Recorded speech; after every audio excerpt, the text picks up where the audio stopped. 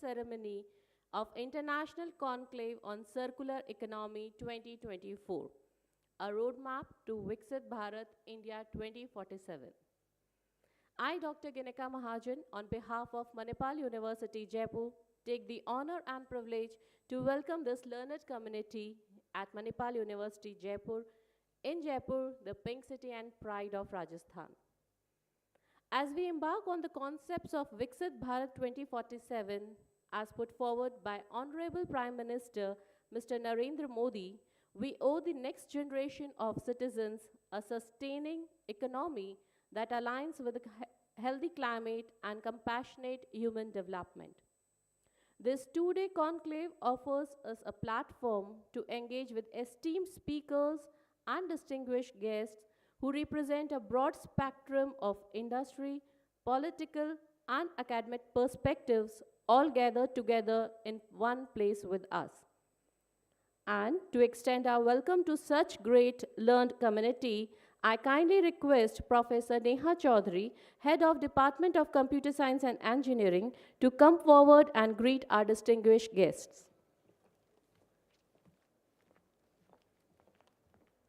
Thank you, Dr. Ginika. Good morning to each one present here. It is a great privilege for me to extend a warm welcome to all our esteemed guests, distinguished delegates, the leadership of Manipal University Jaipur, respected speakers, and cherished colleagues who have assembled here for the International Conclave on Circular Economy, Challenges and Opportunities, and Human Development. The purpose of this conclave is to create a forum for exchange, collaboration, and learning, where brilliant minds from diverse fields come together to engage in meaningful discourse and to seek innovative solutions to the challenges that confront us today. On behalf of Department of Computer Science and Engineering and Manipal University Jaipur, I welcome you all. My special welcome to our chief guest, Dr. Shiv Mohan, former project director at ISRO. Sir, your extensive expertise and invaluable insights will certainly enrich our discussions and contribute to a significant outcome. Thank you for coming here, sir.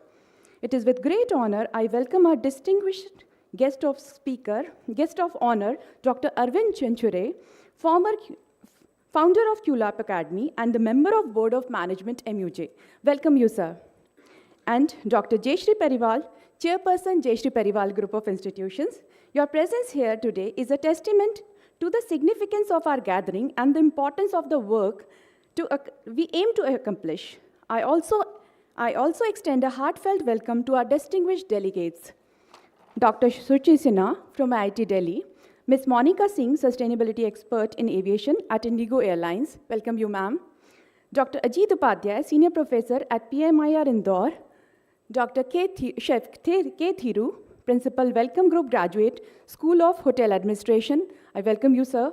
Your presence today contributes immense value to our gathering as we embark on this journey of collaboration, innovation, and knowledge exchange. We are honored here by your participation. I'm delighted to extend a warm welcome to our Pro-President, Commodore Jawahar M. Jahangir, Dean Faculty of Engineering, Dr. Arun Chandbag, Dean Faculty of Arts, Dr. Komal Aditya, Dean Faculty of Management and Commerce, Dr. Brajesh Kumar, Dean Faculty of Sciences, Dr. Lalita Ledwani. I also like to extend a warm welcome to our co-organizer and diplomat, United Nations, Mr. Siddharth Rajhans, Dr. Sarla Parekh, Dean Banasali Vidyapeeth, Dr. Sandeep Chaurasia, Director SCSE. Furthermore, I extend my warm welcome to all the dignitaries, faculty colleagues, and students who have joined us for this significant event. Once again, a heartfelt welcome to each one of you. May this conclave inspire, foster enlightenment, and ignite collaborative efforts towards a sustainable future. Thank you, and let us make the most of this opportunity to learn, share, and collaborate for a better world. Thank you so much for coming here. I welcome you all again. Thank you.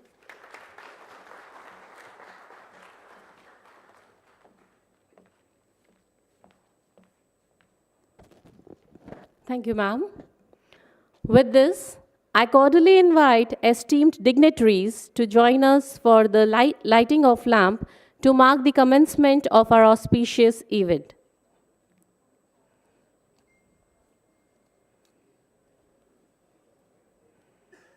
Lighting the lamp symbolizes the illumination of knowledge and wisdom, guiding us on the path of enlightenment and clarity. As the flame flickers, it represents the triumph of light over darkness, signifying hope, positivity, and auspicious beginnings.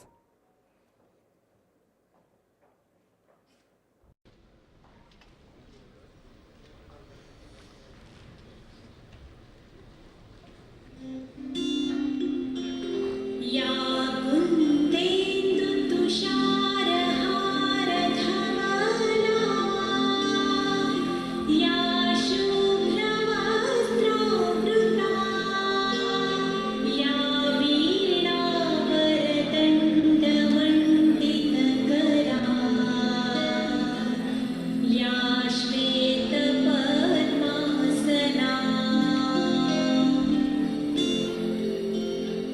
या ब्रह्माच्युतशङ्कर प्रभृतिभिः देवैः सदा वन्दिता सा मां पातु सरस्वती भगवती निःशेषजाड्यापहा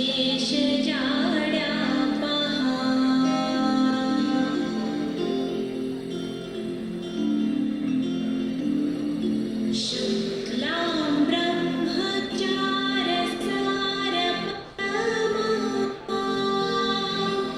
आद्यां जगद्व्यापिनीं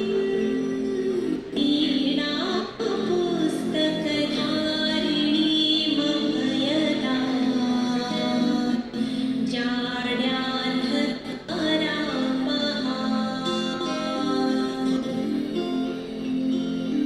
हस्ते स्फाटिकमालिकां विदधतीं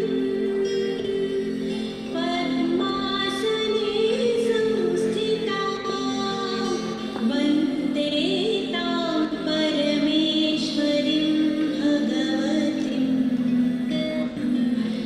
बुद्धिप्रदां शारदाम्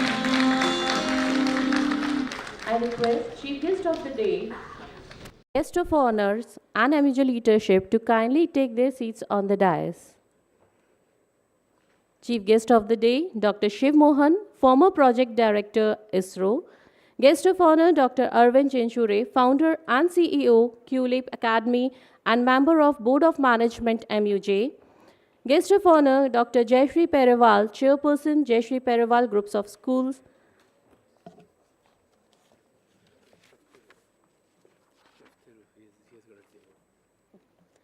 And Dr. Chef Terusa to kindly come on the dais, please.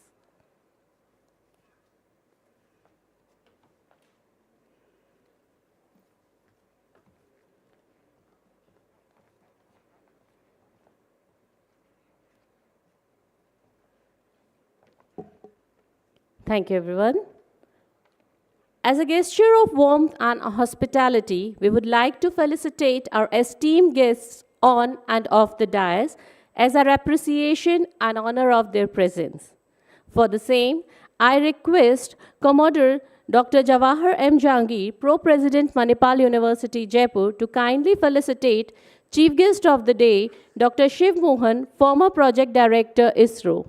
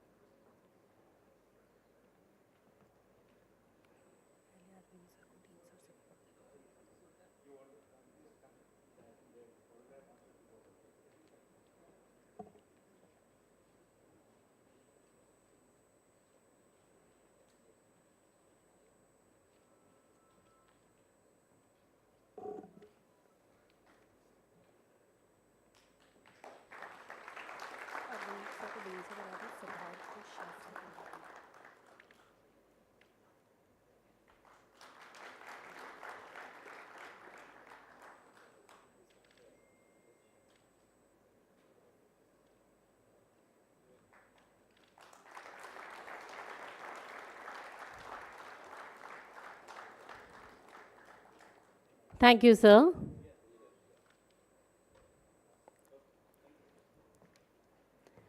I now request Dr. Arun Shanbag, Professor and Dean, Faculty of Engineering, Manipal University Jaipur, to kindly felicitate Guest of Honor Dr. Arvind Chinchore, Founder and CEO, QLAP Academy, and Member of Board of Management at Manipal University Jaipur.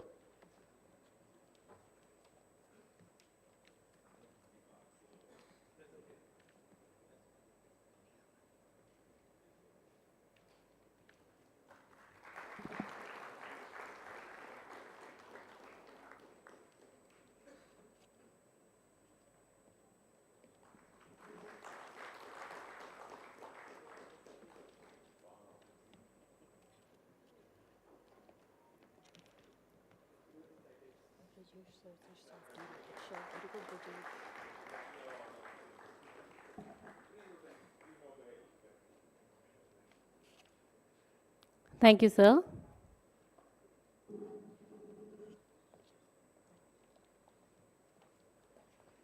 I now request Dr. Neha Chaudhary, HOD, Department of Computer Science and Engineering, to kindly felicitate Dr. Jayashree Periwal, Chairperson, Jayashree Periwal Group of Schools.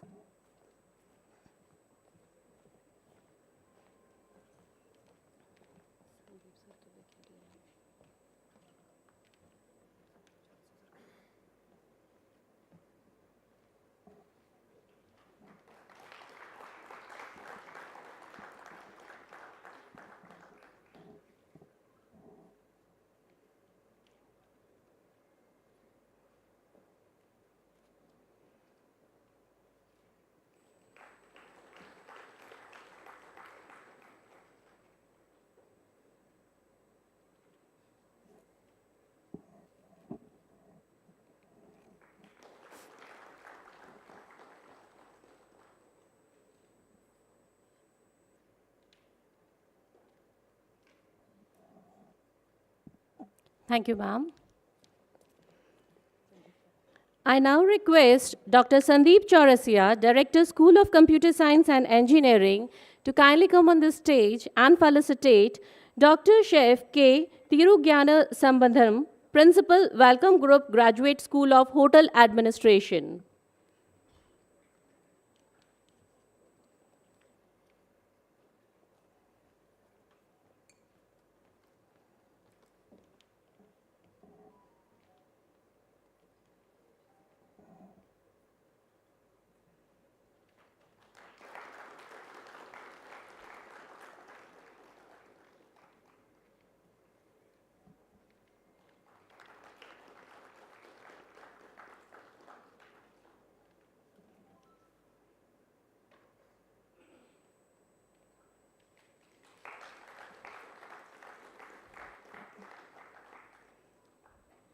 Thank you, sir. We are pleased to welcome and felicitate our guests of the dais also. For the same, I request Dean FOMC, Dr. Brijesh Kumar, to kindly felicitate Dr. Shuchi Sinha, Associate Professor, DMS, IIT Delhi.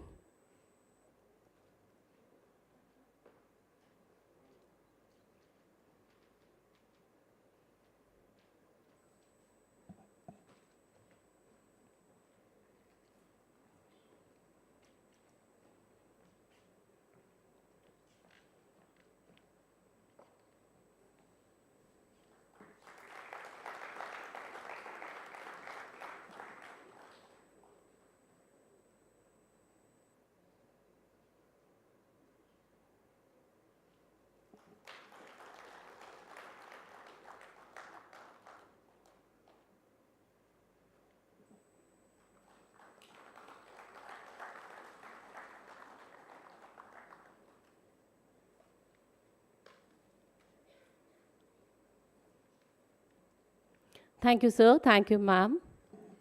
I now request Dean, Faculty of Sciences, Dr. Lalita Ledvani, to kindly felicitate Dr. Ajit Upadhyay, Senior Professor, PIMR Indore, former Director, PIMR Devas.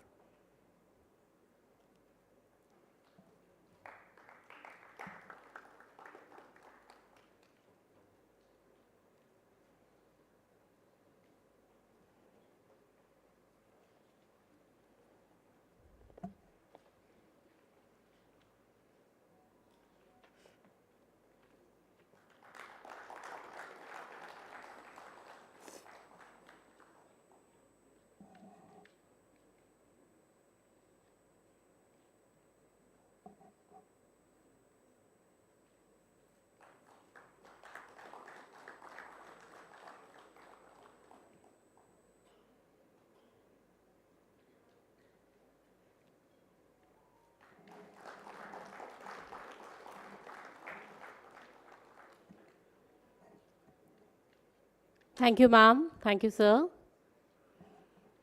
I now request Dr. Vijaypal Singh Dhaka, sir, to kindly felicitate Monica Singh, Sustainability Expert in Aviation, Indigo Airlines.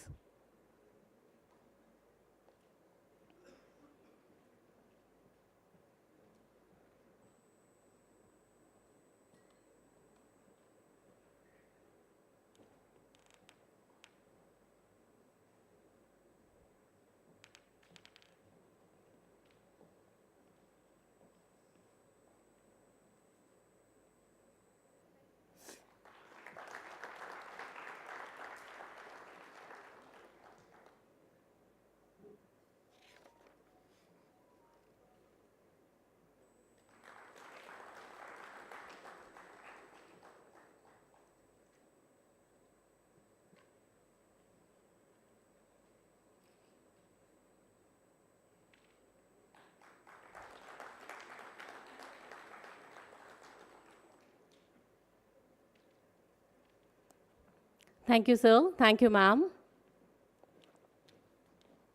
I request Mr. Siddharth Rajhans to kindly felicitate Dr. Sarla Parikh, Dean of Computer Science, Mathematics and Statistics from Banasthali Vidyapeeth.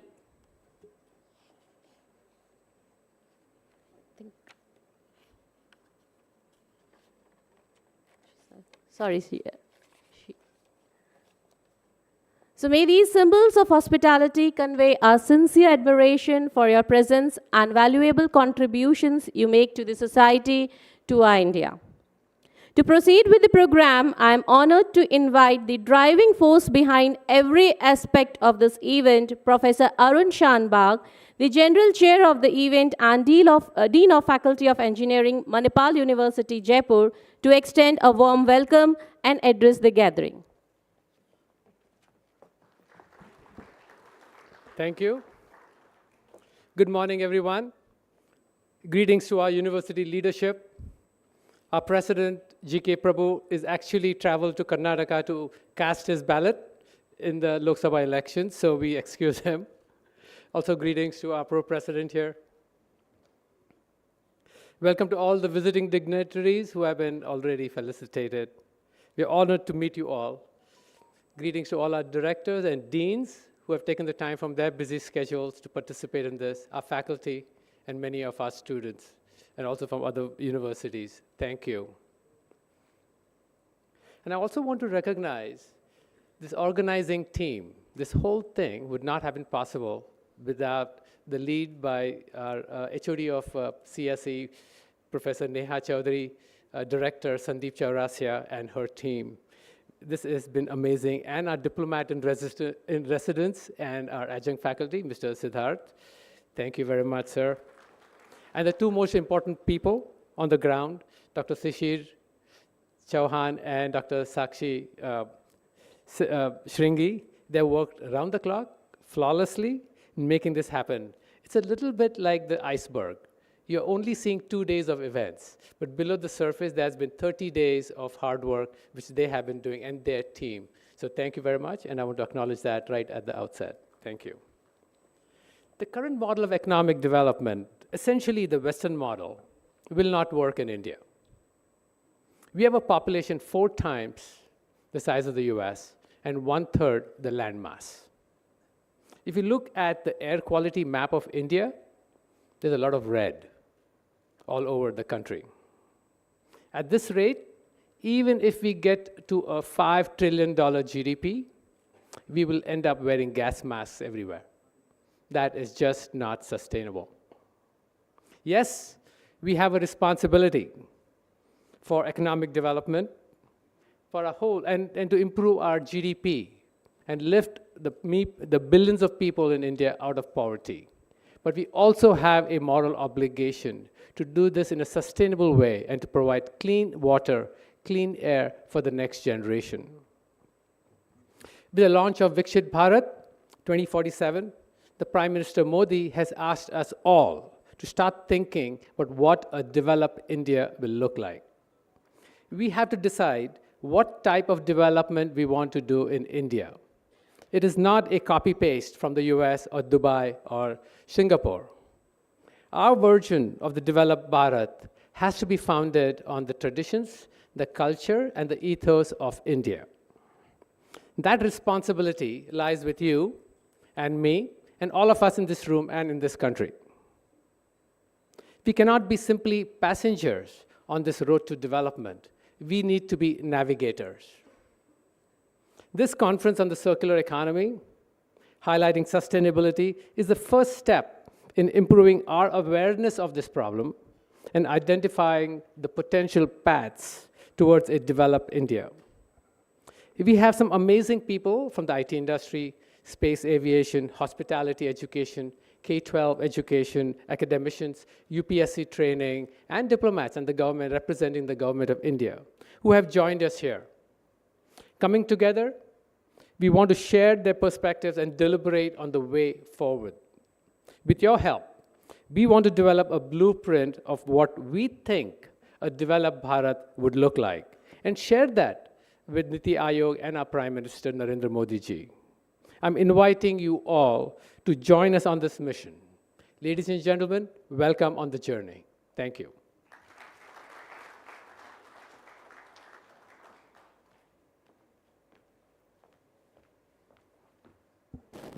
Thank you, sir.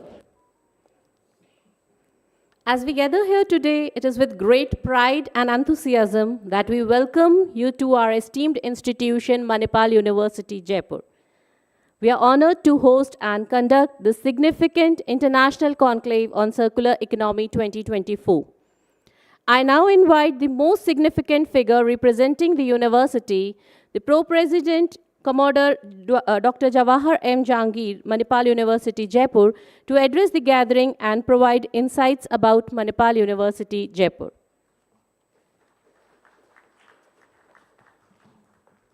Good morning, everyone.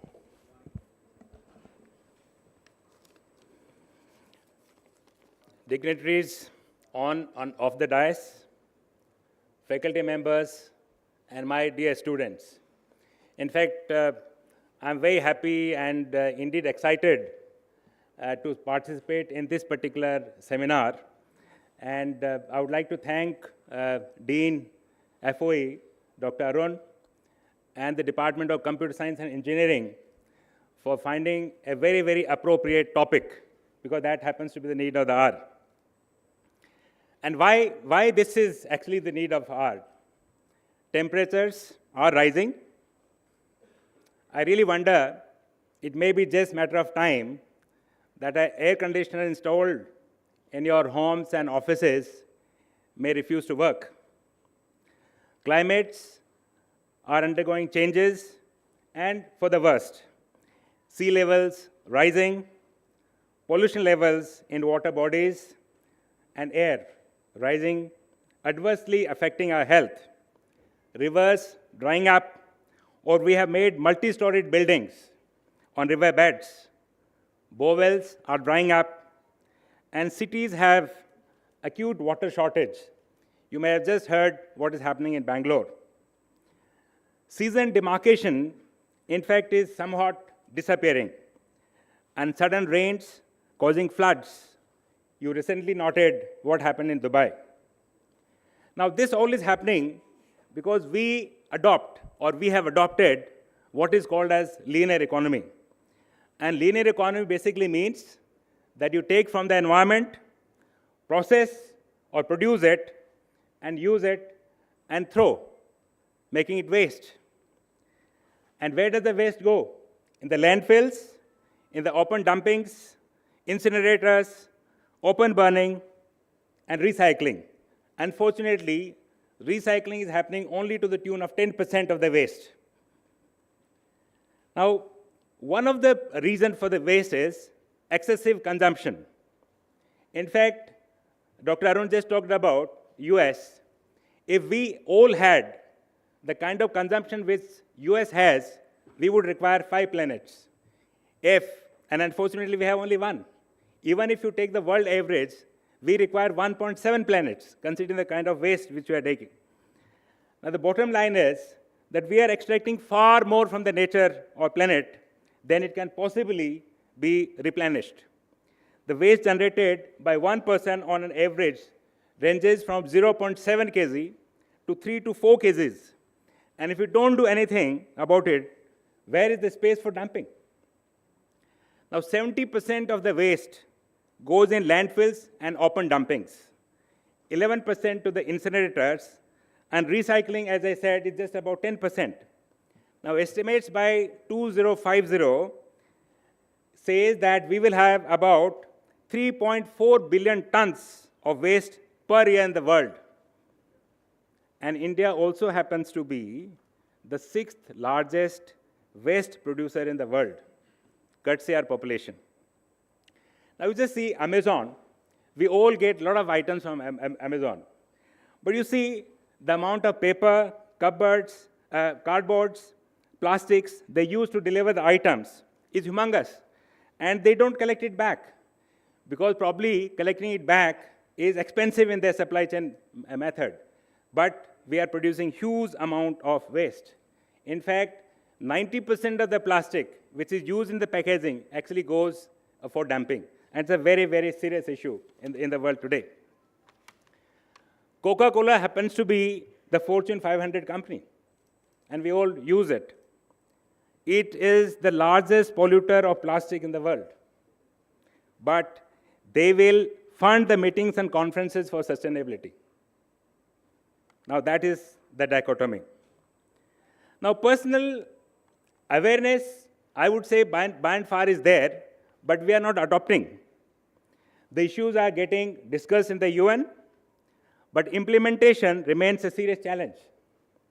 We have come out with 17 sustainable goals for improving the life on planet, as also quality of life in the world, and all the countries are expected to take affirmative actions and implement it by 2030. In fact, this date has already been extended by 5 years.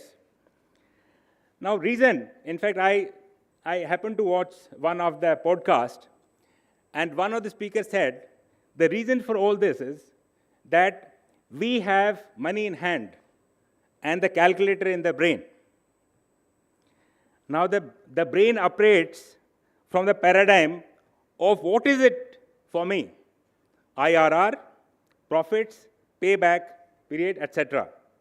Now, it becomes rather difficult to operate unless the business approach for sustainability it changed from the concept to the concept of PPP.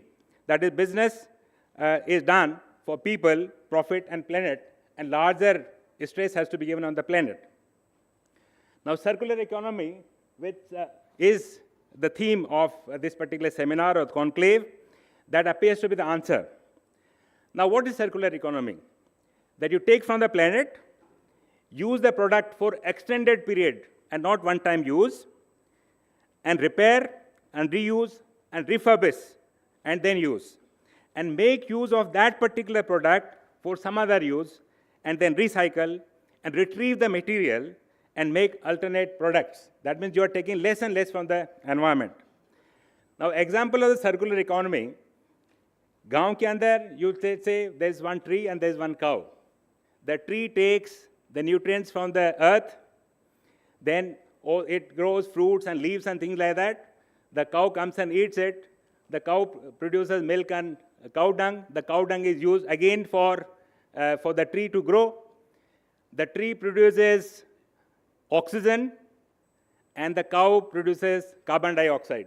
And the cycle is complete. It will be a perfect life. In fact, if you just see about 50 years back, in fact, the waste coming out from any typical house will be bare minimum. Could be, I think resources were not there, but now it is a very disturbing situation. Now, one of the reasons would be that if we reduce the consumption. In fact, we had Dr. Solanki. In fact, he came as one of the speakers for a conference. He is also called as the Solar Man. He works in the IIT Bombay. And in fact, during the conference, he asked that how many dresses each one of you has. Okay.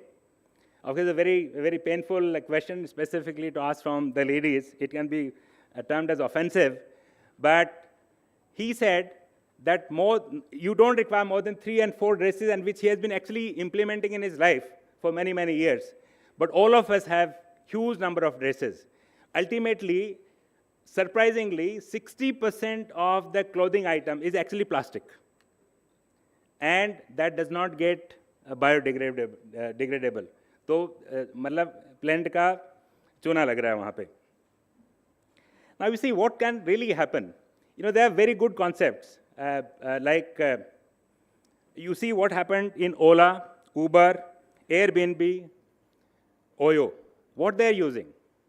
They are not creating any additional resources, but they are using the existing infra and resources for a larger good and larger benefit. They are earning money also, but they are not taking anything out of the planet. Oyo has not built even one single particular hotel, but they are providing the services. Now, just imagine, you know, Daikin, we all use this air conditioner. If we have Daikin, that they come and install the AC in your house, they maintain it for 10 or 15 years as long as it lasts, and then they take it back. And then they refurbish, sell it back, or retrieve the material. So that is the point, that is the kind of process which we have to follow. In fact, Caterpillar, all engineers understand, they produce engines.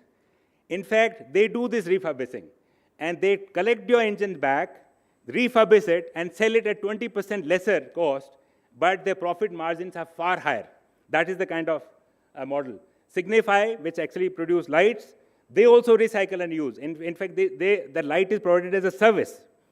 GM, General Motors, also recycles 80% of their products. Now, this is the kind of technique which we'll have to adopt.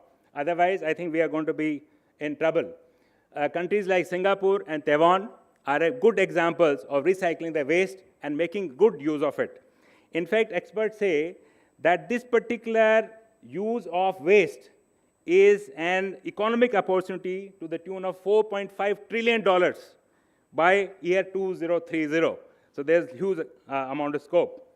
I think we at the university level are doing reasonably okay in the waste management, recycling of water, generation of solar power. All of you know that we have around 2.3 megawatt of solar power installed in our university, plantation, greenery, use of tree farming, control of general lighting, and interestingly, I'm very happy that all our faculty members, they switch off the lights of the cabin when they move out. And actually, we do.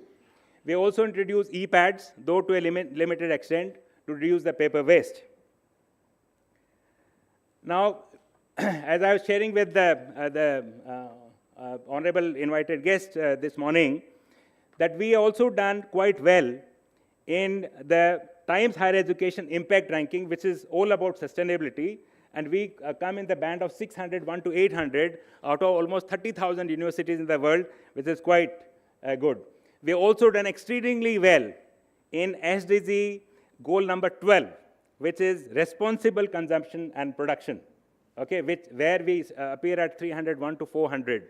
So congratulations to all of you. To end my speech, I would just say that the purpose of this conclave would be well served if we are able to comprehend the dangerous situation we are in, think about it, and act for the benefit of the planet and future generations. If we don't, getting clean air and clean drinking water, unadulterated food, and reasonably healthy day-to-day living will become a serious challenge and will be beyond our reach. You really can't afford to play with the future. Thank you. Jai Hind.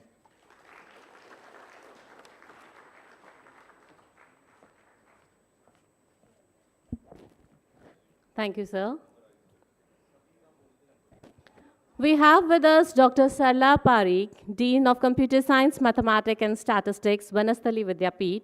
We are pleased to welcome you, ma'am, here. I now request Siddharth sir to kindly welcome and felicitate ma'am with bouquet in short.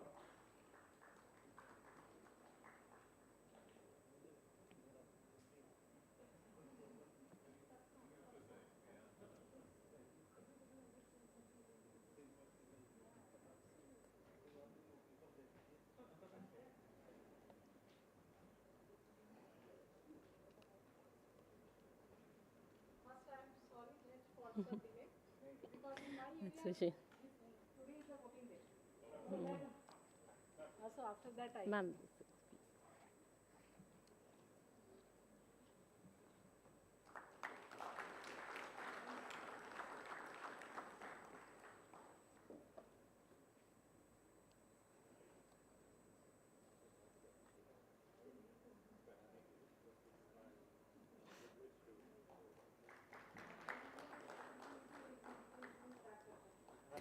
Thank you, sir. Thank you, ma'am. I'm happy to share that our event is live telecast on YouTube as well. In this momentous occasion marking the expedition of International Conclave on Circular Economy 2024, it's time to unveil this souvenir. I request dignitaries to kindly unveil the souvenir.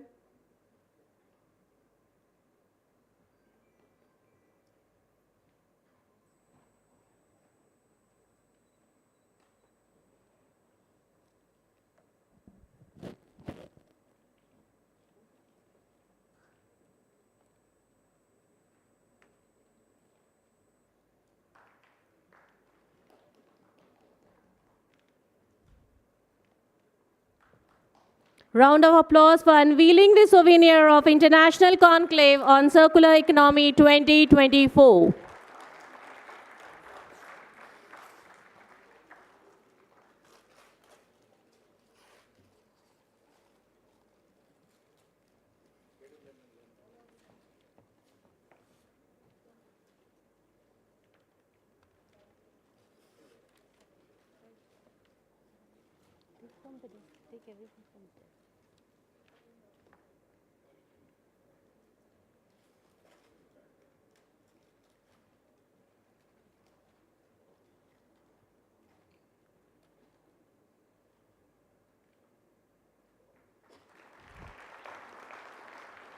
Round of applause for this momentous occasion.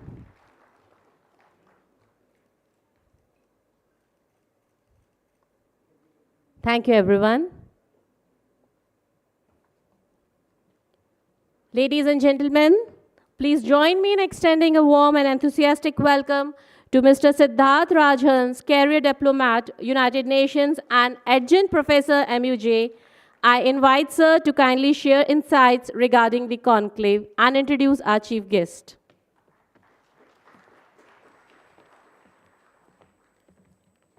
Good morning, everyone.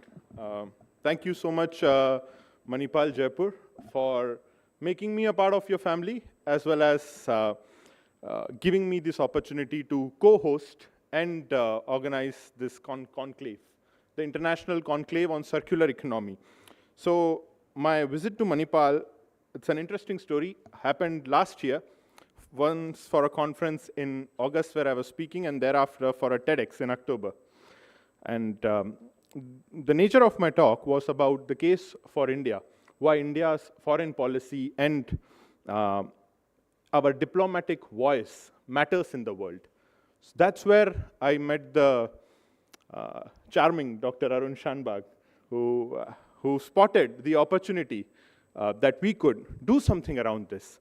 And I think that takes me back to an interesting thing that we once discussed over our chai mornings in a 30 nearby in Bagru, where he said that, professors in the US are very, they look forward to encouraging young talent.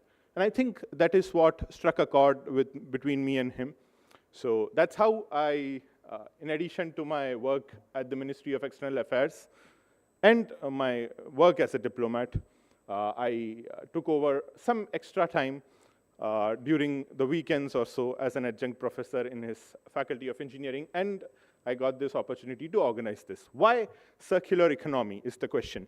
So I've been noticing a lot of conferences this year have been marked by two buzzwords, circular economy and Viksit Bharat, which is also a central mandate, a proclamation, the blueprint for a developed India, the aspirations, the challenges, the opportunities that we need to lay down by 2030, which is also the year for the Sustainable Development Goals of the UN. Apparently, I was once posted at the UN, also on loan to the UNDP, so not the ideal place to say it, but the SDGs look like a bunch of colored posters put together by a fifth grader. So the question lies, my friends, if sustainability is something that we can just write down on a PDF document and publish in the corporate governance report of major corporates, or is it something that we can bring in practice? The question remains, like Mahatma Gandhi once said, that there is sufficiency in the world for man's needs, but not for man's greeds. And that is where our current Industry 4.0 and all of these models are headed, towards exploiting the full potential of planet Earth without realizing the cost of development. यानी बर्बाद गुलिस्तां करने को बस एक ही उल्लू काफी था, हर शाख पे उल्लू बैठा है तो हाले गुलिस्तां क्या होगा. So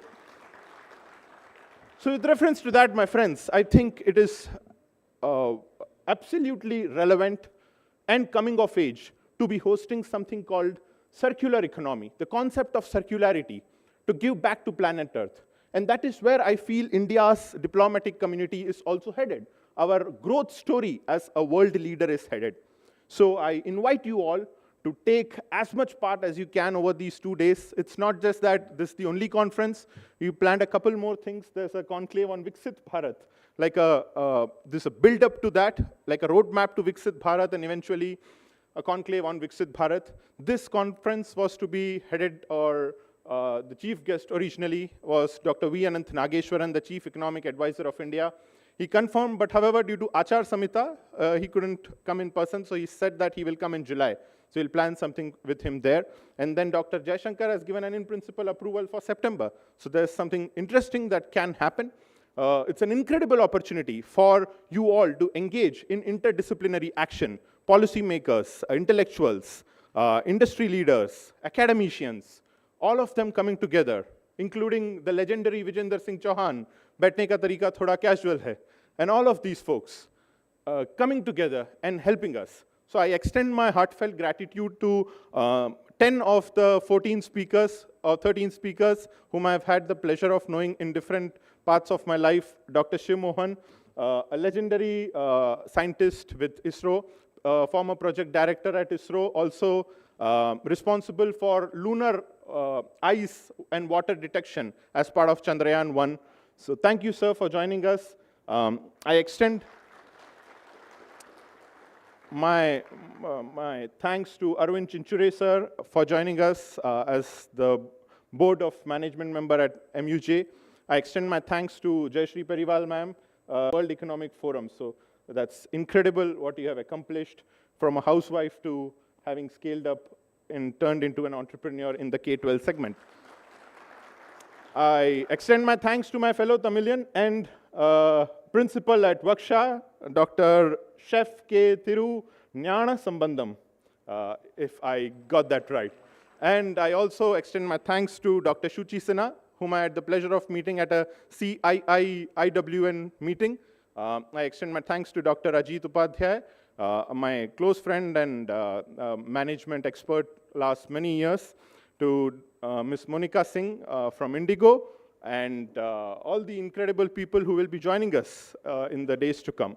Of course, no conference is complete without the incredible presence of the leadership team. So I extend my thanks to Vaitishwaran Sahab, to GK Prabhu sir, to Pro-President Jawahar sir, Commodore Jawahar M. Jangir sir for being present here, and to my incredible friend, Dr. Arun Shanbag, and Dr. Brajesh Kumar, the two greatest intellectuals of my chai mornings at Manipal, and to everyone else of the organizing committee, the exceptionally gifted and great team that I got to work with, including the Director of Computer Science, Dr. Sandeep Chaurasia, HOD Neha Chaudhary ma'am, and Sakshi ma'am and Shishir sir, Dr. Shishir Chauhan and Dr. Shashi Sringi, whom I have bugged a lot, especially with all the messages over the last couple days.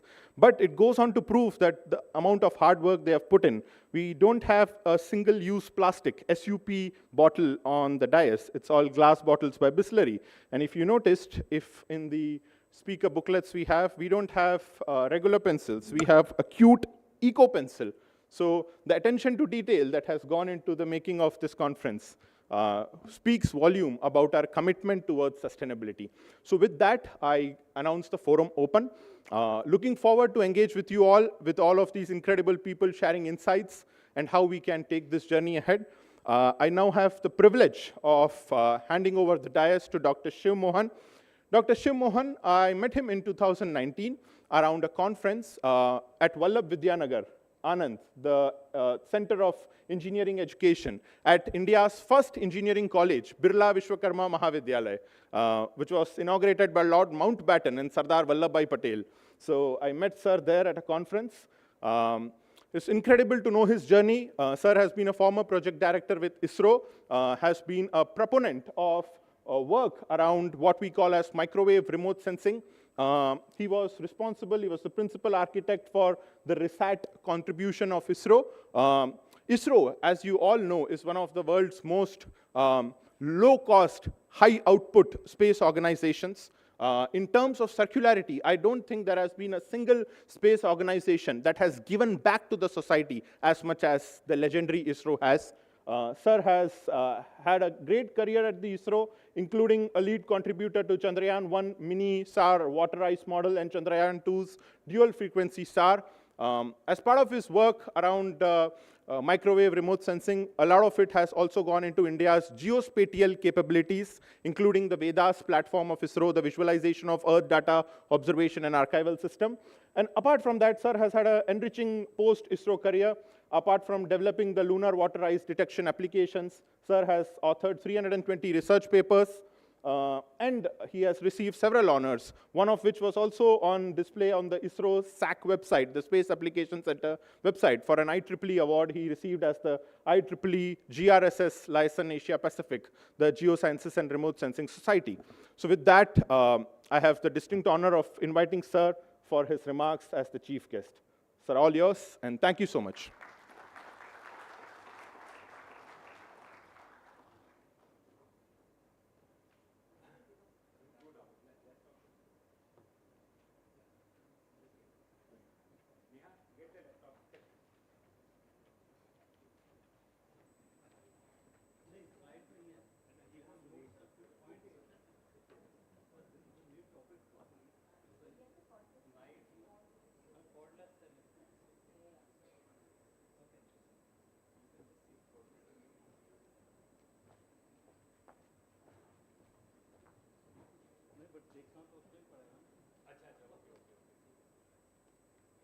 नहीं इसमें connect नहीं करना है I have to just see my points only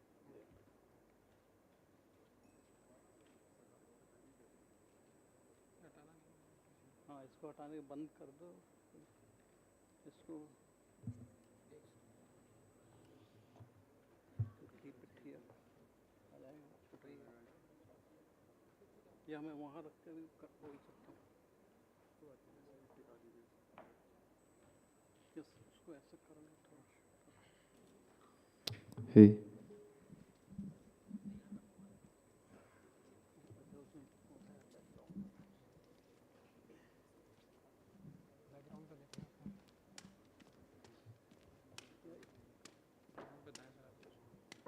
नहीं इसमें क्या होगा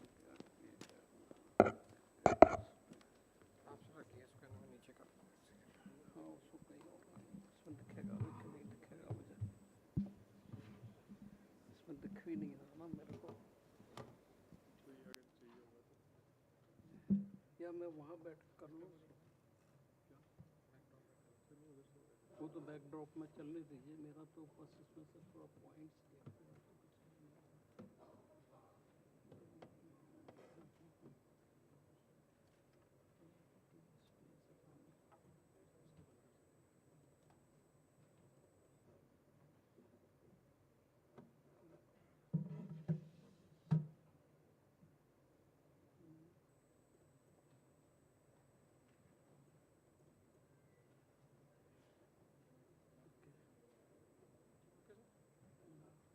क्या इस पर लाइट ज़्यादा दिखाई इस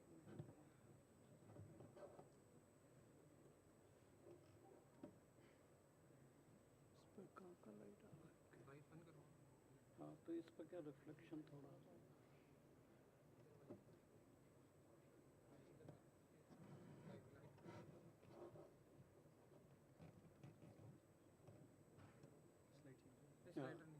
स्लाइडर नहीं चाहिए बस मुझको तो इसका थोड़ा पॉइंट्स है मेरा ओके ओके ओके ब्राइटनेस को ओवर ऑन थोड़ा ओके हो गया हाँ बस बस हो गया okay Good morning, and let me first thank the organizers of this conclave on circular economy, which is rather a new topic. When Rajhans contacted me last month on this conference, and to be a chief guest, he said it's a circular economy. I think WhatsApp chat. Then I just sent back a note, circular economy with a question mark, because these things were new for technocrat people like us. We are not handling anything on the economy. And then I just looked, he explained me what it is and what is the points I have to cover, what ISRO is doing on this aspect. I dig little more, then I found that this I am doing since beginning of my career. When I started my career, we are doing this part only. Everything we are seeing that our equipment are maximally used. That means extended period of your product, which is part of circular economy. That means that time only, I am talking of early 80s, that whatever instrument we were buying and we were not using for some time, then we were giving to universities for their use. So that means same instrument I am giving to a university, so extended period of time my product is being used. So we were doing it, but now this term is there, so I will just cover on that. So circular economy is a system where material never becomes waste. So we were doing it from very beginning of our career, and nature is regenerated. In circular economy, products and materials are kept in circulation through processes like maintenance, reuse and refurbishment, remanufacture, recycling and composting, and which we were doing from very beginning when this term was not coined in the literature, or I can say we were not known on this term. So as India marches ahead towards its goal of becoming Viksit Bharat or developed country by 2047, the various parameters to focus which may be dependent on each other or interdependent. We have to look all those parameters and the variability on each other.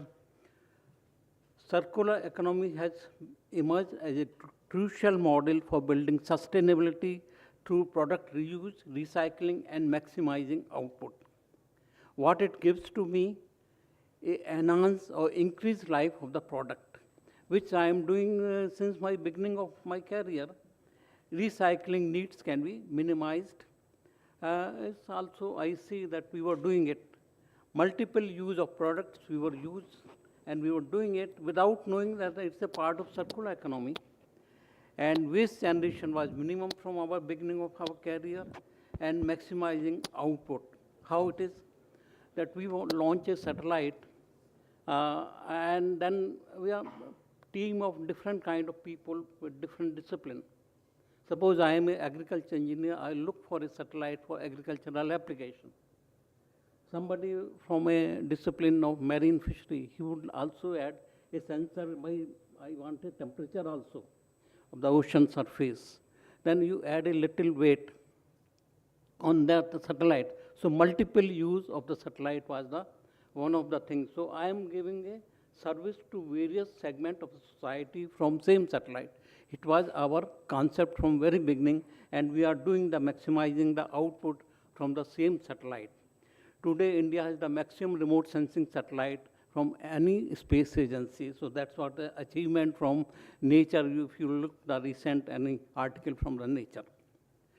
So such thoughts would help in elevating the country into a position of global leader in every walk of life, not only in satellite or communication or space sciences.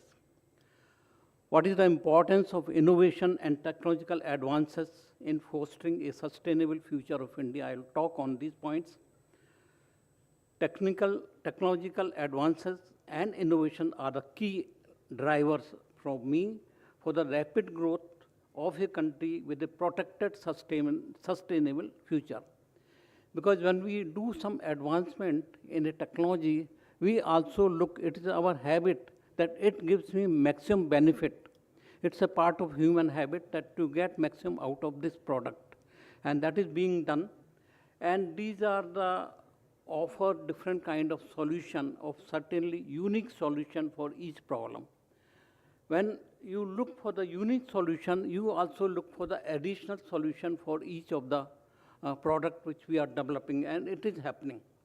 And with this kind of thinking in India, I am talking, who has written a British weekly nature journal which has praised India like anything. We need not be happy for that.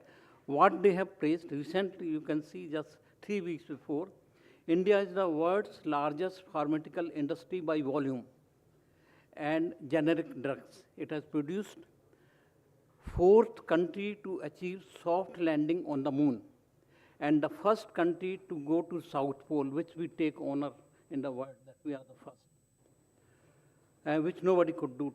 Russia tried to do it, but they failed. Okay.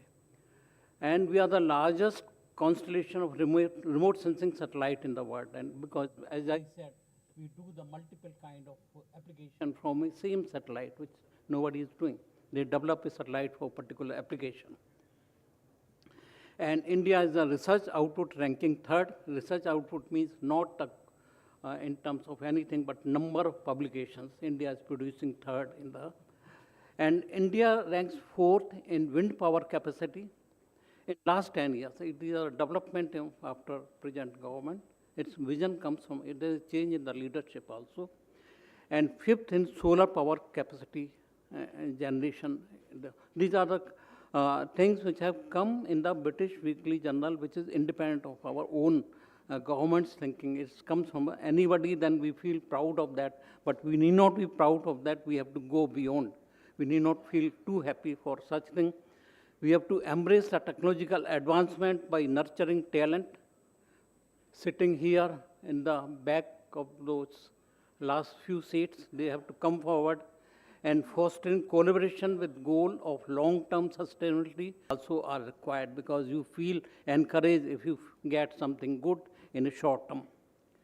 These innovations have to keep in mind parameters which are changing rapidly, especially related to climate change and the population control in our country, which are very specific. We have to talk about all those goals when we talk of sustainability. Of course, today's infrastructure development is fast, but at the same time, population control is also. So all these considerations, if we look at and if we apply on our own, with our own model, then it is expected that India is likely to become global leader, which is also called a Viksit Bharat. We have to search for a role model. We need not to look all the time US, USSR, UK or Europe. Days have changed. When we were looking for those countries as a role model, now we have to look for a role model in our own country. And I feel still not being part of ISRO, but I still feel role model is a innovation in space, self-learning model is there, already exist. We have to learn from them that how they have gone, how they have hardship they have seen, from that they have come globally. They were there, I was, in Germany, as I was talking, I worked there, and that time, 80s, we failed in the first mission, and there was a poor country showing in the German newspaper, there was a news that a poor country launching satellite, and a very poor boy was shown with a begging condition. I felt very bad for that time, that how they depict our country. And today things are reversed. They are coming to our country for various collaboration. I know things have reversed. It is not just like by chance. It is our teamwork of our own country, and we have to look at ISRO as a role model, that how they have emerged as a top 4 space agency in the world. So we have to look for them. So what is worried there today, what ISRO is worried today in the space and sustainability is the growing usage of space environment. That means a large constellation of satellite, growth of private sector. Recently, government has allowed private players to send their own satellite. So space exploration is becoming one of the important, you can say, tasks by everybody. In-orbit breakup is happening. collisions happening, and anti-satellite testing is also there. All these leads to a large number of fragments in the space. So we have to send our satellite, they have to sustain, they have to live for a long time. That is the biggest problem, and we have to look for that. So understanding the associated risk and benefit of new and existing capabilities is crucial for space sustainability. That is the prime focus we are looking for. It is expected that number of operational satellite will surpass number of debris by 2013, because presently the debris is about 25,000, and we expected 25,000 more satellite in next, I think, 8 to 10 years. So we have 50% satellite and 50% debris present in the space, in low Earth orbit I am talking. So we have to talk about, so what has that space awareness system has been developed by ISRO, where we are tracking all the debris above 10 centimeter. And a record is kept, and we're trying to avoid all our satellite, and I think by this time, 17 satellites we could save by this mechanism. And one of the important thing what ISRO is doing is that in a recent Inter-Space Agencies Committee, which looks for the debris management, we have declared that by 2030, all our space mission will be debris-free. This is a bigger challenge. And nobody has done this openly, that we will do it. And how it is done, it's our own model. We have not taken any model from anywhere in the world. What is the model? You send your own satellite, and the last when it is likely to be its life likely to be over, so you use that fuel and bring it back to the lower Earth orbit and bring to Earth atmosphere, and then drop down, it will be burnt into the atmosphere. So nothing is left in the space. So it's a mechanism which is happening in the, so that is being done in the poem. Poem is the name of the PSLV C-58 flight, in which the last module which launches the satellite, and which earlier was left alone, and it used to be a debris in the space. It was brought back in the Earth atmosphere, it was burnt into the, you can say, Earth atmosphere. One more satellite, Cartosat 2, which was launched in 2017, its life was also was over, so that was also brought back to the Earth orbit and burnt into the atmosphere. It was from 630 kg, 630 kilometer to Earth orbit, that means lower. So all these efforts we have started already doing, and that means what we have declared by 2030, we will be space debris-free launches will be there, and it is already happening in our country. So that is called debris-free space mission will be there by our own country, and these also launchers will also be having debris-free launches. So presently ISRO has about 57 satellites in space, and remaining are debris. So we have to look at what 57 is there. They will be, when their life will be over, they will be debris-free life, and we won't have any remains of that. And we will see that all private players, they should follow same kind of strategy. So what is important that similarly, there are many segments, and one more thing is, in this field, there are many startups are there. ISRO has allowed to work these startups by 4 or 5 there, those who will be working on the space debris management. So these are some of the highlights, and you can wonder why these kind of fellows, you must be seeing on the TV, these sari-led women, they are just working like anything, very high-tech areas, and how they could do it, there's very strong, committed people in ISRO. I liked with that part. The middle management is highly committed, you can see that they will be working, there may be holiday, national holiday, there may be birthday of their children, or there may be marriage anniversary, but you will find them working in the office. Oh, that kind of commitment is there with the middle management people. They have to give the idea to higher management, and they have to also get the work done from the lower strata, total people. So very highly committed set of people, maybe 1,000 people or so. And they are the really wonder creator of such a good community which has been created on its own. Not on its own because they see their leaders like Abdul Kalam and so on. You see on the background how they have worked.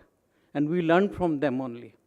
That in the hardship, how you work, in the hardship, how people, he is one example, 100 have learned from there. I give one example. I also teach in the institute, so some of my students got in some IITs. And he told me, sir, for PhD, sir, for meeting my guide, I have to take appointment, I have to send a mail, and he will give me appointment after 15 days. It's a status in IIT. I said, how? In ISRO, you meet our director anytime. Oh, our director is busy, you have to see his schedule, but as soon as he is free, he will give you time. And open door policy, you can meet chairman, you can meet director, you can meet project director, head of division, group director, any level at any time. It's open door policy, there is no bureaucracy. It's one of the greatest working style of ISRO. And that has helped us to meet anybody. It doesn't look I am meeting chairman ISRO. You can meet any time. So it's a greater, really like that. So model has to be seen by visiting them, by seeing now ISRO is more open in comparison to earlier days. Earlier days we were too tight. We were not able to talk too much in outside. But even outside world, I went to outside country from ISRO deputation. But I was told not to talk, that time IRS 1 was launched, not to talk about this specs, not to talk about that. You only talk about this thing. But now we are more open to globe. And our first with NASA, ISRO SAR is a joint mission. It will work for 10 years, free data set to the community. Those who want to, we have free data set. ISRO is also providing free data set, free training in the geospatial domain. So anybody wants, he can use it. Such kind of technology available to the community. So, service to the nation, it's like that.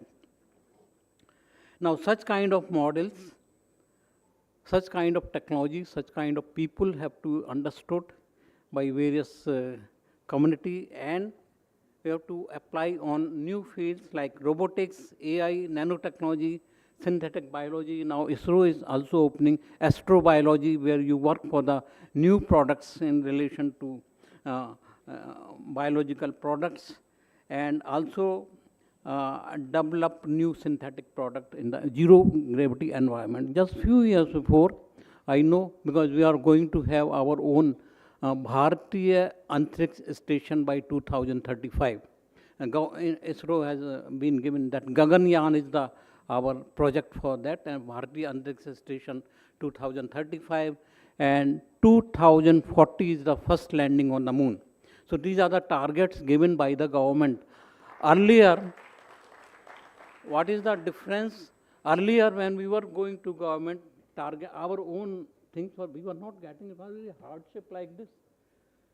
When I say I need a vehicle for taking my thing to the destination, you take on your own kanda. It's available. It's like that cancer. Now, things are, those things are coming from government. Why don't you build your own station? Why don't you make your own station on the moon? That kind of thing is there. So people are getting challenged from the government itself. 2040 you go, you make your own station. So other planets are, as you said, planets is full. We are making other planets available for the human. So let us see how much it. So before Viksit Bharat, man will be landing, Indian will be landing in the moon surface. So envisioning a roadmap for India's economic development in tandem with environmental stewardship, aligning with the Viksit Bharat is the vision. Key focus now, learning from that, we have to be citizen-centric. We all the time cannot be a space mission or thing, but they also serve to the society in a way. Efforts for nurturing talent, I say, sitting all the time, they have to be trained, and a suitable ecosystem. When I say suitable ecosystem, I teach in the institute, and all students, I think 100% attendance I get all the time during my class, and it's because provide a suitable ecosystem, and certainly such kind of ecosystem with a in the industry should also get such ecosystem, and which lead to economic growth of the society, whether you say circular economy, which is inbuilt into this, in various sector of the life, which improves the quality of life, like healthcare, education, technology adoption into the new areas, infrastructure of happening, and clean environment, energy, water, enhanced use of biological science, which is happening in our country, digital infrastructure, then I can say zero debris, which ISRO is looking, then the environment, eco-friendly environment, of course, I am talking. Of course, India becomes a developed nation by some of such few methods which I am talking about, I have talked about, and certainly it uses a circular economy principles as I feel it. Thank you for patience listening.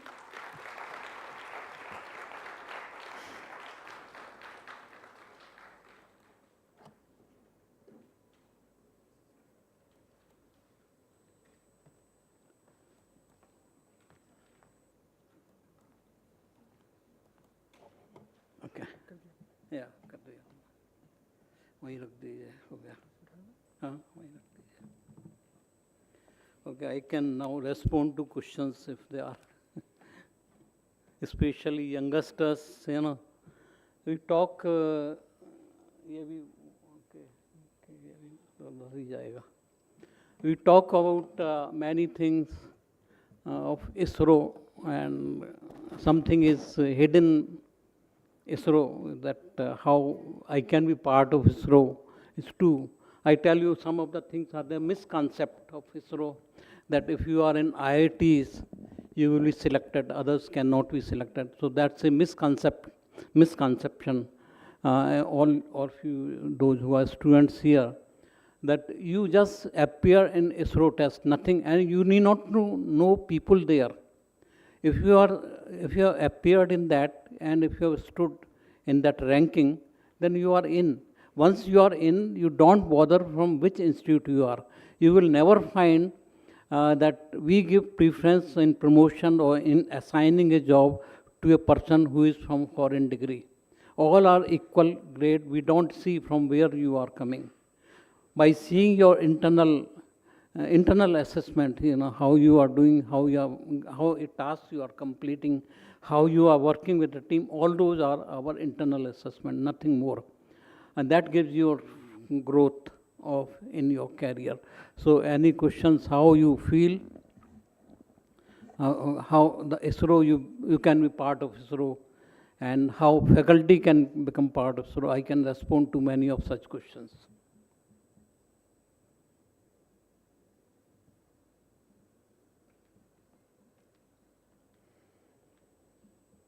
Okay. Okay, thank you.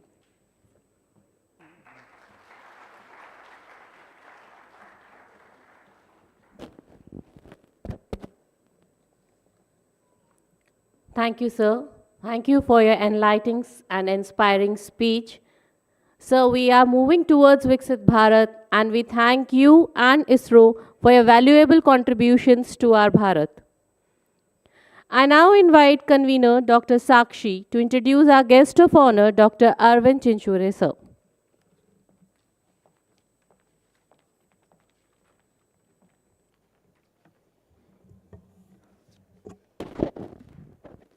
Good morning, everyone.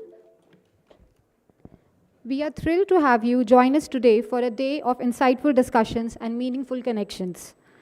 It is my pleasure to introduce Honorable Dr. Arvind Chinchure, founder and CEO, QLEAP Academy, and member of Board of Management at Manipal University Jaipur.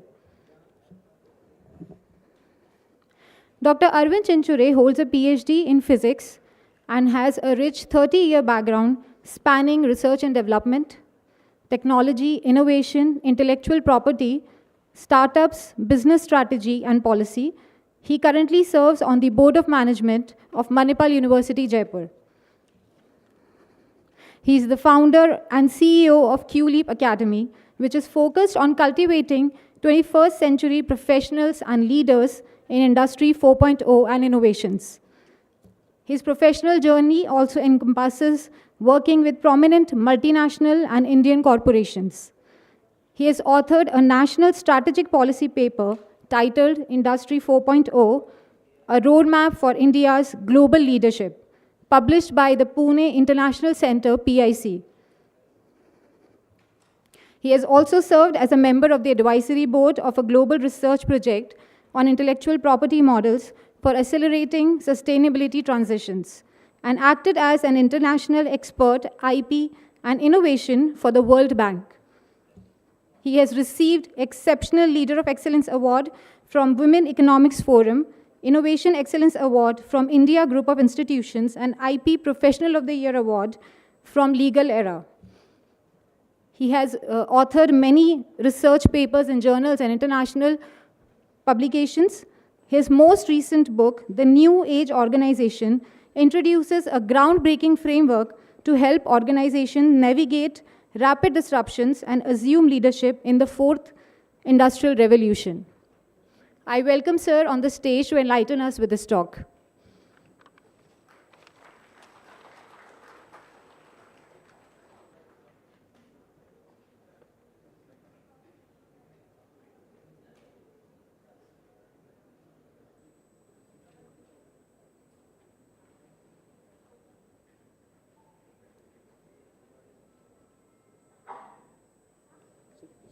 Yes.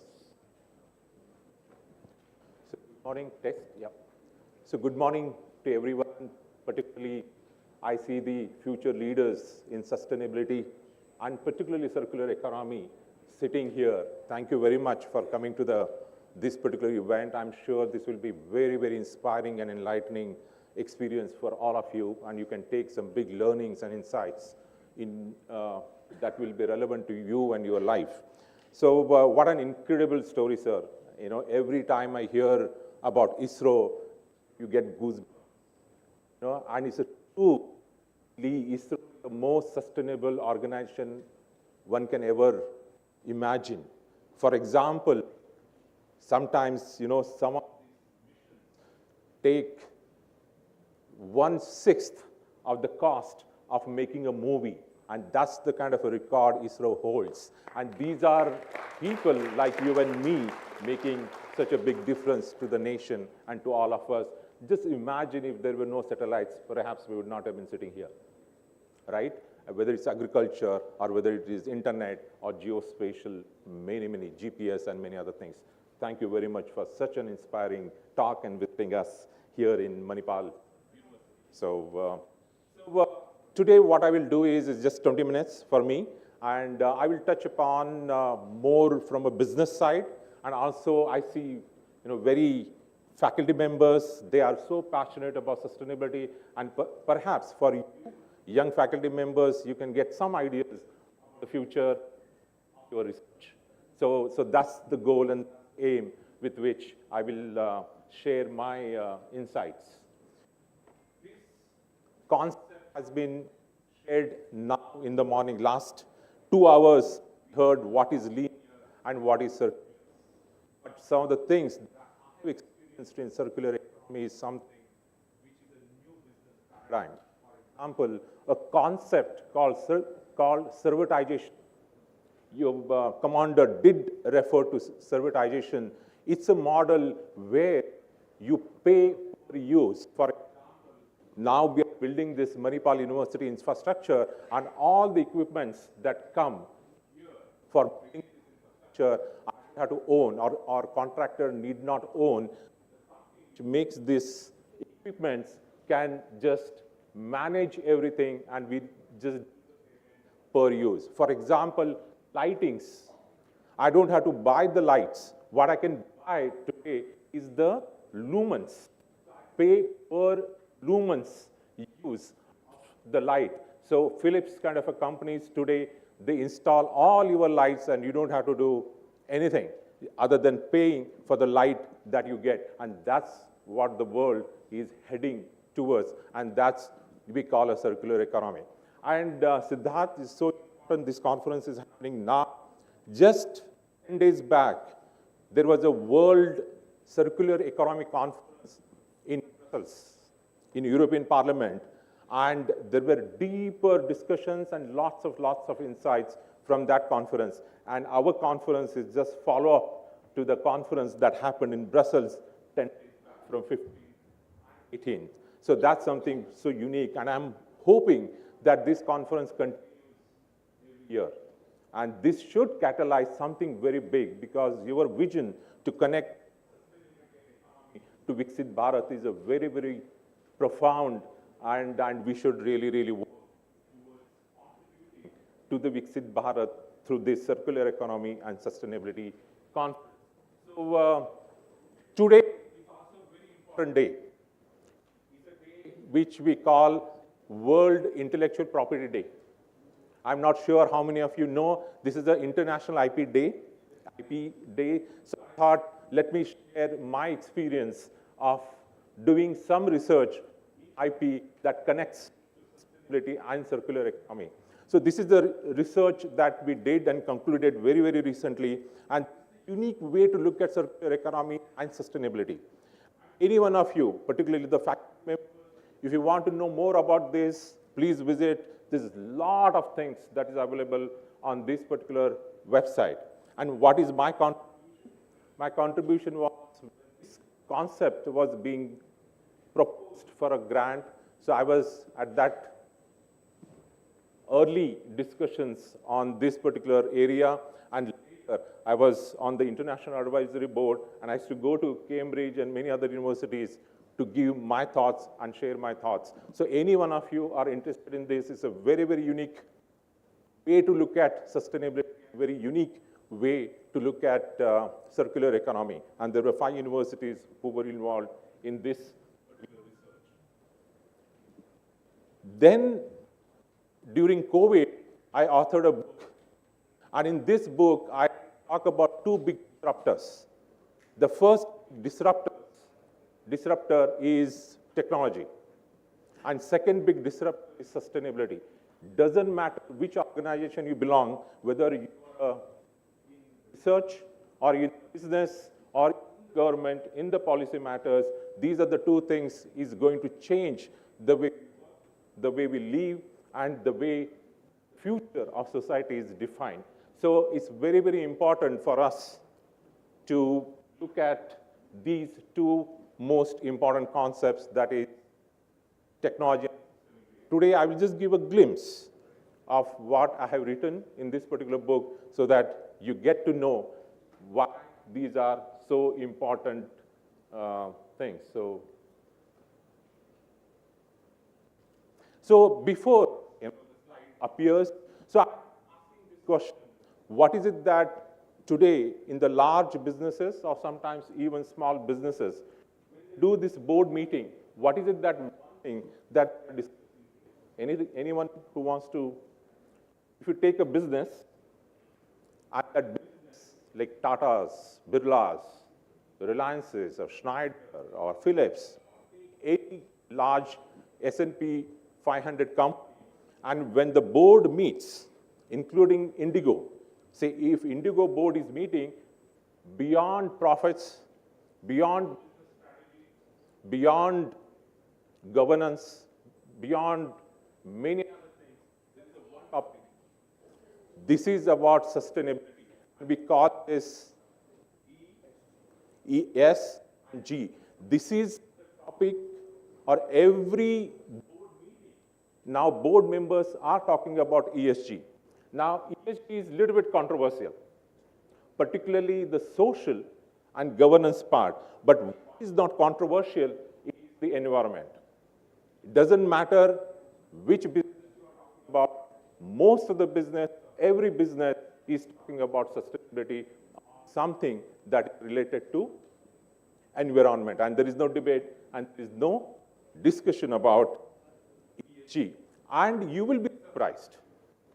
You will be surprised that if you look at Standard & Poor's 500 list of large companies in that particular list, 90% of these companies today have a sustainability report or ESG report. And there is an entire new area to do ESG or sustainability index for a company. And there have been startups and large companies, they are now looking at what is your ESG score. What is your sustainability score? This is so important for corporates, and they are putting these reports, which means that all of us who are sitting, whether you are a student, whether you are a researcher, whether you are a technologist, policymaker, you ensure that you understand these emerging concepts. And if you know this, possibly you will be able to get better job, and we as a faculty can do a very good research. I know slides are not up. Now the next very important trend in sustainability is that almost 300 billion or something is being funded only for sustainable projects. So there is a whole new driver that exists in the world today, that the investor wants companies to be more sustainable, and they are creating large funds which are funded or which will be funded only to the companies where sustainability makes highest priority. So that's where one side you have ESG index, on the other side you have investments that are happening to the companies where there is a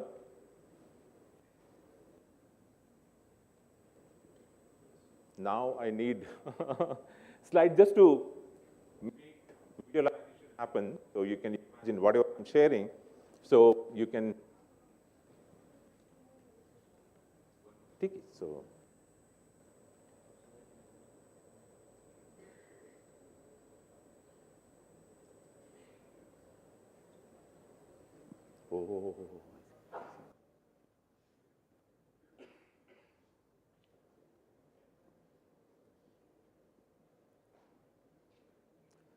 So I work with multiple companies, and I look at their sustainability reports. And one company that I track, sometimes I get to interact with the senior leadership of that company, is Schneider. Schneider is a French company. They acquired companies like Luminous in India, for example, L&T Electricals and Automation. These are the businesses Schneider acquired. And today, Schneider takes sustainability at its core purpose of doing the business. And they launched something very, very interesting. What they launched is Electricity 4.0, which is based on the concept of Industry 4.0. So similar to Schneider, there are many companies that today. So whenever I go to these companies, the first thing they ask is what they should be doing that has a relevance to the sustainability, sustainable ideas.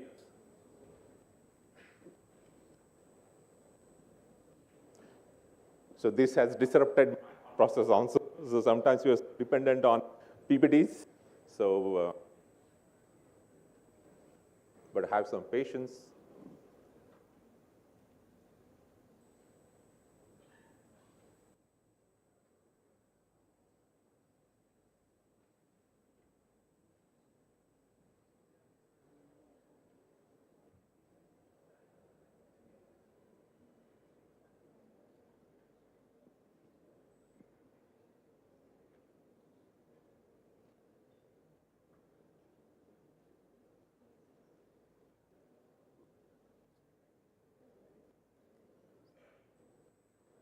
You know, sometimes we say, it's an auditorium and something. You know, things don't go the way we think.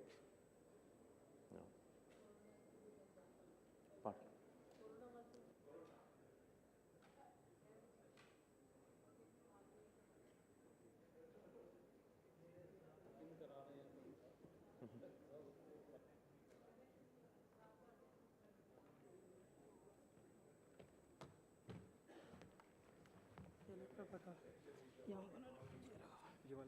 ये updated ये है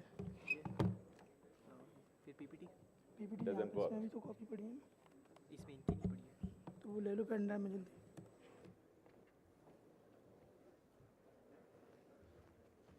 In the meantime, let me tell you a story which I wanted to share towards the end.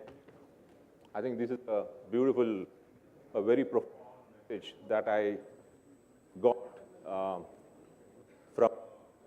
from two legends. Legends are billionaires.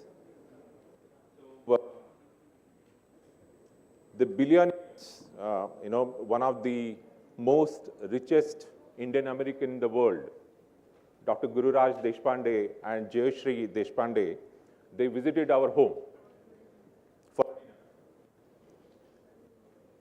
And Jayashri is a sister of our legendary Mr. Murthy's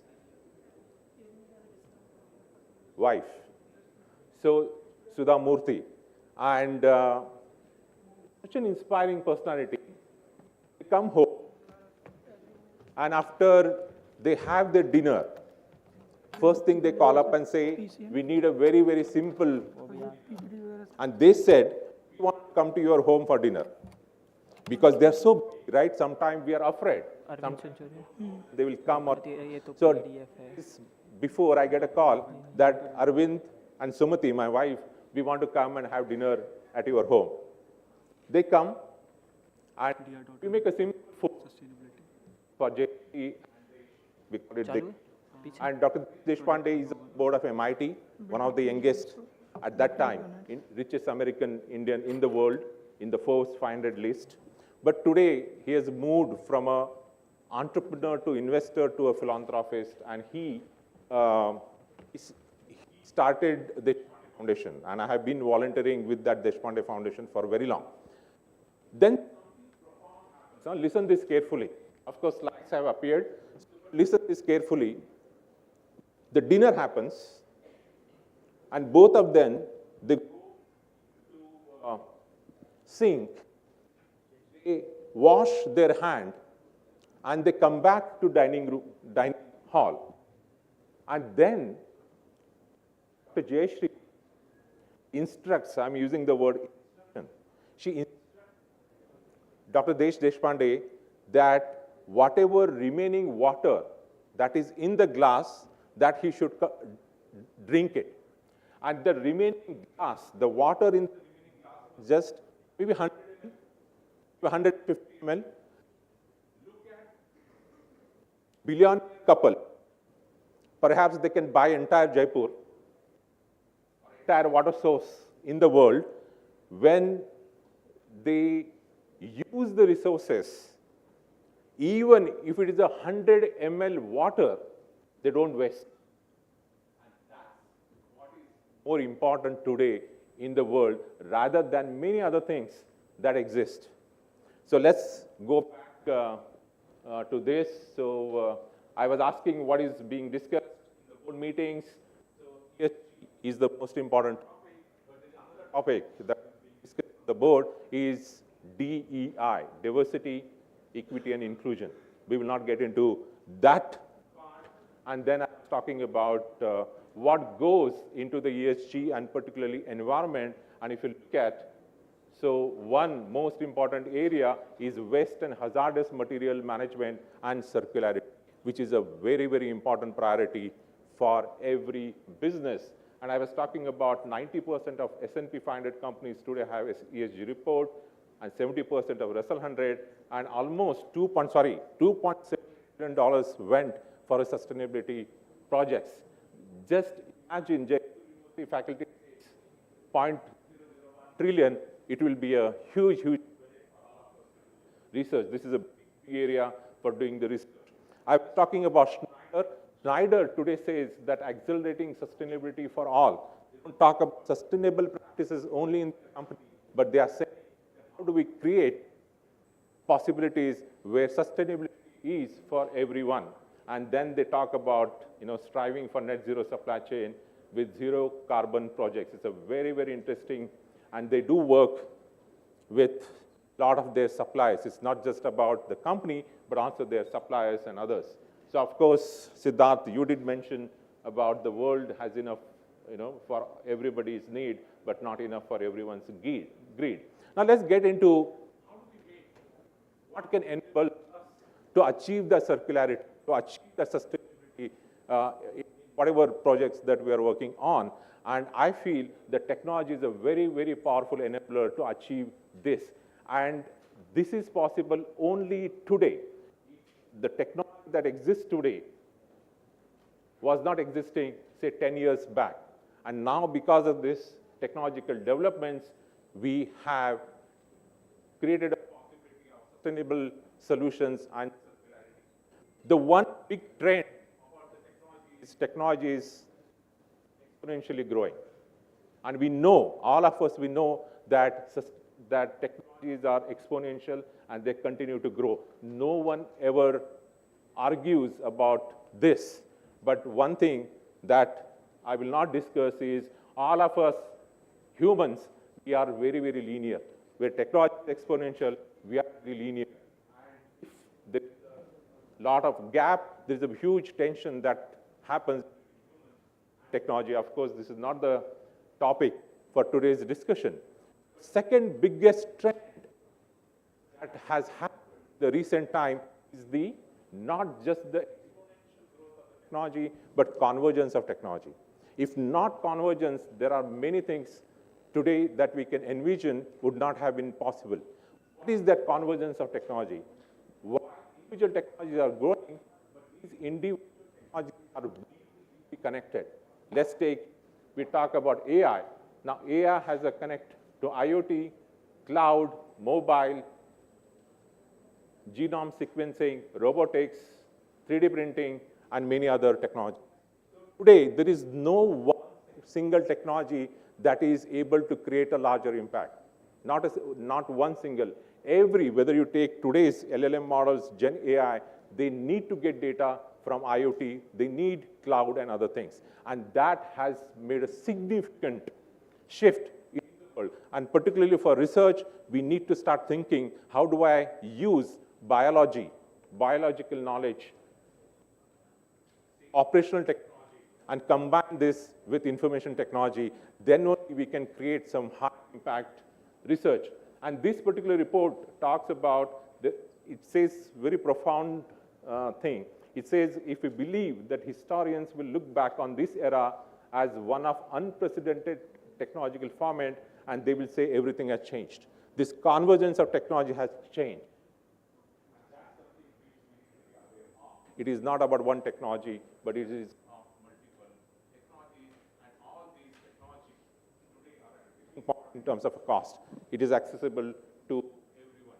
And one consequence of this convergence of technology, particularly information technology, all the technologies belonging to information technology and all the technologies belonging to operations technology, when they converged, which means that the physical machines that exist, earlier they did not have the internet. Humans could connect to another human because we had access to internet. Once the machines got access, that's called Internet of Things. Once they got access to machines got access to internet, they started talking to other machines. And they also started talking to the cloud, and that helped us to derive a lot of business insights and applications and so on. And this particular convergence, information technology and operation technology, led to something very, very profound, and that is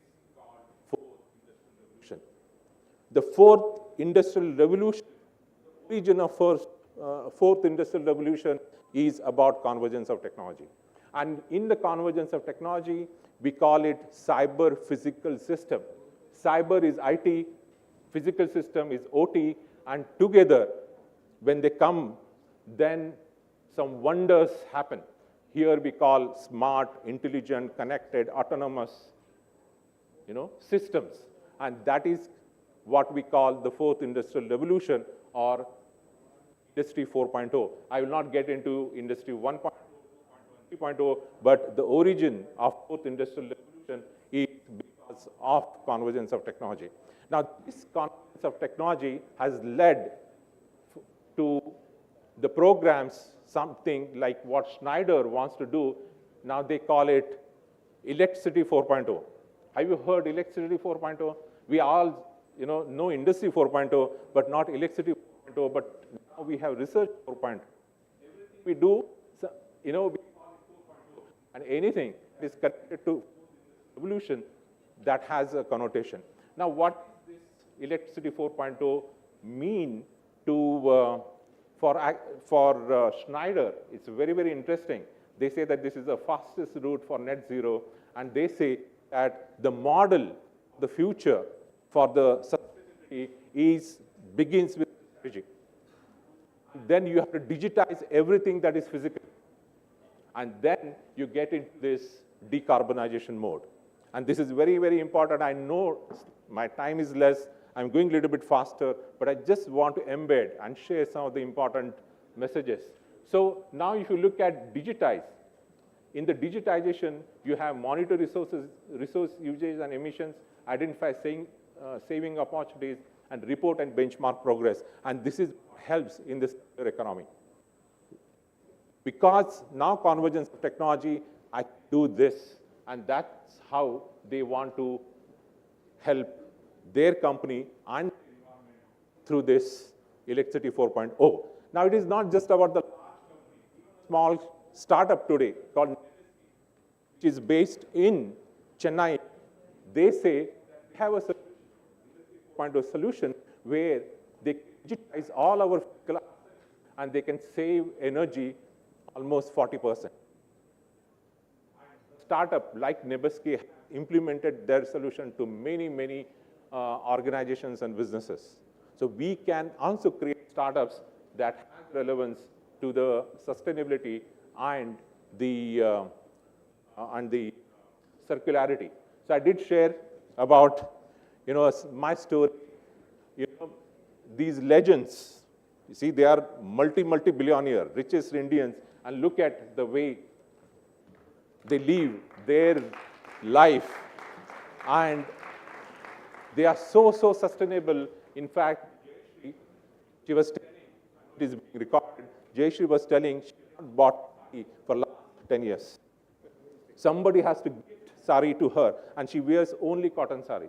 And luckily, my wife had a sari from Bangladesh because I has to do assignment, and she was so happy to get a cotton sari from Bangladesh. Look at how sustainable they are. Believe me, they can buy anything and everything in the world, but they practice, they live, and they act like any other sustainable.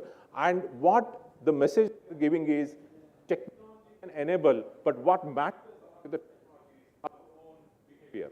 Once we change our behavior with the technology, that's a deadly combination. Then we can achieve everything that we are discussing today. And this is the glass over. Just to conclude, now about Viksit Bharat. Of course, numbers are different. Sometimes we talk about 30 billion, sometimes we talk about 40 billion. But one thing is sure, that India is moving towards building an India which is a developed nation. So that's the direction that we are heading, to become a developed nation in the world by 2047 when we reach 100th year of independence. Then how do we make Viksit Bharat possible? So I wrote a policy paper for how India can take the leadership in the fourth industrial revolution, and I said that fundamentally we need to have certain missions, because missions drive lot of things, not just the vision. So I created 3 important missions: Mission 2025, Mission 2035, and Mission 2047. And step by step, we build our capability. We start with the digital and data, move to connected and smart new products, services, and platforms, and then we build this networked and connected platform of platforms. No one is thinking about systems and platforms. Again, the faculty members do research, which we call it platforms, and system of systems. Because more clear, it was systems thinking. Now, no more system thinking. System of systems. And for this, we needed digital and physical infrastructure and physical infrastructure. For example, we have 100 smart cities. Why smart cities are important? We can track, monitor everything that is happening in the city, including whether it's any other things. Now, from a smart city, we need to make a smart region which has cities as well as villages which are very smart, intelligent, open. Like, for example, Singapore knows everything that's happening in Singapore. Even a small waste that comes into the Singapore or someone throws, they have the ability to track and monitor and something. Now from region, like for example, from Jaipur becoming a smart city, from then we have to make say, smart Rajasthan, and eventually by 2047 to a level where we become a smart nation. India becomes a smart nation, and China is heading towards that regime of becoming a smart nation. And when it becomes smart nation, everything becomes very, very transparent, open. You can track, monitor, trace each and everything. And then sustainability is a natural benefit and consequence of that. For that, we need to build certain technological capability. Today, what is happening is we are building certain technological capabilities in isolation, but we have to have certain set of technologies which are very, very important and focused, and then later we build the platforms and platform of platforms. That is going to bring the tremendous shift that is going to happen by the time we become a developed nation, and therefore we need to change industry and even the academia. So what this means to India and Indians, this is my last slide. See, remember that the resource is critical for nation's economic growth. Capital, resources, and human are proportional to the economic growth. So resources are very, very important for the economic growth. And the second is industries. If you look at any country in the world, when they became industrial, their economic growth started very, very fast. When India was already developed, very economically, very, we used to say, right, 25% of world GDP was India, but we missed or we were denied 2 industrial revolutions. Our economy did not develop because when 1780 first industrial revolution happened in UK, what we were doing is we fought Plassi's Ladai. And we became, as a nation, under East India Company. And the second industrial revolution happened in 1870. At that time, we were under Britishers. So the 2 most important industrial revolutions we were denied or we were not part, and therefore our economy from 25% of a global GDP went all the way down to 2% of global GDP. That's the situation because we were denied or we did not get the chance to be part of industrial development. Now, in the third industrial revolution, we took a pie. And therefore, today, because of the third industrial revolution, you see this campus and you see this beautiful auditorium. It's just because economically, particularly IT industry, we took pie of a third industrial revolution. And this is the first of its kind opportunity of the century that we can lead in the fourth industrial revolution. And that is something which is achievable because we have access, we have capital, we are relatively rich, we have talent, we have seen the great successes like ISRO, startups, and many other things. So we have all the things in place so that we become developed nation and lead in the fourth industrial revolution. Not only lead in the fourth industrial revolution, possibly we define the fifth industrial revolution. And these are most important things for sustainability, for Viksit Bharat, for circularity, and your and our future of building nation, and we create this success in the fourth industrial revolution, not only India changes, but the world will change. And you and us can make this possible. The choice is with us. Thank you very much.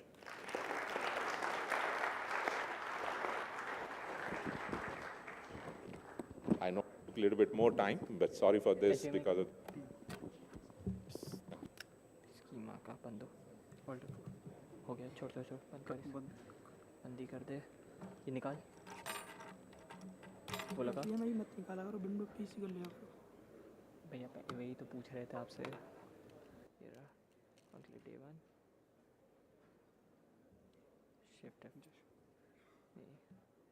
Shift और F5, ठीक है। Cable तो निकली पड़ी है, cable लगा, जैसी पे वाली अभी अरविंद सर कही रहा ma'am.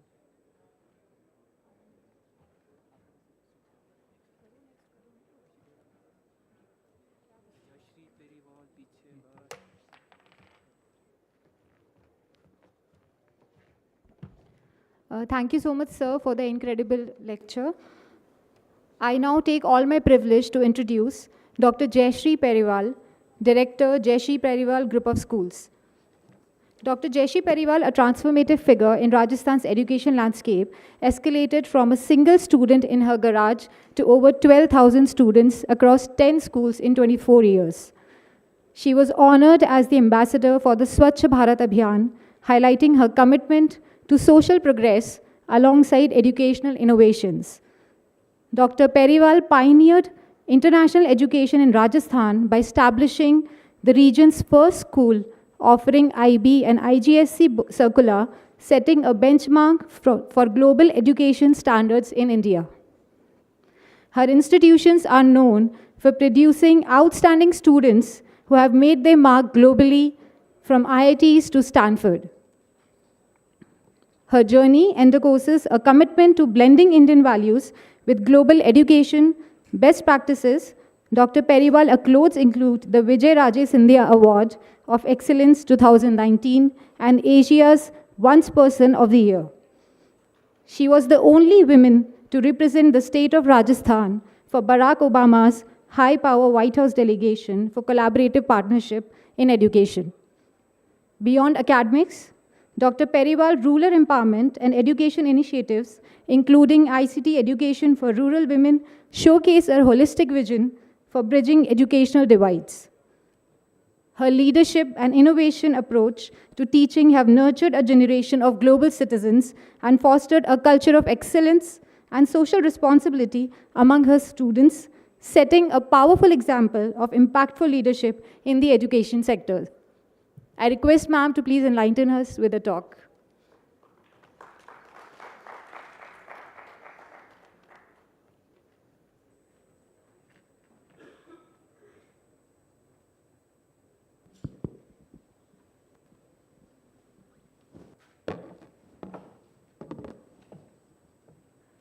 Good afternoon.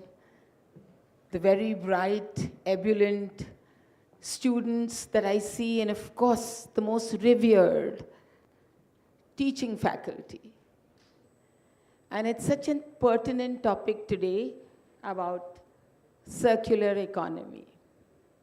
So much has already been spoken, so I don't want to repeat what you've already heard, but I do feel it's the most pertinent topic for today. India wants to become a 5 trillion economy, and it will.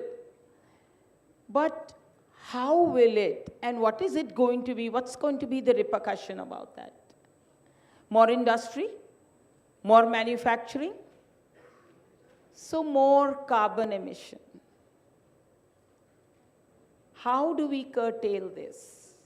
What steps that we take today? If we look at, you'll be surprised, the Southeast Asia has the maximum waste.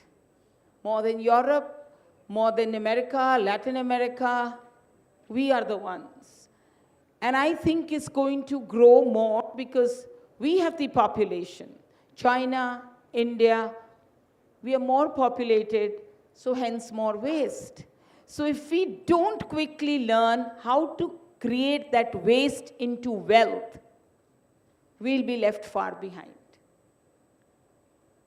And it's important for each one of us sitting here to contribute in this dream, because it can't be achieved only by entrepreneurs and enterprise. It can't be achieved only with the government support. It can't be achieved only with our we change our mindset. It will be achieved when all of us come together and take action. If we don't do it today, we are doomed for tomorrow. How many of us actually believe in sustainability? We just heard that your mom wears a sari and likes only cotton, and I so appreciate. So many times we like to just fill up for the greed of more and more, and we just stack up things. We don't even use them. We'll have 3 cars lined up in our house. Do we really need that? Do we really use that? Everybody will have individual wants. They are not needs. And the wants can exceed your needs. And that's where sustainability comes in. We need to worry about our planet Earth, our Mother Earth, because we've borrowed it from this young generation. And we need to keep it intact, or maybe even better, to hand it over. I'll give you some examples of countries who are really taking a leap forward. Look at Germany today. It's a manufacturing hub of cars. The BMWs that we see, now they are disassembling all of it. Every time you want to give back your car, they're ready to take it, they disassemble it, and they refurbish it, and they produce the next one, which is cheaper, which is more affordable. Look at Netherlands, the Heineken brewery that they have. It's made of what? Grains, barley, rice. They consume that, the leftover. They make biogas. Uska bhi leftover. They make fertilizers. It goes back into Mother Earth, and again, we have plantation that can grow, can become useful. What is Finland doing? They are doing exactly what Manipal University does, or what the Jayashree Periwal School does. They educate young minds to become sensitive. And that's the biggest role that they are playing. If we can have generations of children who know what is important for their future, they're going to be conscious in how they live. And that's what we want. In Finland, it's a part of their curriculum. I think these are lessons that we need to take. I went to South Korea, and I was so surprised. Even in big complexes, colonies, whatever waste, the food waste, they kind of collect, they give it to the government gives them subsidies. It was so beautiful because everybody was making an initiative to do something correct. I went to Japan last week, just come back from there. They're so conscious. There were no dustbins in Japan. None. You'll have to walk a kilometer to find one. And if I've had anything to eat or drink, I would put it back into my purse. I would find the right place, and then I will discard it. They don't even have kitchens. The latest that I learned from them, they don't have kitchens. And I was quite surprised. I said, you don't cook at home? Well, no, we don't. We work far too much. And the women want to be at par with the men. So they are not going to spend time in the kitchen. That was reason one. The reason two was that we don't like wastage. When we cook at home, ये बच गया, इसको fridge में रखो, कल खाएंगे, नहीं खाएंगे, we throw it after 3 days, 4 days. बोले they are fresh food being cooked. Every 10 steps, there was a cafe, affordable cafe. So you eat exactly how much you want to, your stomach can digest. Your children want a particular thing, they order only that much, small, medium, and large.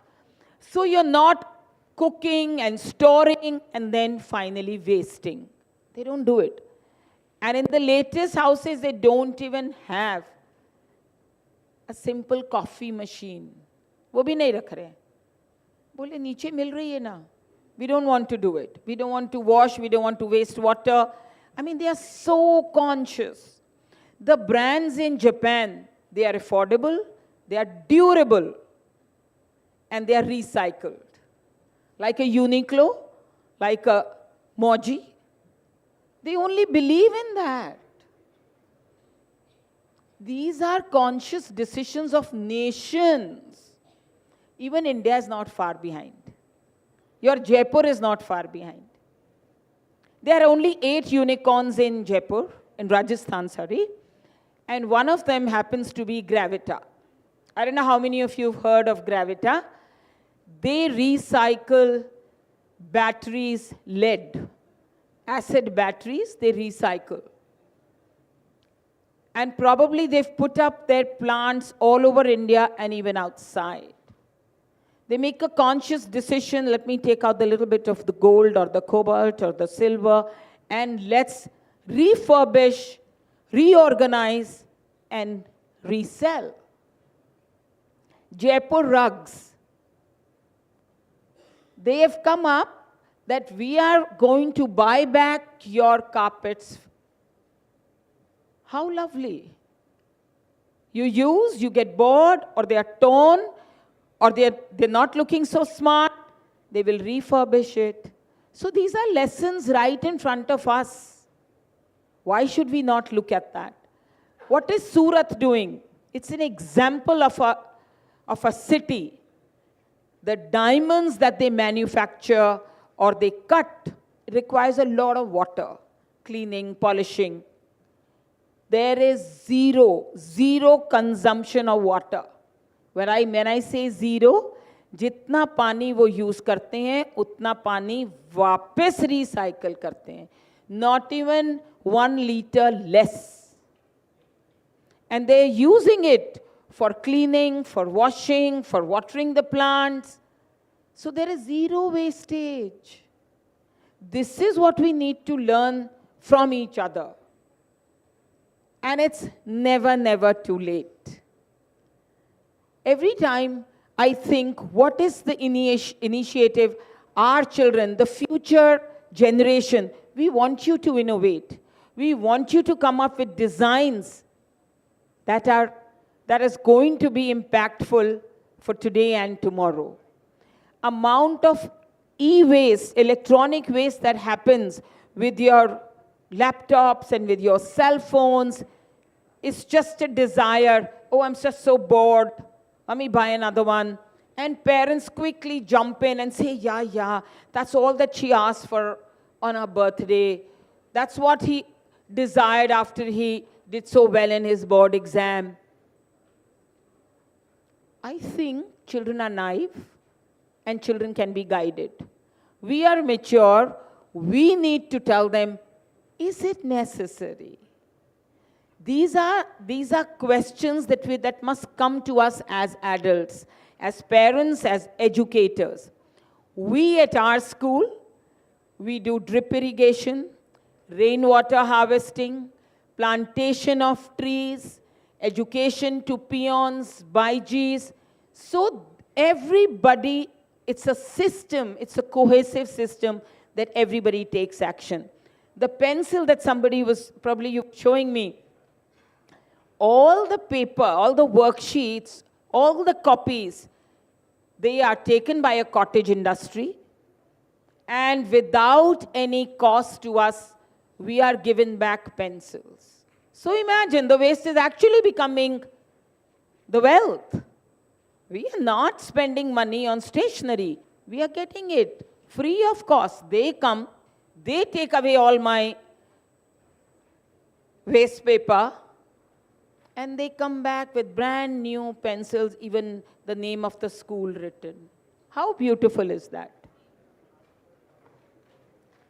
Yeah, it's the truth that I'm saying. And I know we are all running out of time, so I'm not going to take more time. And let's wish for a more sustainable world, and the future ecologists, environmentalists, microbiologists, AI experts. Come on, it's your time. Do the best you can so all of us live a more healthy, a more meaningful life ahead. Thank you.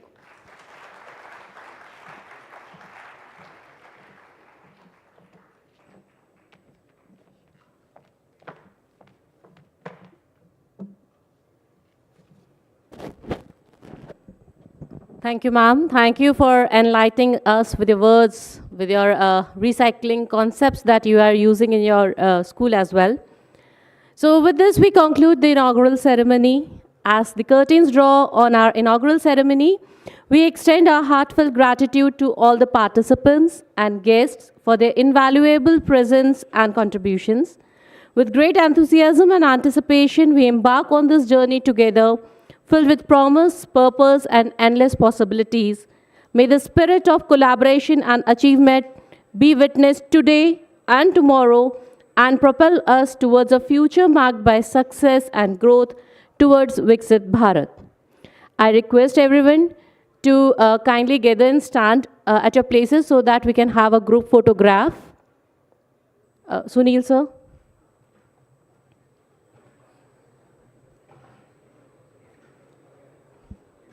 After this photograph, we'll start with a panel discussion on education and economics after 15 minutes. And with that, we invite dignitaries to join for high tea in room 007, this building. Students are requested to stay behind as we have fun activity planned for you for another 15 minutes. So thank you all. Thank you. Jai Hind, Jai Bharat.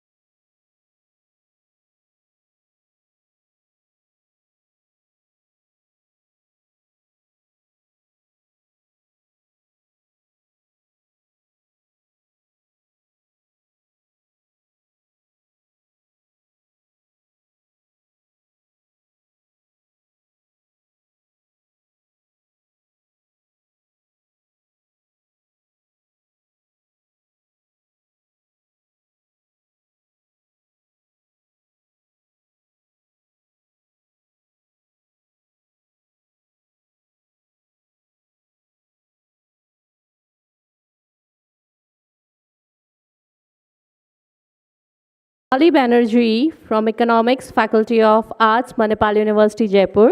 We welcome you, ma'am, on the stage.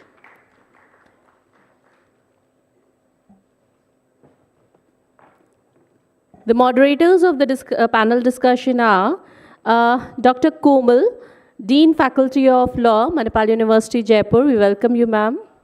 Sorry, Dean Faculty of Arts. Dr. Arun Shanbag, Dean Faculty of Engineering, Manipal University Jaipur. And Mr. Siddharth.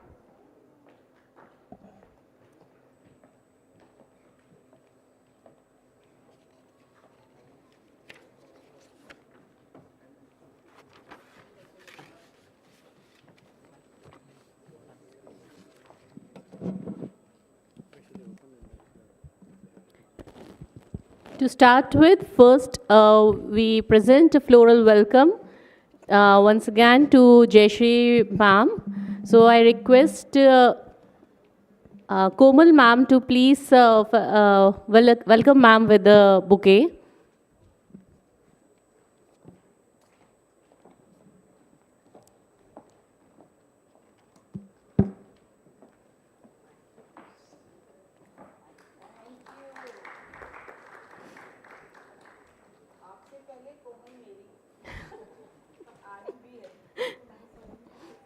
Thank you, ma'am.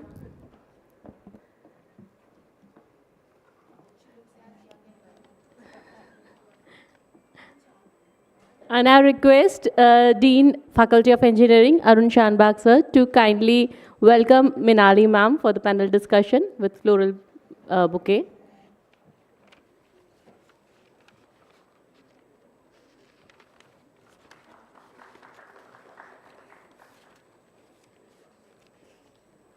So let's start with the panel discussion. So the dice is all yours.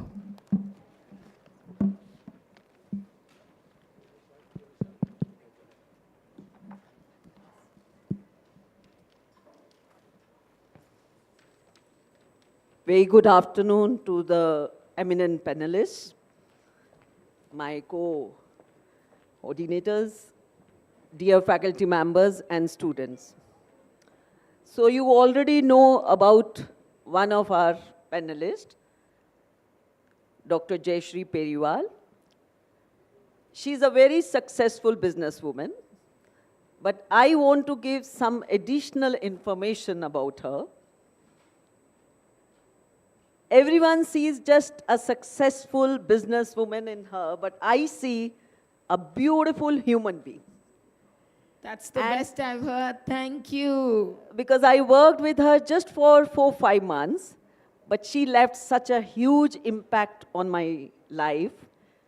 She played a pivotal role because I was just a homemaker, and she made me realize that I could be, along with homemaker, a career woman also. And the way I still remember when after leaving your school, I had to join law college as a principal, I gave her a very short notice just of 7 days. And she did not deduct even a single penny. She just wished me all the best. So she's still the same person, compassionate, encouraging, enthusiastic. So I think for this beautiful soul, we need another round of applause. You know, she has worked very hard to achieve this success. And she has been blessed by God because of her good deeds. So in universe also, we have this circular thing. What you give to the universe, it comes back to you. It never gets wasted. But the problem is, our modern industry, they are characterized by linear economy. That is, they go in a straight line, they obtain resources from nature, use them to make goods, sell them to the customers, and once the new goods appear, the customer, they go for that. Now, this has caused, of course, industrial revolution, expansion, but it has also led to enormous amount of waste. As we know, UN finds that what we have, the e-waste, which is most hazardous thing because it has mercury as well as lead. But only 1/5 of e-waste is recycled. Similarly, what we have about the plastic, we already know. So the World Bank studies find that 8 million tons of plastic leaks into the oceans annually. And by 2050, seas would have more of plastic rather than the fish. We all love to fashionably attired. वो ज़माना निकल गया कि बड़े भाई का कपड़ा छोटा, छोटे का छोटा ऐसे पहनता चलेगा. And 15%, the global fashion in 15 years, it has doubled. But you will be surprised to know that 73% of that is thrown away, which is either burned or buried. So when we have so much chaos, so much mess, so much clutter, how is this circular economy going to address that? That's my first question to both the panelists. So absolutely correct what you're saying. See, we must understand how does an industry function. Industry needs profits. And if we put burden on industry and they don't earn enough profits, that industry will close. And that's not what we want, because we want enterprise, we want jobs, we want to achieve that 5 trillion economy. So we need to sensitize, number one. There is apathy. People are not even aware what are they doing. ये मैंने पहन लिया, अब मैं फेंक देती हूँ. Just have these kind of discussions. Have this in schools, in colleges, in neighbors. Like, they have to understand what is the consequence of what they are doing. Sometimes they are not even aware what they are doing. So once that awareness comes, they will surely take corrective action. 2 is the government. 1 is to put regulation, and 2nd is to give subsidy. If the government does not come forward to support industry that is looking after the waste, the industry cannot function. If there has to be some kind of tax reduction, some kind of VAT reduction, when you open an industry and then you say you open one more because your waste also requires the land, the capital, the human manpower, now it may not be feasible. So we must get to the bottom of the problem. If it's not feasible, the industry closes. But वो तो हमें नहीं चाहिए ना, हमें तो jobs चाहिए. So if there are some regulations and some proactive actions, then there will be a change. Another thing is that if your waste, if you can teach them the skill to reuse, refurbish, rethink. Rethink is planning out of the box. What can I do with this product? We need young minds to innovate. We need them to generate wealth from waste. The moment that understanding comes, you will see a paradigm shift. And that's what we want. Thank you, ma'am. That was a wonderful answer.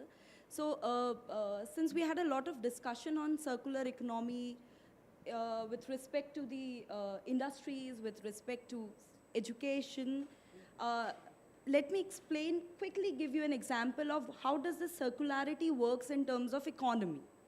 So how many of us buy milk in those packed plastic packages? We does. It's very common here in North.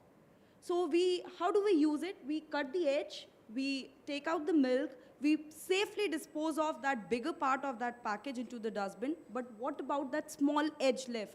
We don't even worry to dispose it off. And do you know there's an UN report that says it is extremely difficult to even trace that small edge of that milk packet. What happens then? it is not recycled, it goes on to the Mother Earth, it mixes up in the land, increases the landfills, comes up to us through food. And even one day I was reading an article in the Guardians that states that these microplastics, we have found them in blood cells of human beings.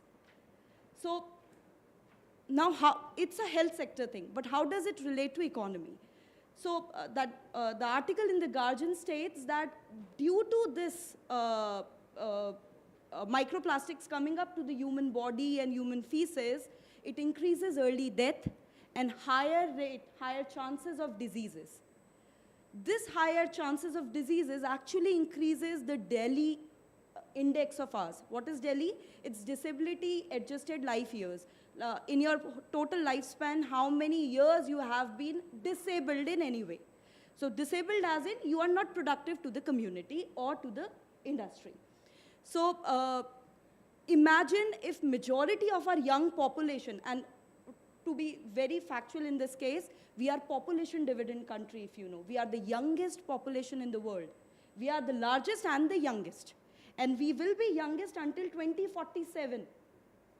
So until Viksit Bharat, we'll be young. And we have the highest workforce in that case. And if majority of our workforce are ill due to this waste disposal issues, that means the growth will decrease, the GDP will decrease. And this is how the circularity concept comes in economics.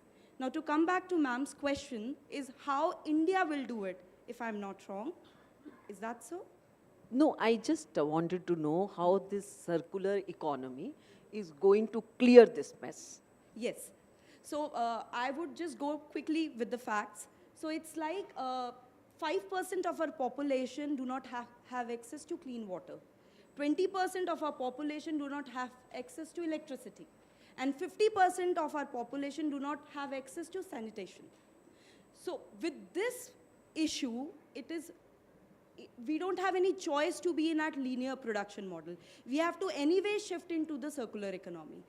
Wherein the circular economy, it is estimated by the UN that we will have 10 million additional jobs due to this circular economy by 2050. Also, we will reduce the approximately 44% carbon emission by 2050 if we move on to the circular economy. We will reduce the wastage of water by 20% and water consumption by 20% as well. So India is definitely heading towards it, but yes, there are various challenges to it. No, my next question is pertaining to that only. So since we are talking about circular being recycling, reusing, refurbishing, but this has always been there.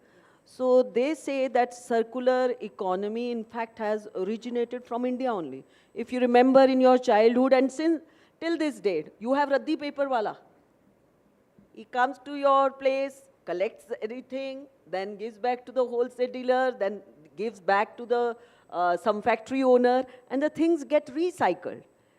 And a few days ago only, I saw beautiful coffee bottles in my house, and I said, do not throw them away. Please keep masala in this, because I had seen my mother also doing the same thing. So we never used to dispose of things that quickly.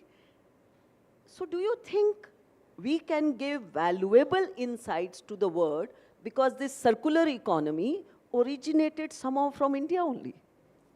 Yes. So Indian tradition has always been following circular economy. So the first concept I always remember while talking about circular economy is ahimsa. So it's protection, protect and preserve the environment. Then it's dharma and karma. Dharma is social responsibility towards living, non-living and human beings. Then it's karma. Jo boge wo paoge. And this is the example that I just quoted. हम अगर plastic बोएंगे तो वो हमारी blood cells में हम definitely मिलेगा. So this is into our tradition. Reincarnation. Reincarnation is actually, we are doing it in non-living things. Reuse, recycle the already used product. So it's already there in our tradition. It's just that we need to just go back, unlearn and apply those concepts here. What insights India can give to the world? So specifically to the insights that we are doing, the current government is very serious about it. So we are having various models on it. One model that ma'am already discussed is Surat model. Approximately 18 million revenue has been generated by recycling the wastewater. And that's immense for an economy and for a city like Surat.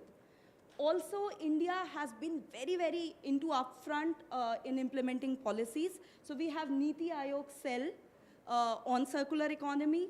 We also have waste disposal rules, plastic waste disposal rule, e-waste disposal rules. So India actually has to explain their tradition to the world, maybe through the policies. Thank you. I hope they get implemented. You always have this thing. Thank you, Dr. Komal. I just want to ask a question to Madam Jayashree Periwal. You have done a great job with K-12 education, one of the best in the country. And recently I was at a industry symposia, leadership symposia, and they're talking mainly about engineering graduates. And they have said that about 62% of our graduates are unemployable. That does not mean they're not hired. They are hired, but the companies have to additionally spend 6 months to 1 year to retrain them in the skills which industry requires. So in a way, we're not doing that great a job. But you have done a great job with the K-12. You know, and the question I wanted to ask you is, how do we scale this, right? We have done it in the IB board, IGCSE board, and even somewhat to extent the CBSE school. Other than cloning you, making 1,000 Jayashree Periwals, how do we share your best practices to the rest of this ecosystem in the school? How do we scale this? Because if we are going to get a developed India by 2047, we need to do that. Thank you. It's very flattering and very humbling. And I'm in total agreement that we don't make our students industry ready. We don't. There are engineering colleges, but this kind of skills required for industry, that we are not teaching. We are not even teaching that at a school level because we don't have the best curricula for vocational training even before they graduate from school. So we need to re-look at our curricula, whether it be the school or be the college. I have great respect for the Hindi language, and I think all of us must learn it. But having said that, English is an international language. When you're going to communicate with the world, you need to be English speaking. We don't have that workforce. And it's not difficult to teach and learn, but only if we implement it seriously. These are a few things that I think we must put forward to the education minister and that we need to redo our curricula. We seriously need to look at it so that our children are industry ready. Because we are wasting another 6 months and 1 year to get them trained to understanding time management, to understanding implementation of what you have learned into real life, transfer of learning. Padhe bahut lekin gune nahi. We don't want a young force like this. And I would love to scale up my own work. I think, and I promise honestly, I have 10 principals ready and I feel, oh God, they should individually go and open schools because the philosophy, the understanding is the same. When my children go to the West to study, they're getting a 4-pointer GPA. 3.7 is the least that I've ever heard. So they are excelling because probably they've been groomed well at an international level. They are not feeling inferior in any which way. But I also want to add to your question when we say we began conservation and circular economy. Yes, we did. Is it prevalent today? No. We are so colonial in our thought. We run towards the West practices. And we forget what we have, the wealth that we had, the knowledge that we had. we are doing it away. We are not serious. We are doing exactly what the West is doing. Come back to our own culture. Come back to our dadi nanis. Come back to Komal's understanding of even saving a little jar. I hope there'd be many more. Each one of us should make a difference. Coming back to our roots, it's an open question for both of you. There's a long-standing debate on whether the Indian education system is, obviously in the Gen Z culture, I call with not a lot of profanity, I always say that Gen Z is the end of humanity. The lack of righteousness, the lack of work culture ethic, the lack of drive, the lack of passion, the lack of commitment to national and global goals. There's a decline. And a large part of it was also due to the COVID crisis. So obviously, in the Gen Z rhetoric, there is a statement that the Indian education system produces a lot of rote learning. It causes a lot of stress, anxiety, depression, and with Bollywood taking the lead on mental health issues, I think it has become like the talk of every youngster these days. So I think while that is one aspect of it, there is also a large part of the education academic community that believes that Indian education system is by far the finest, the K-12. And since you specialize in that, it's the finest, because there's a reason we have Satya Nadella at Microsoft, Sundar Pichai at Google, Shiv Nadar at HCL, Lakshman Narasimhan at Starbucks, Arvind Krishna, IBM, Shantanu Narayan, Adobe. We have Ajay Bhanga, World Bank. So that is the question Silicon Valley is asking, that why is it that there's an Indian at every CEO post? And that has to come from our education system. A metallurgical engineer from IIT Kharagpur leads the world's largest software company, Sundar Pichai. So there has to be. The Indian education system structures and organizes your mind. So your final remarks, both of you, on how do you see the evolution of K-12 towards Agenda 2047? Do you feel the Indian education system is relevant, the rigor is needed, or do you feel that with your evolution in seeing how children batch after batch have been changing a little bit, you see Gen Z rhetoric taking place, that Indian education system might need a lot of drastic changes? Over to you. So we are rooted to tradition and ready to embrace the world. Somewhere this phrase has gotten lost. All the names that you mentioned, India has a huge population. And we are talking of 0.001% of brilliant minds. They didn't even need education. They themselves are gifted people. And our Indian education, rigor, yes, we require that. But change of curricula also is required. We focus more on memory. We learnt it from the Britishers during the Industrial Revolution. We continue to follow. जो किताब में लिखा है, उसको reproduce कर दो. ये underline words हैं, ये लिखोगे तो marks आएंगे, और ये सच है. So we are forcing children to rote learn. If our assessment pattern changes, if we are assessing critical thinking, the teacher will teach a child how to critically think. The problem is the curriculum, our textbooks, our assessment pattern.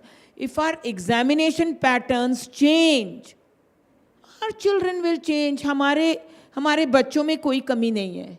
हमारे बच्चे बहुत hard working हैं. हमारे बच्चे, they are ready to take on every challenge. But आप जो सिखाओगे वही तो पढ़ाएंगे, वही तो पढ़ेंगे वो. Look at our exams. Everything is content based. Nothing is out of the box. Nothing is asked on a research that the child should have done on his own. We are only spoon feeding a child. ऐसे ऐसे पढ़ो. But ये real life थोड़ी है. Real life में किताब में लिखा हुआ थोड़ी आता है.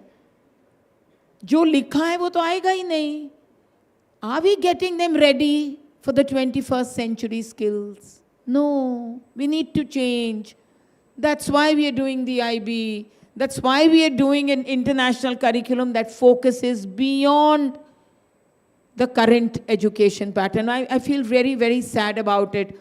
But the new NEP that has come, the National Education Policy, it's got a lot of value, and I'm going to see a lot of changes, and I'm very hopeful that we are going to make a huge difference in the coming years. So, adding to and definitely believing what you believe, adding to what ma'am said, what I believe with my limited experience is that why don't we again follow the Gurukul system of service learning? And that used to be very interesting.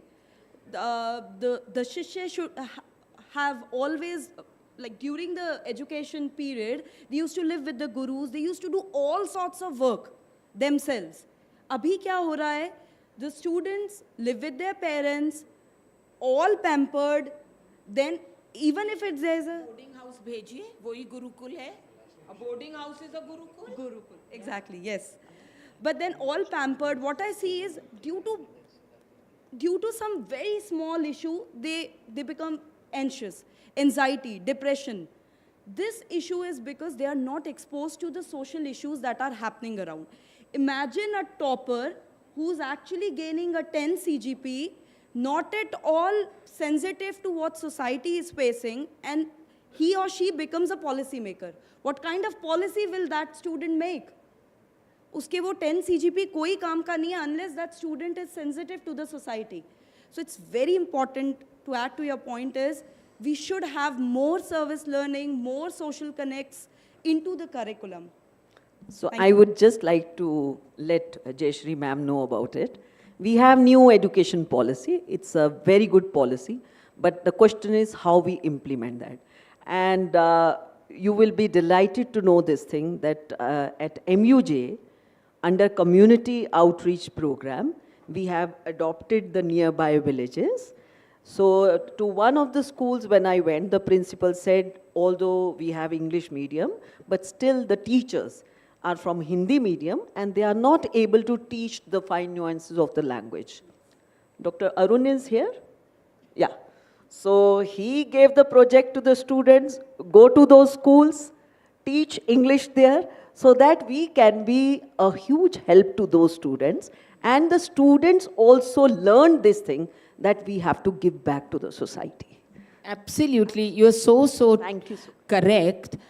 We must learn that everything new that we introduce, it will have teething problems. We'll get over them. ऐसा नहीं है कि we will not learn. It will take a little while. But there is a beginning. We've at least taken few steps forward. If we hadn't taken that, we'll still live in a la-la land. How good is it? And saying that you've adopted a village, every child from the kindergarten till grade 12 does community service at the international school. That's their final grade. We've also adopted the entire Mahapura area, from schools to roads to plantation, and every child is involved. Every child is sensitive towards the environment.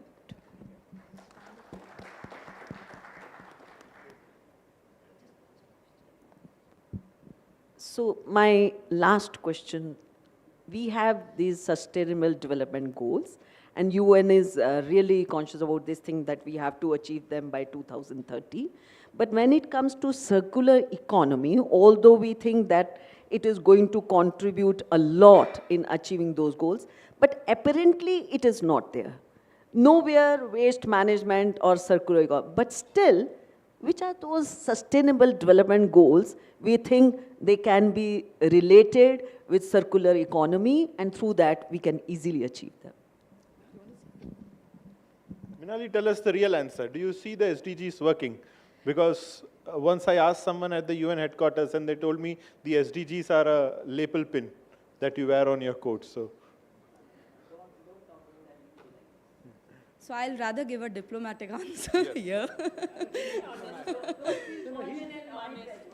Since he's from UN, so yeah.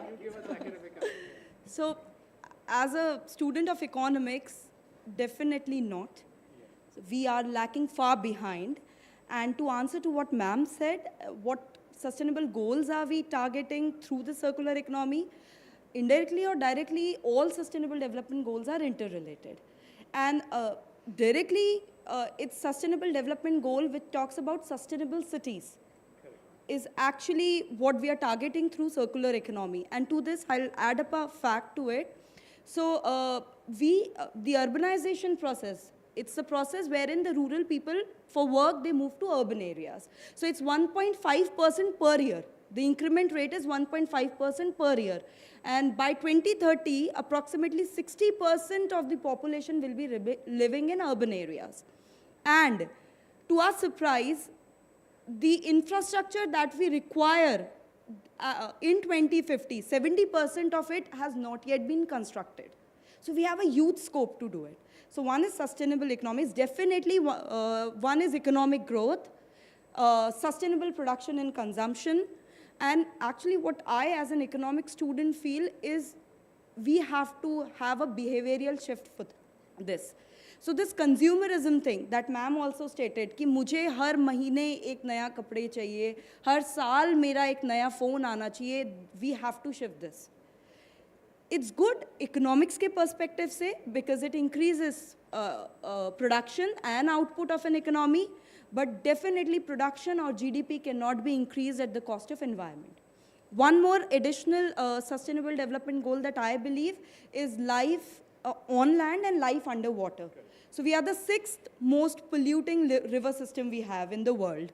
And it's approximately 800 million tons something waste we discarded into the sea. So these are the SDGs that will definitely be targeted through circular economy. Thank you. Excellent. Now, we have taken steps forward. We're not saying that we've achieved, but we are in the process. True. When you're talking about everybody shifting to the urban, it's high time we began opening satellite towns. Just the way Delhi has Faridabad, Gurgaon, Ghaziabad. We need it in Jaipur. We need Bagru, we need Sanganer. We need to think today. And we need to have those satellite towns almost at par with the urban Jaipur. It's not difficult. We need a better infrastructure. We don't want everybody driving in their own car and coming to school or coming to office. Come on, let's get real. We have some of the countries where the Prime Minister is on a bicycle. Can we not learn lessons from them? Can we not have a speedy road system, rail system, where everybody comes together and the emissions are much, much lesser?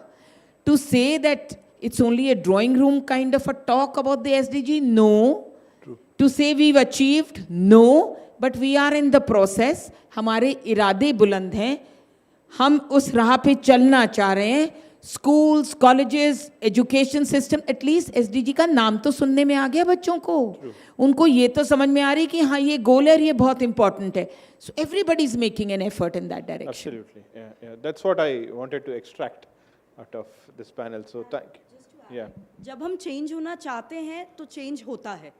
अगर ज़रूरी क्या है, to just begin with, we need to accept that yes, this is the problem, and we need to accept that yes, we need to unlearn things.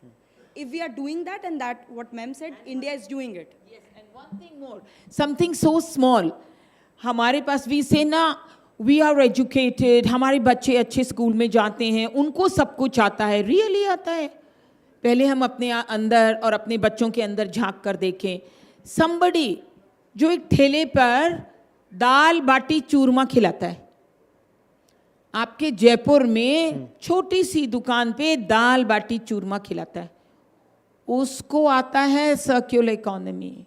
वो पत्तल पे खाना देता है. और वो पत्तल क्या है?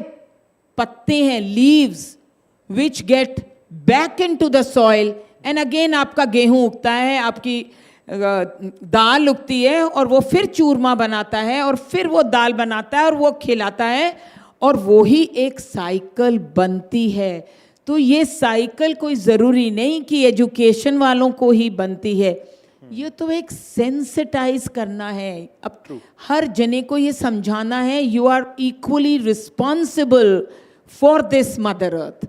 the moment they understand ye mera hai, things will change. Go to Delhi, you will see the tiny shops there where the electronic goods are reused. We call it jugaad in India. So it's such a common practice. They are not engineers. They all refurbish it, all of them, and they're sold at half the price. So we are doing what we need to do. Lots more to do, but we've begun the journey. I think that's a brilliant way to summarize it. Very positive, yes. Of course, and with the current form of governance we have seen, things are shaping rapidly, changing rapidly, and there is a lot of faith and positivity. The general sense of optimism, both on a national and global level, towards where we are headed. I think a lot of it comes from the fact that it's also the collective conscience of people that needs to come into play. I think that's where Shuchi ma'am's lecture on how the behavioral aspect of circular economy must come into play turns up. So I think it's so, like Arvind mentioned about ESG, Arvind said this morning about the ESG thing. The companies have identified, apart from CSR and planting trees, there's a whole lot of dimension to cover, like community and people and social and all of those aspects. So I think the people quotient is what needs to be re-engaged in order to accomplish. You have to just make things more lucrative for a general public. 100%. Mac का सामान बहुत सारे जने अपन लोग खरीदते हैं. They have the policy, give me 4 back and you get something new. True. So it's so simple and so easy. We have to keep the public in mind when we make these strategies. These are strategies to earn more and to become sustainable. Right. Both of it. Both of it. So on that note, I think, yes, absolutely, ma'am. We have this organized sector where we have the bag pickers and the paper wala either. I think because they are an important part of that recycling. So somewhere the government should be thinking about compensating them properly and giving them due respect. You know, let me just burst this little bubble of the kabadi wala. हम लोग तो उसको अलग-अलग थैलियों में डाल के रखते हैं. They are carrying it. I followed one of them. I said, ये डालते कहाँ हैं? ये करते क्या हैं इसका? ये तो पता लगाएं अपन. They fling it like this. सब mix हो गया. And I was so sad. So this kind of education needs to be just told to them that you will get extra wages if you do it properly. These are a few things we just have to lure them कि वो तो अपना जल्दी-जल्दी काम कर रहा है because they're not getting highly paid. लिया और ऐसे fling, and you'll see the landfills, they're becoming mountains, and it's all mixed up. वही बारिश आ रही है, वही lead आपके पानी में से जाकर पेड़ों पे जा रहा है, उसी के फल सब्जी हम लोग खा रहे हैं, और अंदर जैसे आपने बताया कि प्लास्टिक भी अंदर जा रहा है, ये सब हो रहा है. इसको एड्रेस करना तो जरूरी है. I think, in summary, I feel that as part of this panel, with a woman educator, academic, a woman entrepreneur, a woman professor, I think the answer to circularity is to look at how the women folk in our households and society work, from a mother at the home, the segregation model. Everything is so organized, all the masalas in the kitchen, everything is so well organized and also reused. There is, I think, no better example that a plastic dabba that you receive from someone over for Diwali, that same dabba a child will be carrying on his way in a flight or in a train. So I think we need not look beyond the circularity and sustainability of women at work and at home, because that's where I think that's a yeah. So thank you for your insights and this engaging panel discussion, and I think that brings education and economics to a very healthy a point where I think post lunch we'll engage with Dr. Shuchi and Chef Thiru and take this session forward. But I think the key takeaway here is that women at work and women at home, that's the model of circularity that probably needs to be amplified and scaled up in a way that benefits all of humanity. So, I'm making a request to her to include circular economy in the curriculum. With your permission. Thanks a lot, everyone. We'll break for lunch.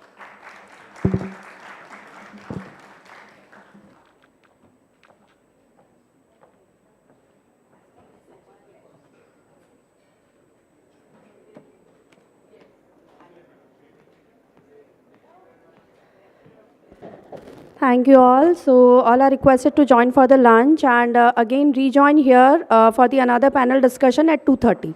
Thank you.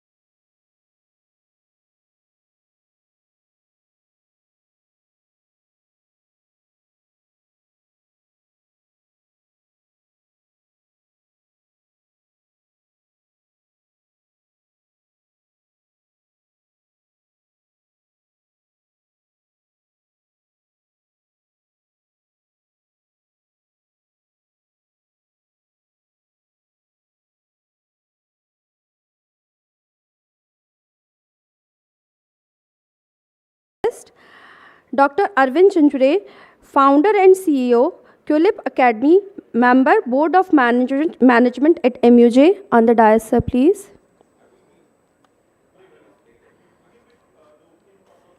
Okay, no problem, sir.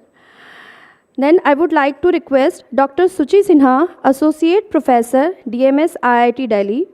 Ma'am holds a PhD from Royal Holloway University of London and she is currently working at IIT Delhi, showcasing deep expertise and recognition in higher education.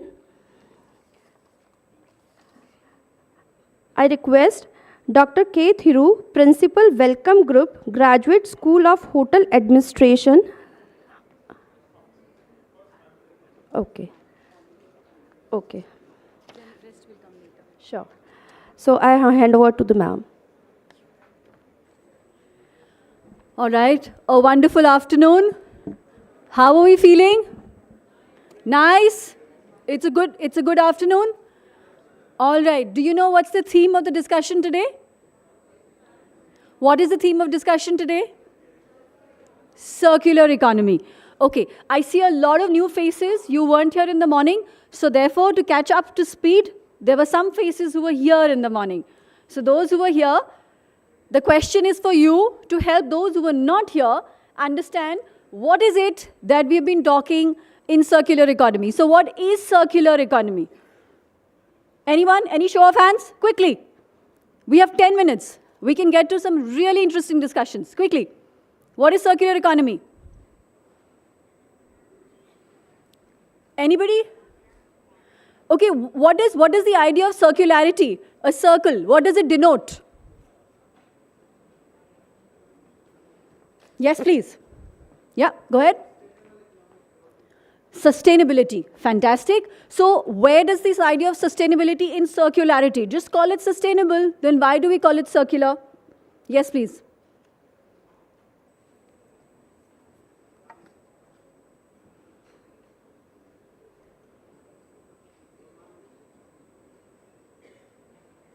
Okay, use your voice. I can hear you.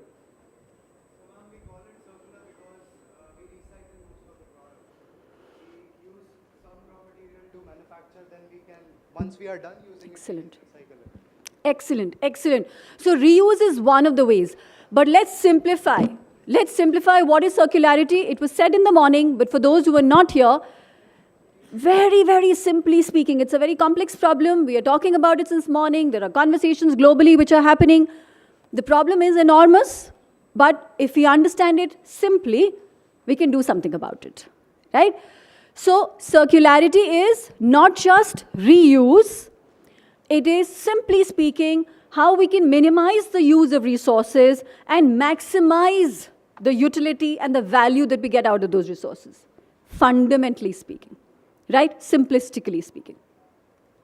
Now, since morning, we've heard several grave problems that are staring at us if we do nothing about it. Right? So I have only 10 minutes to speak to you, so I can't cover the entire gamut of challenges and potential solutions that we may have, but I will restrict myself to something that I understand fairly well, but still a student in one sense of learning it, individual behavior. How does behavior, since morning we heard the several challenges, but almost every single panelist speaker had the word behavior in their talk, saying we can create policies, it's a multi-stakeholder problem. Do we understand multi-stakeholder problem in circularity? Is it an individual problem that can be solved? Can be solved by an individual? No. So there are multiple stakeholders who can address this problem, right? Who are some of the top stakeholders that come to your mind for solving the circularity challenge that we have? Come on, it's post-lunch, but you can do this. Quicker. The sooner you answer, the sooner you go. Right? So, top stakeholders. Come on. If I can have a mobile mic, trust me, they'll all talk. If that mic works, I can be down there. Top stakeholder, right there. I see your hand there. I know your hand happened accidentally, but now you're stuck. Top stakeholder, anybody? Oh. You have a mic that moves? Please. Can you have a mic that moves? Yeah, top stakeholder. You don't speak, I come to you. I have a penchant for finding solutions. Huh? कोई stakeholder मन में आ रहा है? Who can help you solve the circularity problem? अच्छा, आप responsibility लेना ही नहीं चाहते हो? That not be. मुझे तो मत ही कहो, huh? You are one of the top stakeholders in the circularity problem. Anybody else? The consumers? Okay. Who else? The manufacturers? Who else? Industry, policymakers, so many of us, right? So because it's a multi-stakeholder problem, we need to understand that end of the day, we can create policies, but who has to also be the one who uses those policies? Us, right? Individuals. So that means the human in the loop is there, an important stakeholder, right? So let us very, very quickly, 10 minutes by the clock, try and understand what is it that deciphers behavior. Can you name and pick any behavior that's common to you, that you have identified for yourself? Using phones. Thank you. Why do you use a phone? That's a behavior, right? Okay. So what is guiding our behavior? What guides behavior?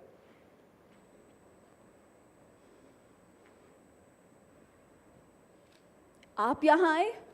This was behavior. Something guided you. Huh? So what guides behavior? Absolutely. Absolutely. So environmental factors affect behavior. What else? The interest. If it's of my interest. Excellent. What else?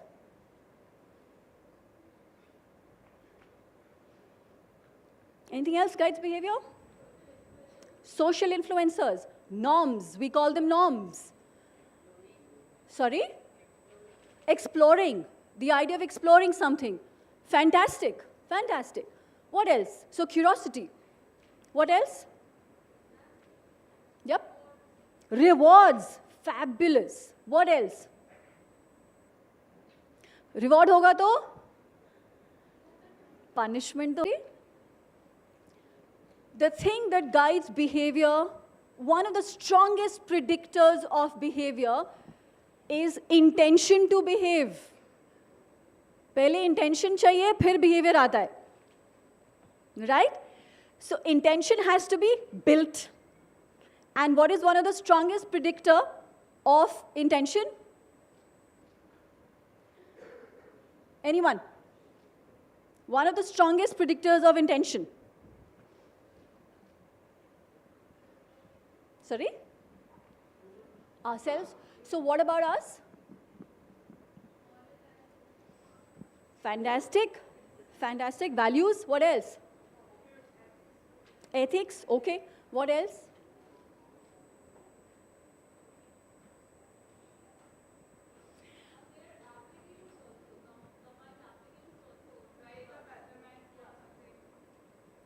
Fabulous. So what happens is, of the many factors that you have listed and discussed so far, a very strong predictor, and I'm not saying the only predictor, but a very strong predictor is your attitude towards the issue at hand. If that issue and your attitude is favorable, it's, for example, pets, right? You may have an intention to save a pet in trouble or an animal in trouble because you have the intention for it. Why? Because you have a favorable attitude towards it. And yes, the attitude, now there's something very beautiful about attitude, okay? Attitude is very specific towards a particular object, individual, right? So I'll have an attitude. Attitude is not just a generic term. I'll say I have an attitude towards flowers. I have an attitude towards paper or whatever else, right? We build that attitude over a period of time, as one of you said, because that happens through our values. And then, of course, we go to our childhood and so on and so forth. So what role do you think, in addition, education, therefore, and that's the kind of context in which we are sitting, what role do you think an educational institution can play in building attitude? Let's take circularity. Towards circularity, what kind of attitude can we build? Fabulous. So a conclave like this, while you may find difficult to sit through post-lunch, at least it's doing one part, that it's making the conversation relevant. It's reminding you that a conversation like this needs to happen because we are in trouble if we don't do something about it, okay? Now, attitude, however, is not enough.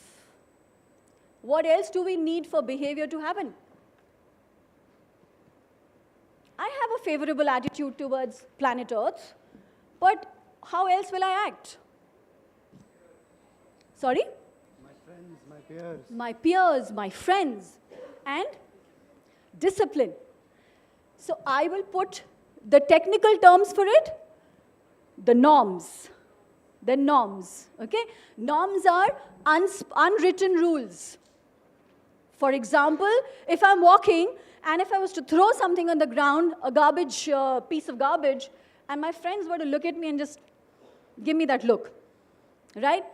If that fellow matters to me, I'm actually going to apologetically pick up the trash that I dropped and put it in the right place, right? Because I wanted confirmation and affirmation from the relevant other. Okay? So therefore, the norms will matter. And at the end of this next 6 minutes, I'm going to be asking you for 3 norms for circularity that you can build in this room for each other. Okay? The other thing you talked about is discipline. Now, what is discipline and where does it sometimes emerge from? Where does that sense of discipline sometimes emerge from? From regulations. So sometimes there is a fear of consequences, right? And therefore you want to do it. You want to comply with it, okay? It's like an assignment deadline submission. I've often heard my students say, ma'am, if you extend it once, we know you can extend it again, right?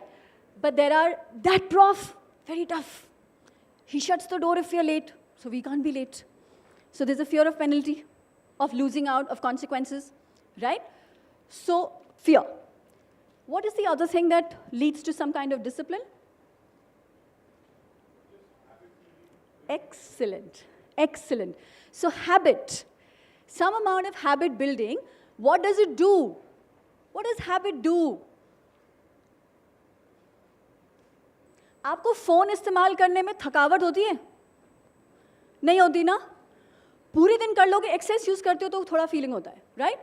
But is it very cognitively tasking and challenging for you to pick up a phone, use your laptops, walk to the cafeteria, unless of course the weather is terrible? No, because it's become an automatic process for you. And you're spending less and less amount of purposeful, it's become less, oh, purposeful, oh, I've got to do this. It's become a lot more automatic, right? So when you do that, again, that behavior does not feel too taxing anymore, because it's just happening now, right? And finally, you mentioned at the very start the idea of situation, right? Which are what are also called the facilitating conditions. There's a whole lot of theory, but I'm not giving you theory here. I promise you no theories. But I'm just giving you some core concepts. And for those who are interested, of course, there's a whole lot of reading lists which I can share with you. But the facilitating conditions come in the form of how convenient it is to do something, or I'm going to try and say something very counterintuitive, which I've been thinking of since morning. Since morning, since I started listening to every speaker, in fact, since last night, since we were talking, there is a very interesting paradox sitting here. The word facilitating condition means you are helping, no? Facilitation is a help, no? The other synonym word that comes to our mind is what? Facilitation जब बोलते हैं तो helping वाला feeling आता है ना? Term के साथ आता है, right? But for circularity, it's equally important for us to be constrained. And in that constraint sits facilitation. What do I mean by that? Any guesses? I'm saying something paradoxical. I'm saying constraint will facilitate. How can that happen?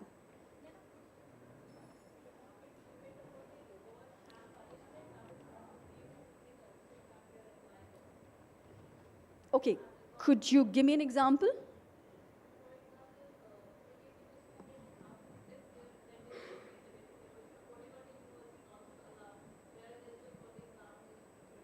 So 75% attendance is a constraint, but can it become a facilitator?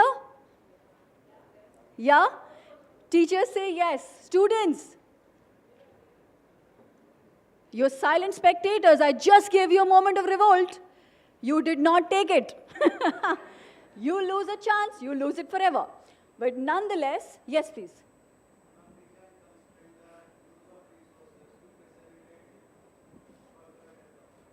Fantastic. So constraint can force us to innovate. Constraint can force us to redesign, rethink the use of what is available. And therefore, a constraint can become a facilitator for a desirable behavior. Right? So that was one takeaway, and pretty much I have run out of my time for 10 minutes. But if you have questions, we're happy to talk about it later. The task, I don't forget my tasks.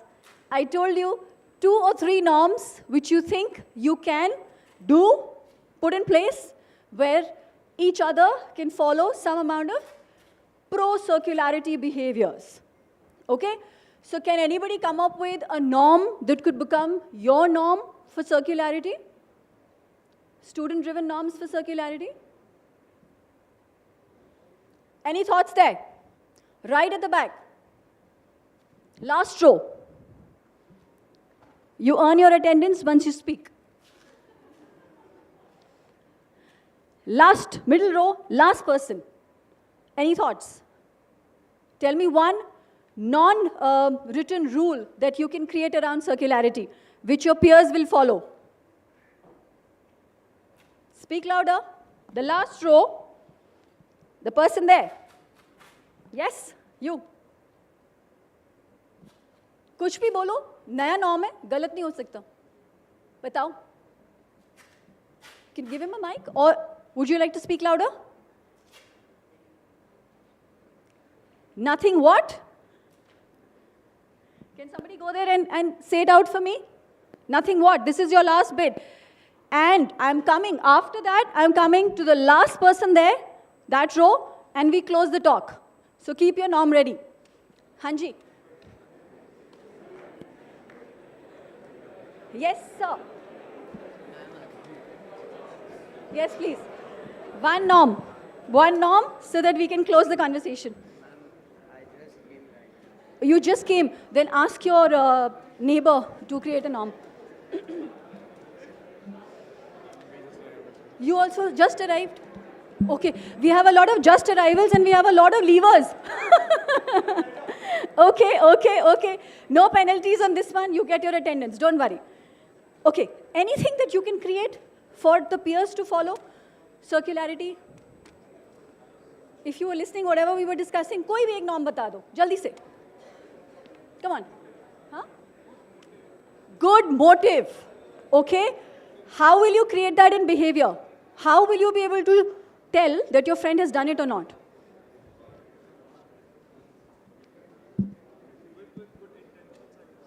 Intentions matter. Good intentions. Okay. So give me one behavioral example. Okay. This row. One behavioral example for if your friend does something pro-social, pro-circular, that you can say, good job done.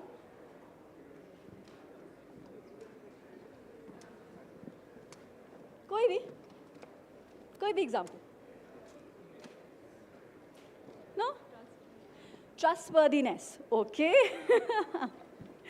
Right. So how about a reuse policy? Reuse was the first thing you said. If your friend was to wear an attire which they wore the last time, and if you created the fashion norm of repeating dresses, but in innovative ways, and you nod, you know now celebrities are doing that, right? Celebrities are proudly repeating dresses, saying, I wore my wedding dress at an award or at something else. Because they're trying to show that, look, the product has an elongated use value.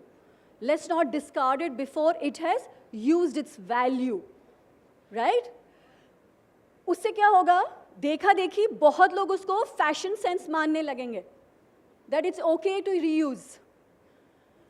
By the way, what I'm wearing is a hand-me-down sari that must have been worn at least 25 to 30 times by my mother, my great, so it's kind of an inherited. And when something is inherited, we are so proud of it. Your mothers, your mother-in-laws, when they give you saris, aren't we proud of them? We're happy wearing them because it's the norm of fashion, acceptable norm of fashion, right? So with that, I will not ask you your norm because I don't think you're ready. But offline, we will connect, and I will figure out any one norm from this particular group as well. Okay? Thank you so much. Thank you.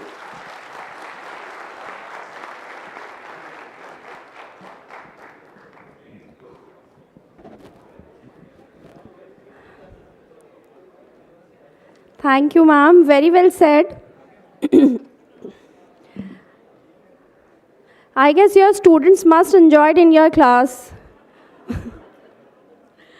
Okay, to continue, I would request Dr. K. Thiru, Principal, Welcome Group, Graduate School of Hotel Administration, to please come on the dais. Good afternoon. No worry, I don't ask question. I would have been very happy if Dr. Arun Shanba would have told me that I am doing afternoon session. I would have been demonstrating something, talking about circular economy. That would have given a great opportunity to showcase how simple food can be taken into sustainability and how you can create a value addition. Very good afternoon. I am Chef Thiru, Principal at Welcome Group, Graduate School of Hotel Administration, Manipal. And I'm happy to be there in this conference because I'm the only one person representing hospitality industry, right? Let me ask one small question, right? Okay. It's all about eating. No worry, just we finished lunch. Tell me one dish which you connect with the conference. There is a connect, whatever we eat also. So let me check how much you are paying attention on day-to-day life. If anybody can tell me. Our 60% of income is only for eating. The research says. That's why we hotelier try to psych youngsters like you, giving little value addition and charging 1,000 rupees more. Anybody? One dish which you can connect, local dish also, no problem. Anybody? Samosa. Okay. Right. Now, okay, Madam, Dr. Suchi said that samosa. So let me begin with samosa. Right. Do you know what is a individual product like samosa market? Let me take a deep dive into later part about circular economy because it's more than close to 600 crores, whether it's organized or unorganized sector. Okay, so what we do with this, knowingly, unknowingly, we contribute for organized, unorganized sectors. So coming to, fine, thank you for answering that. Now, there are a lot of things we can discuss about individual dishes, how we can connect, what value addition we are knowingly, unknowingly we are adding. So let me start with the hotel industry. So hotel industry, currently India market is close to $250 billion. $250 billion. Now it's likely to reach 2033. It's about close to $450 billion. Who's going to get the business? People like you are sitting there. Now, what is the GDP contribution? We contribute about 13% of country's GDP through travel, tourism industry. And what is it which going to, 10% of employment which creates, but still we have not recognized as an industry. So that's what we faced during COVID. And if you look at that, what is the investment likely to go up? Maybe you are an engineer or you are a different field, but somewhere you connect to travel. Without traveling, you are not going to achieve anything. So what is it the hotel investors are planning? It's close to about $150 billion going to be invested in the year, expected to 2033. So today we are talking about circular economy. Now, at least this question you have to answer. Now, when you walk into hotel, when we connect with sustainability, what is the single contribution you can make it? Any one of you. Whether it's 3-star hotel or OYO rooms or it's a 5-star deluxe. So let us begin with that. What contribution you can do as a guest? I think I have to go around and ask. Water consumption. Okay, thank you, sir. Right. Guess what is it water consumption on an average per guest in a hotel? How do we calculate? Do you know in your, at home, if you are five members in the house, do you know how much water you are consuming on an average day, in a day?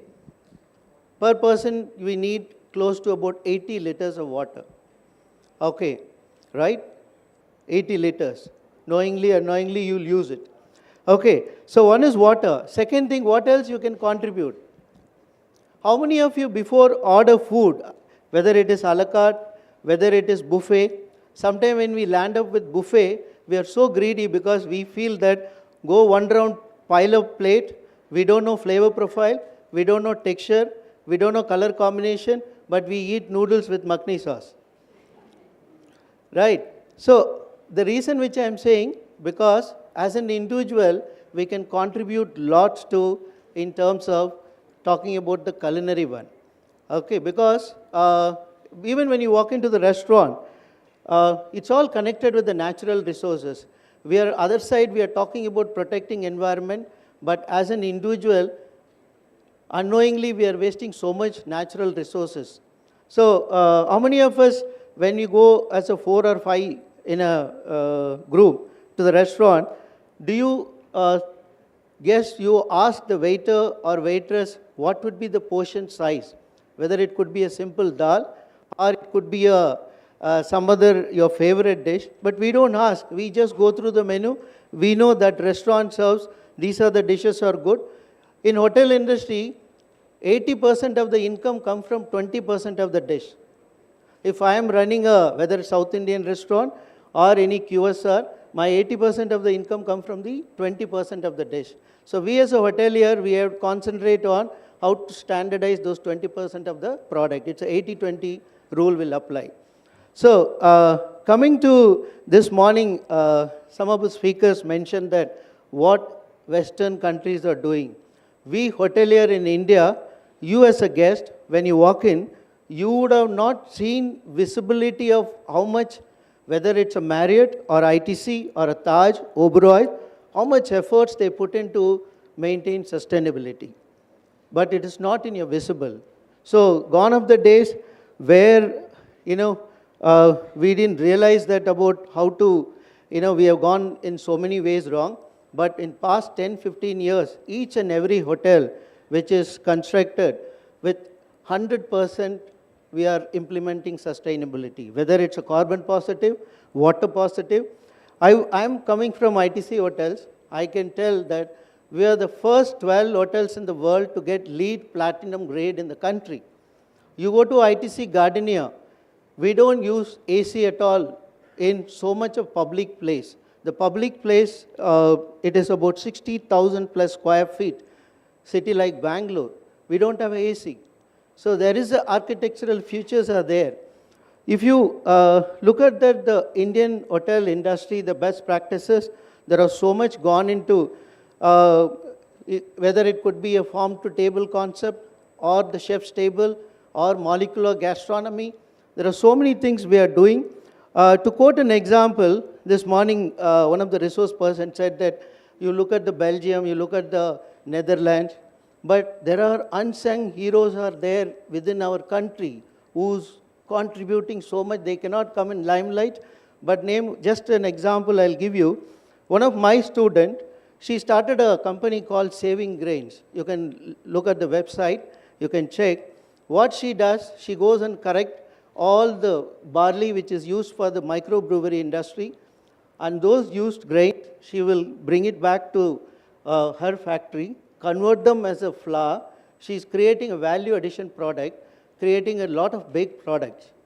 We don't use for the cattle feed, but we are converting them into, whether it's tested with all the microbial and it is safe for consumption. So that's how we have changed the world. Now, if you look at the restaurant industry, you can see that there's a restaurant name called NAAC A, where Pratik Sandhu, what he has done, he is, he started a restaurant with the concept of bring out all the lost dishes. Keeping environment in mind, there is only 6-cover restaurant.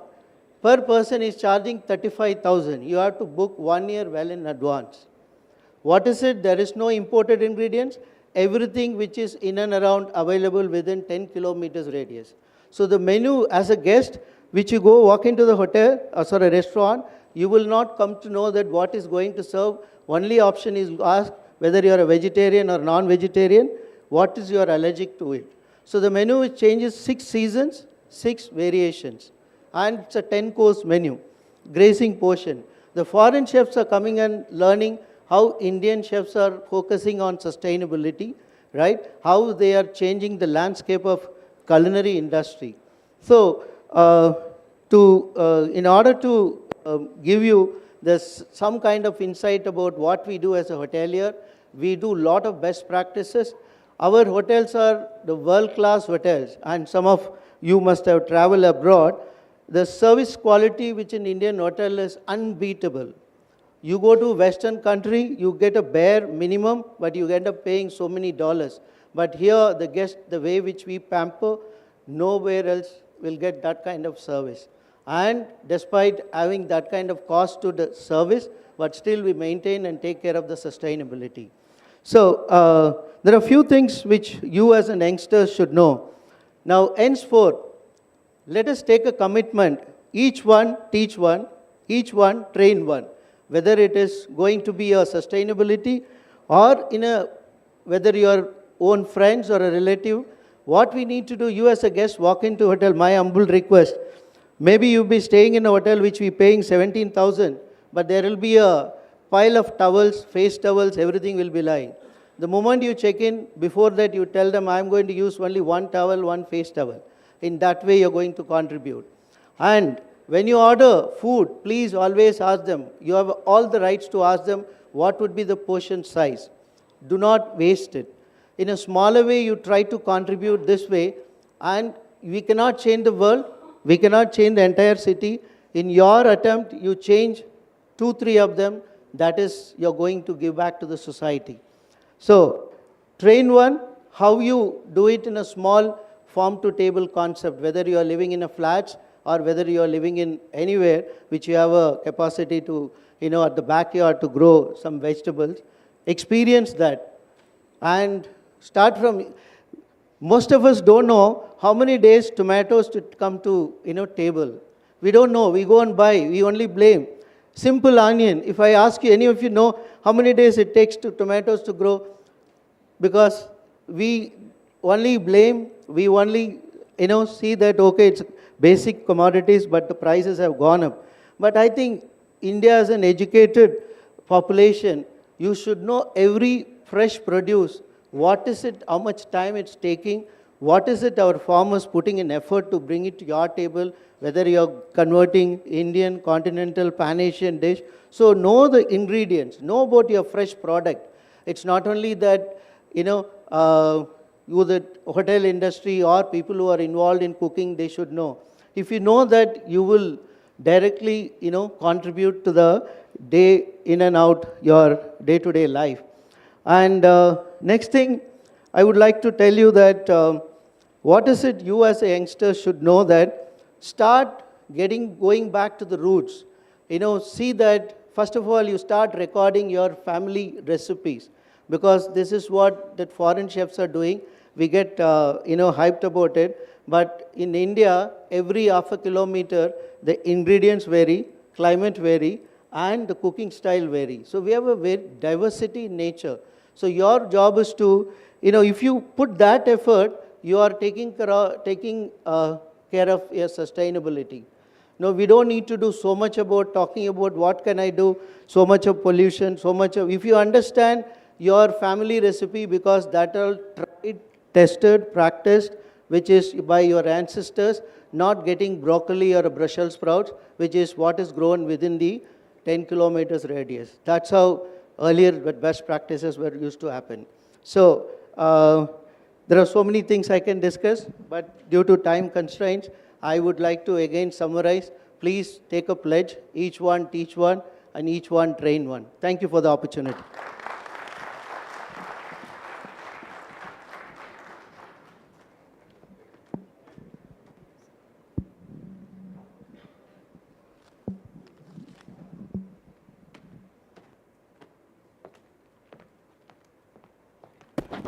Thank you, sir.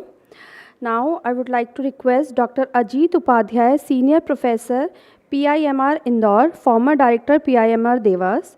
He is experienced in education management, focusing on teaching and administration, ranked 51st among influential marketing professors. His expertise in marketing management, research, coaching, lecturing, personality development, and marketing strategies. Sir, I would request to please come forward.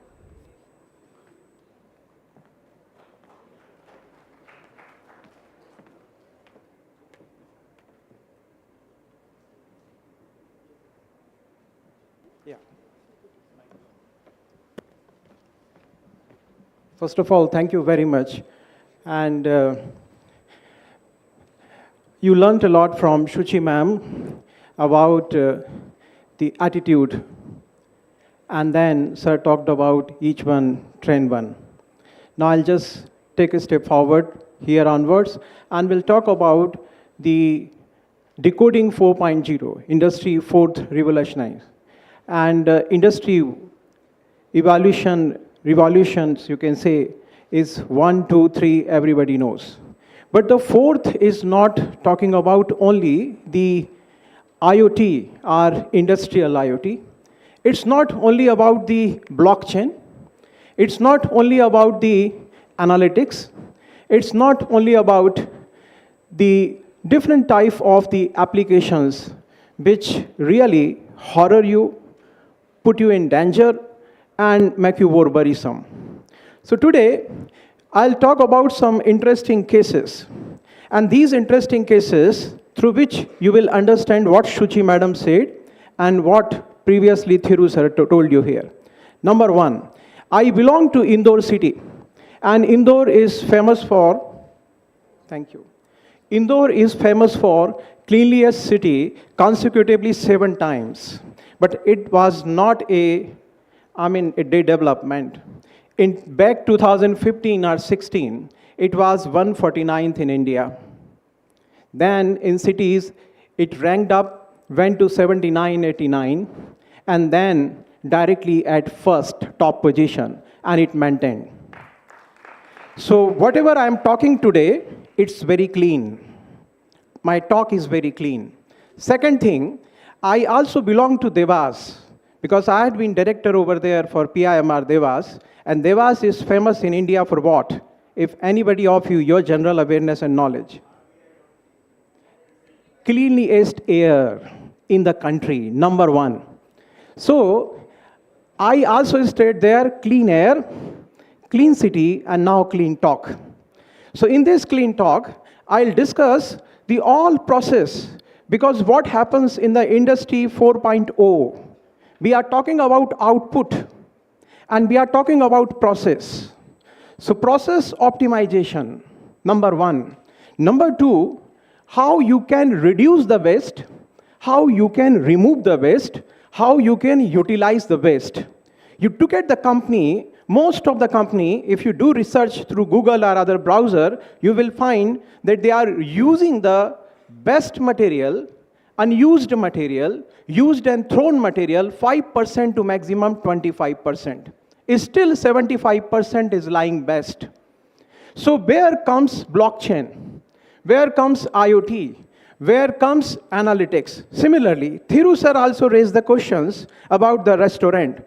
You all are sitting here, and you know that the institutions like Manipal, institutions like mine belong to PIMR, our prestige group, our IIMs and IITs, they need to do a research when the students get maximum attention, when the students get maximum interactions, when the students are immersed and engrossed in a discussion and how it is possible, then you will have to think in a conference and conclave about the type of the food you are serving to them. The timing of the food, the timing of the placement of a person, otherwise you will have to bring a person like me who is a marketer here to, again, working on a dormant as well as sleepy and drowsy persons to get engaged here with the discussions. So here comes the IoT, here comes blockchain, here comes the different type of the analytics, whether it's a data analytics, Google analytics, social media analytics, LinkedIn analytics, Facebook analytics, Twitter analytics. Wherever you go, you will find the different type of the characteristics. So it is must here. How long they can sit? If your class timing is 50 minutes to 1.5 hours, how you can expect a student and a participant to sit here for 6 hours? Not possible. Research has to be practically implemented. Otherwise, the Viksit Bharat concept with Modi ji dreamed and here given to us intellectuals as well as the industrialists and practitioners will be in a ban.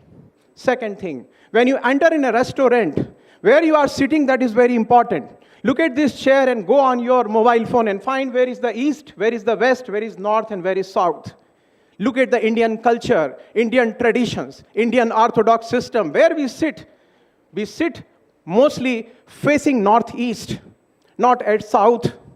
And in the most of the Indians restaurants, people do not sit there. There are the videography has been done, photographs have been taken. The research is in different dimensions nowadays. And when it is analyzed through analytics, they find what is going to happen. Look at your pizza. Pizza's topping. What type of the pizza's topping is required in the which part of this country?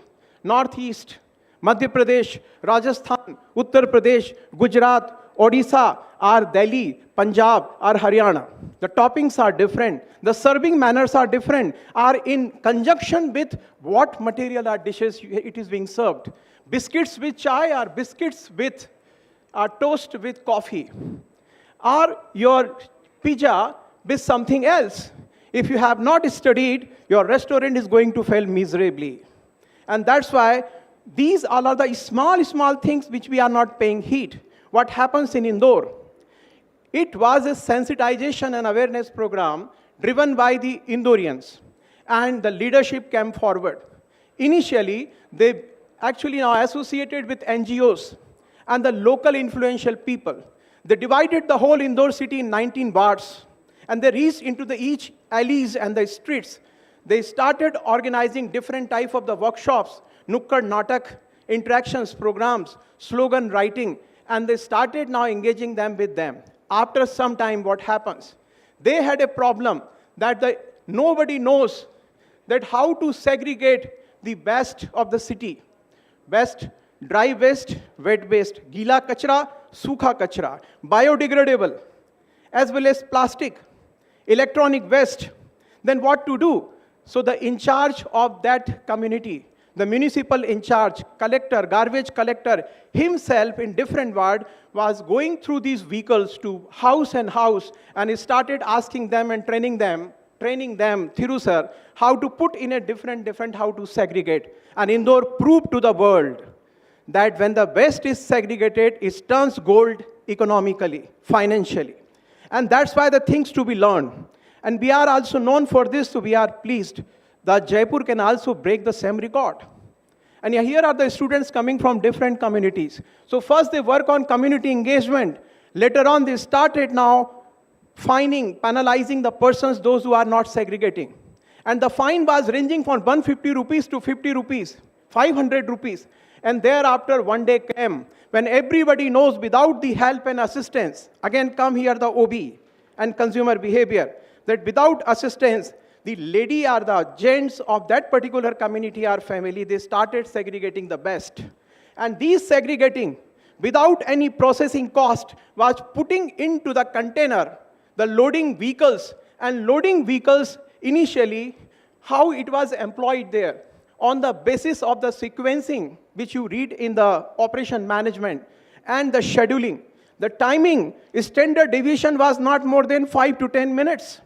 And in these 5 to 10 minutes, the deployment of these type of the vehicles, they were containing only 1/3 of the waste segregated. And they started thinking, without employing more cost, money into it, how to redesign it. And they redesigned the container, the same container, and it was carrying 30% more waste with them. And they also located the area where they set up the different type of the, you can say, garbage collection centers. And in these garbage collection centers, their offloading time and loading time was maintained in a manner that time was fixed, announcement made in different alleys. And now I feel proud, none of the Indorian will throw anything else on a street.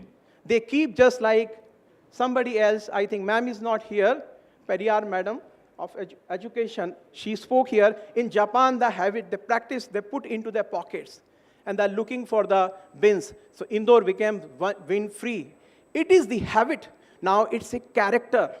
Gradually, it's become a personality, and that is the attitude. Attitude that every Indian wants to have if they really want to achieve the SDG, Sustainable Development Goal.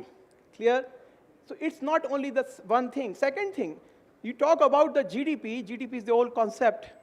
Everybody knows, at least professors and faculties are aware about the happiness index. And this happiness index is again different. Like suppose, if I look at Shuchi madam, I say, who is she? She is not madam here. She is only participants here. That's the attitude we need to have.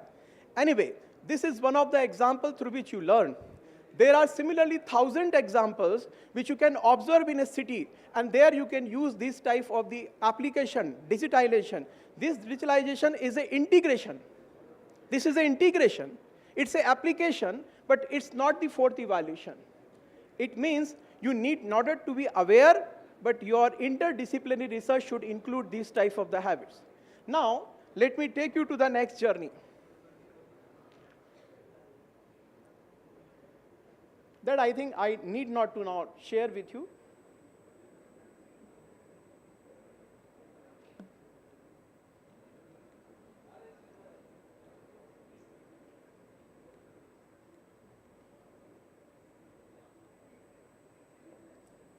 Okay, we take fast in 2-3 minutes few examples which you can connect and they will go ahead. Driverless cars, autonomous drones, gene editing, 3D printing, AI, smart robots, synthetic biology are some developments that caught our imagination. And similarly, I also tell one of the practical example. We have a Atal Incubation Center at Indore, at Prestige Atal Incubation Center. And recently we developed a drone. And these drones are helping the MP police to get into the Naxalite affected area and to contain their antisocial activities. And they are 100% successful. It's again a process. Next process, helping the administration to get their objectives. Here is the fourth, again, evaluation that we have to take in a different manner. Then again, according to me, because most of you are from engineer background here, engineering plus X, our problem. This is the 4.0. And you can put here the subset, you will find solution. So fourth industrial revolution is about physical, chemical, biological, and behavioral integration of world in many different ways. See, circularity is not a new. I also was here listening to the panel discussions, and you also would have experienced and observed right from your birth that the old clothes, torn clothes, maybe of your mama, papa, your elder sister and brothers, it has been transferred to uncle, aunts, clear? Your cousins, sisters, and siblings. It has been used. What happens in a process optimizations also? You lengthen the use of the material that could be best. Similarly, the multi-use plastics instead of single-use plastics. So you are lengthening here, but still you don't have a solution for the best management. Best management word actually came into being because you don't have a solution for the best reduction. That's why the management come. And if you can work on a best, there is nothing best. Indian philosophy, Shastras, Vedas, and Vedang. You go into deep in Bhagavad Gita, Kan Kan mein Bhagwan. In every particle, we respect and treat as a God. So how any one of us could be a best? So if you can develop this habit, you started thinking about it. There are many grahanis, cook, and even the grahana. Jo Mel is also sitting here. If you are putting in the masalas, spices, pinch of salt and all in your sabjis, what is required for you? If you are not aware, you are not living in a 4.0 world. Because what is required for your consumption, digestion, better health, yoga itself alone, gym going itself alone will not make you fit internally. That's why, again, you will have to work here how much salt, how much chili, how much other items are needed into it. Why we are putting in extra just for the taste gland, and then again ready. Then again you know what are the outputs. If you eat more than desired, output is again dangerous. So there are a lot of examples. You look at the ITC E-Chopal, sir belong to ITC. ITC E-Chopal, when YC Deveshwar was heading it, and you look at how they connect in process with the people. ITC E-Chopal was providing a free of cost consulting to the villagers about the weather and season, about the raining conditions and rainfall, about the soil rotations, about the different type of the crops, how it was possible. They started getting them committed. They felt that ITC is for them, free of cost, loading the materials in a mandis, no extra charge levied, and they were successful. How the ITC actually competed with the HUL, and HUL, Hindustan Unilever, again set a new example. Look at the Shakti Amma project. Shakti Amma project is very famous, where it was for the women empowerment, it was for the taking care of their children, because they had an amount, hardly they were earning 10 to 20 rupees per day, and they engaged them with their HUL food salesman job, because they had a good connections. They started earning 200 rupees to 500 rupees. And the money earned is money invested into the HUL itself, because the HUL only registered the footprint into this area. This is what the process innovation. This is not only the product innovation. So process is important. The students are sitting here. If you are sitting here and engaged in mobile without purpose, not only you are misusing your time, killing your time today, tomorrow you will be forced to read and educate yourself, because the time will not even here, forgive you. You will have to deliver. Otherwise, you may not be the, the genius person. Underperforming persons are not liked. There are 1,000 students, 10,000 billion students are coming out, but those only can survive those who have something to do. Okay, now, so look at the same thing. Robotics is a major thrust at BARC, Indian example, and the IGCAR, a 5 degree of freedom is on cards. Robot for radioactive lab is Trombe. They also include mobile scanner, a remotely operated power. It's been used in Indian organization. Similarly, look at this. I was talking about the drone. Similarly, for the weather monitoring, it has been used. And then this is IIT example. Then this is again for the gene editing. This is where, this has been used. Then you can talk about, again, the Ministry of the Cyber Physical Scheme, Smart Grid, used for electricity purpose, these ape. Then again, you can talk about the waste segregator radioactivity. I was again reading one of the apes, startups of the UK. They are working on segregating the best. When you put them underneath the vest, they segregate which type of the vest is that. And whether 20% of the vest is recyclable or only 10% is recyclable. That is recyclable, you only select them and you now, again, you send them to the process, rest is useless. When you sink your mobile phone in ocean, you know how many metals are there. Here again comes, if you have a metal detector, metal segregators, what are the price? The similar metal can be put into the product cycle again back, and it can make a big change in your process. So cost optimization, cost reduction, and as well as process optimization, and the ultimate purpose of 4.0 is to what? Getting the desired ends and lining with the vision and mission. And again, putting and leaving the good marks of impression to the all. Otherwise, your customers, your stakeholders will be going away. Competition is nothing if you have something to say. And there is a competition if you are going with the one and ton facilities available in a market. That's why there are many organizations who have everything, infrastructure, retail outlet, everything, but still they are not faring well. Reason is the execution. Reason is that their leaderships, their researchers, their scientists are not working in that way. Look at the scientists, sir, is here sitting. Look at the ISRO scientists. They are immersed and engrossed. That's why they could, feel us and fetch us an honor for this country globally.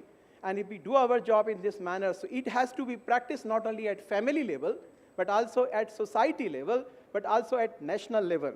That's the way the Modi ji would have dreamed. The 2047, we would be there. Look at this is possible.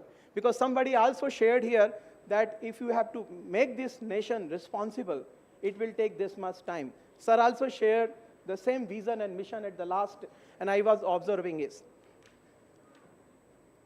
This is the metal segregators. Bottlenecks, I'll not go into it deep, but you can understand here that these are the comments of different Musk, Bill Gates, but these are the impacts. Digital factories will create new business opportunities. Without opportunities, there is no hope, there is no future. If nobody sees an opportunity to you, you are not a business guy. You are not a business material. Keep in mind. Second thing, a more efficient value chain.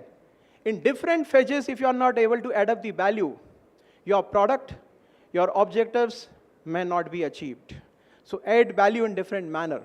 There are 1,000 things which we can discuss. I am just taking the few examples just to make them understand. Third, data-driven strategy and business model. The way the NIRMA work, the way the ITC work, HUL can't work. The way the HUL work, Khaitan can't work. The way the Prestige work, here the Manipal can't work. The way the Manipal works, Prestige can't work. Different set of market, different set of objective, different set of stakeholders and objectives which you are pursuing. So that is very important to know this, and accordingly you can make the change. And then again, a rising need for skill-based training and talents. But the job opportunities are multiplying. In days to come, you will find that at every level, you need to have different type of the person. Unskilled, semi-skilled, skilled, even trained. That's why just like a diploma course, certificate course, degree, graduation, post-graduation, doctorate has been required. So if somebody says that what happens with them, if you have cleared the matriculations, if you cleared the 12th class, but you have not actually gone through the all concept, then you just have cleared it. You are not sure about the content. You have no clarity. That's why you are not getting job. It's not actually fault of the company or any degree. It's a fault that what you are receiving, what you are getting, what you are mulling over, and how you are applying it. And then comes to the cost saving through better use of resources of 30%. This is the data through research that I brought you here for you. Similarly, the cost saving achieved by optimizing material flows 35%. Reduction of the number of machine tools and workplace by 40%. If you say that the machine would be occupying, you are at mistake and error. Because machine will do the same thing, and whether you are using chat GPT or something else, clear? Chatbot, the brain is given by whom? You. If you keep developing, if you have a substitute solution always, If you have advanced the solutions to the upcoming challenges, then you are successful. That's the process say. So 4.0 is just not about the few things given on the internet. It's about the many things that hidden. And I think as a student, if future you want to, brighten yourself, you will have to look into it. And the total manufacturing production growth of 15%, reduced time to new product by 30%. Some research say that the best reduction will be improved by 5 to 8% in coming 5 years. Maybe based upon some studies. But I feel in 5 years, the whole world is going to be drastically changed. Those who are here for 3 years, 4-year course, they will see the difference, because in days to come, the Indian government will also press you for the scientific development and research, true project. And classroom is not only classroom where the assignments are given and submitted. Where the assignment is not connecting with the society, they are useless. Okay, now what are the other things? The main effects for industrial evolution is the product expectations, product enhancement, product innovation, and organizations form. Expectation will change. If somebody is having the expectation, you know it's not a bad thing. You come to that stage and at par. If you are not delivering, then you are again axing on your own feet. And for that, you need to have various things. Time to time, product modifications. Jugaad will not work for longer time period. Jugaad is just to extend in your product life cycle existence. That's why you will have to adapt the new solutions. That's why you look at the different in shelves, the different variants for the same products. And you will find that's why the people are ready to pay for quality. Whatever they talk, I don't know. But in the food, none of us, whether they are coming from downtrodden class and to the richer class, they all are ready to invest in. So quality is quality, nobody compromise. Whether it's education, whether it's a life, whether it's a food. So here, again, the same thing has to be done. Collaborative innovations. Singly, in isolation, you can't do much. If you have to go higher, Tata also told the same thing, Ratanji.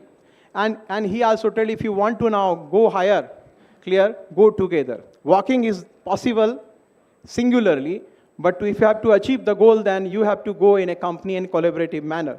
So if you can understand this, so I just here brought your attention to what Madam told, what Sir told, in a practical manner, that how the 4.0 can be used for the betterment of the company, different type of the organizations and institutions, and we need to change our characters and habits, and as well as we have to be alert. We have to be conversant with different type of the techniques and applications, and otherwise, they are just a matter to learn. When it comes to application, many of us are failing. Thank you. Thank you very much to all of you.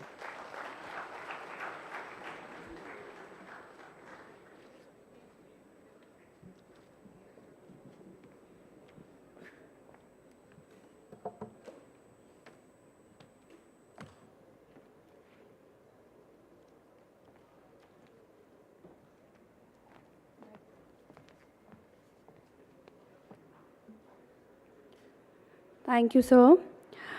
Now we have with us Ms. Monica Singh, Sustainability Expert in Aviation, Indigo Airlines. Monica Singh, an aviation expert, more than 5 years at Indigo, holds a master's in public policy and human development.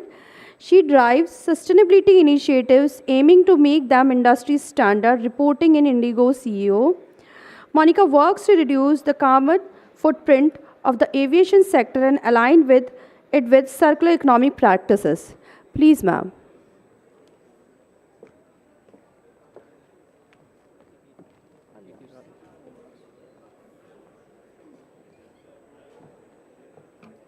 Please stand up.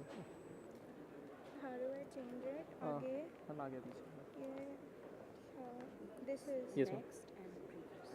Okay. No, stand on the podium here. Okay, no, ma'am, PPT.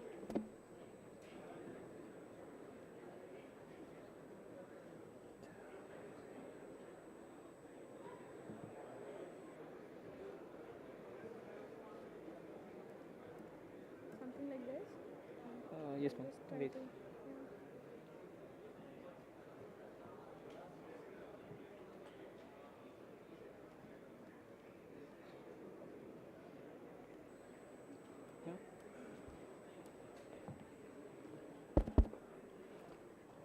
raise your hand if you have heard of Taylor Swift. For those of you whose hands are still down, how about Diljit Dosanjh? Amitabh Bachchan, Mukesh Ambani. Sir, uthao haath. Yes?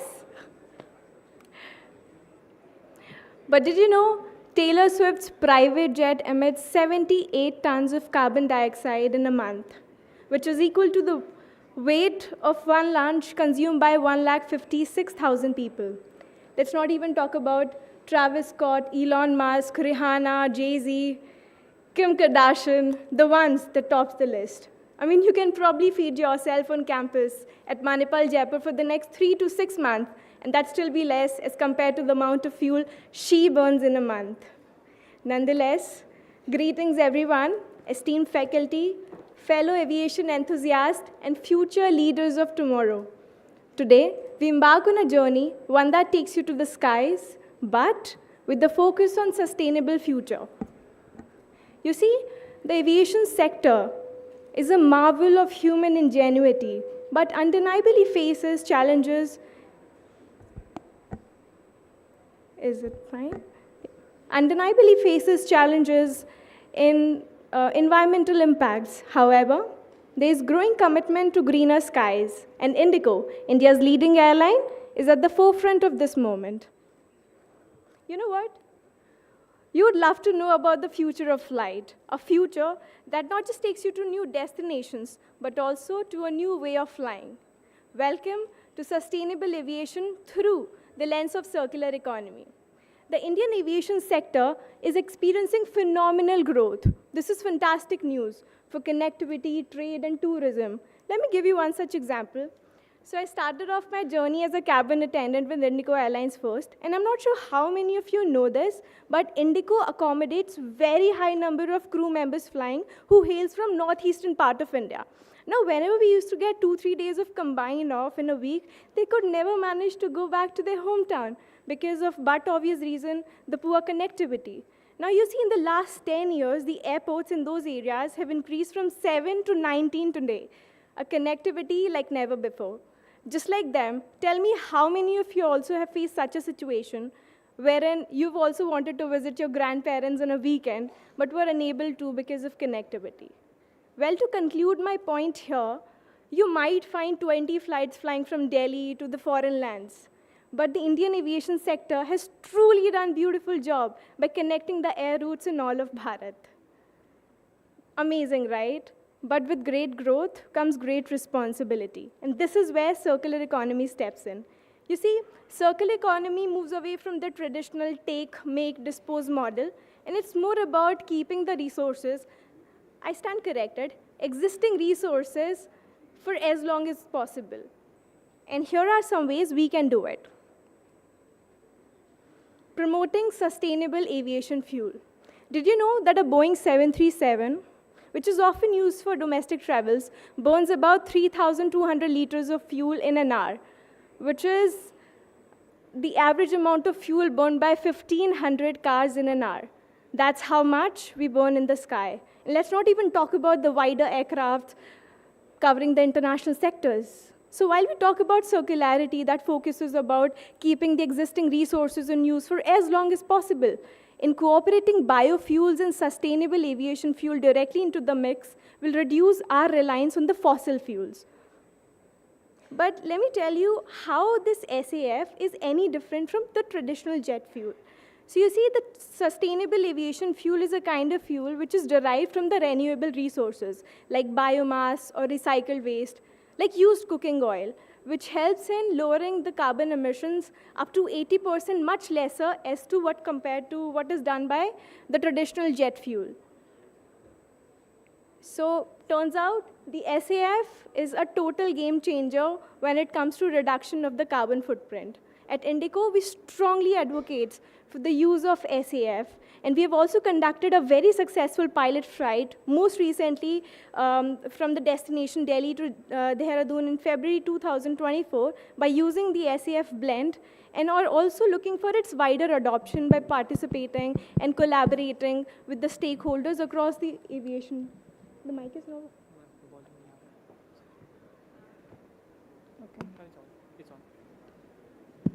Yeah. Thank you. Across the aviation ecosystem, you see here, imagine a fuel which is generated out of waste when it is used in the flights emits 80% less amount of carbon dioxide as compared to what is done by the traditional jet fuel. And that is how we can close the loop, a win-win situation for everyone. Next in the picture is redesigning airlines for Indian conditions. You see, Indian airlines operate in a diverse range of climates and terrains, and using the circular aviation principles in order to make the aircraft that are not just fuel efficient, but are also easier to maintain.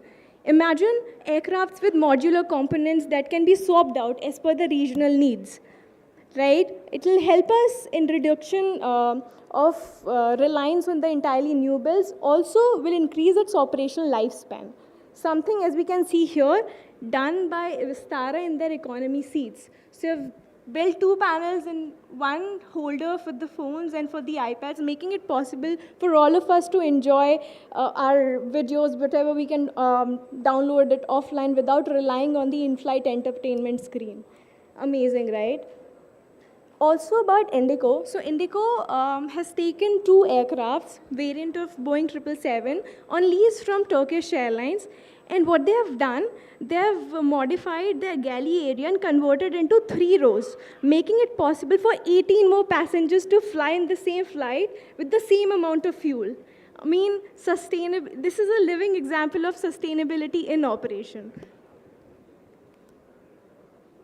Next in picture we have developing a domestic recycling infrastructure. You see, India has a burgeoning aircraft maintenance industry, and we can leverage this expertise in order to develop the recycling facilities. Oops, sorry.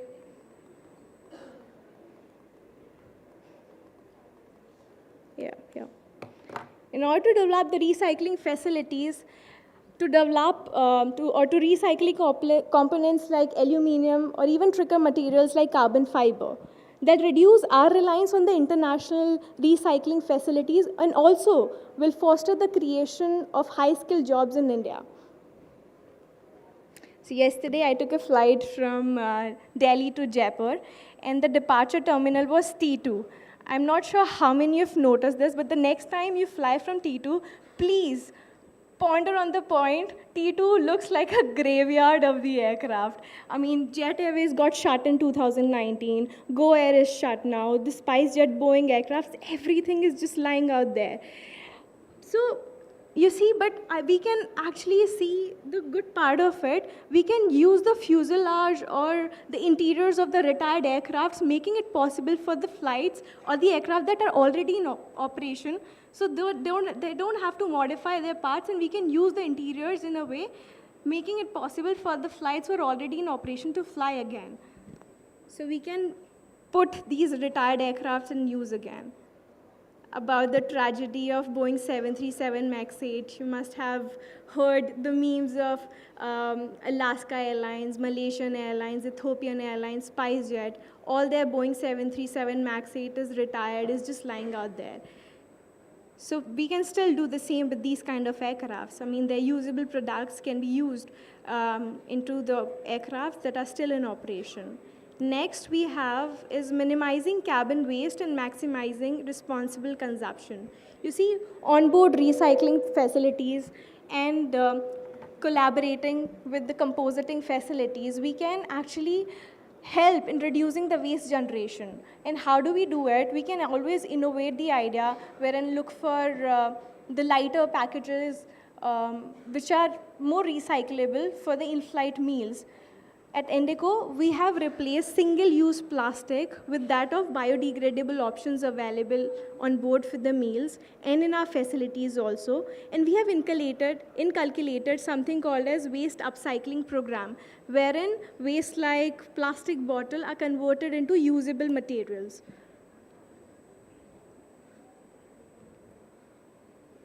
To further strengthen our commitment, we have adopted few of the biogas plants wherein food waste are converted into making the biogas fuels that not only reduces the landfill waste but also helps in giving the alternative sources of energy.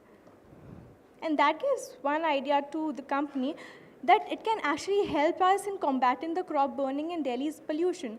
At our CSR, Corporate Social Responsibility, which we have named as Indico Reach, how about we use our existing biogas plant into making a compost out of the excess waste which is left by the farmers after cutting the crops, which is the main reason for the Delhi pollution, because farmers, what they do after every harvest, they just burn the crops, and in Delhi, NCR, Gurgaon, Haryana region, it's just left with a lot of smog and pollution out there. So we can actually do combating here.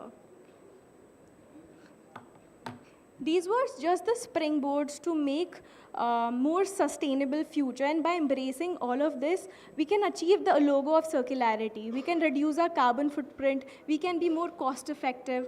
Also, we can drive innovation by maintaining our recycling facilities in a way that we don't have to rely on the entirely new builds here. Now you see, circular economy is not just about attaining sustainability in industry. It's also about the holistic development of the mankind. At Indico, we have realized all of this and have also come up with our ESG campaign, like sir has mentioned, environment, social governance, which we have named as Indico Green, focusing on 6 major points, including environment, safety, governance, people, customers, and consumers, and community. Let's focus on the environment part. So we have converted 80% of our fleet into Airbus A320 neo aircrafts and also A321 neo aircrafts, which are very fuel efficient and are also noise proof. We do something called as LPC by digitalizing the cockpit data into the iPads. Somehow, also there is one amazing technique that we have adopted called as engine eco wash, which we do very regularly in order to increase the efficiency of our engines. Safety is paramount for any airline, and we have a stipulated department taking care of the same that includes all of the point. Coming to the next part, people. You see, ESG campaign is not just about finance or marketing, it's also about HR. So we have also shown in our inclusive hiring process. Indico accommodates 44% of the women employees working in the airline. And I take immense pride when I say that we promote this logo, Beti Bachao, Beti Padhao, Beti Ko Pilot Banao. Because Indico has got the highest number of women pilots flying in the entire world. ठीक है यार, मानो हम लड़कियां car ठीक से ना चला पाती हो, पर इंडिको का जहाज बहुत बढ़िया उड़ाते हैं.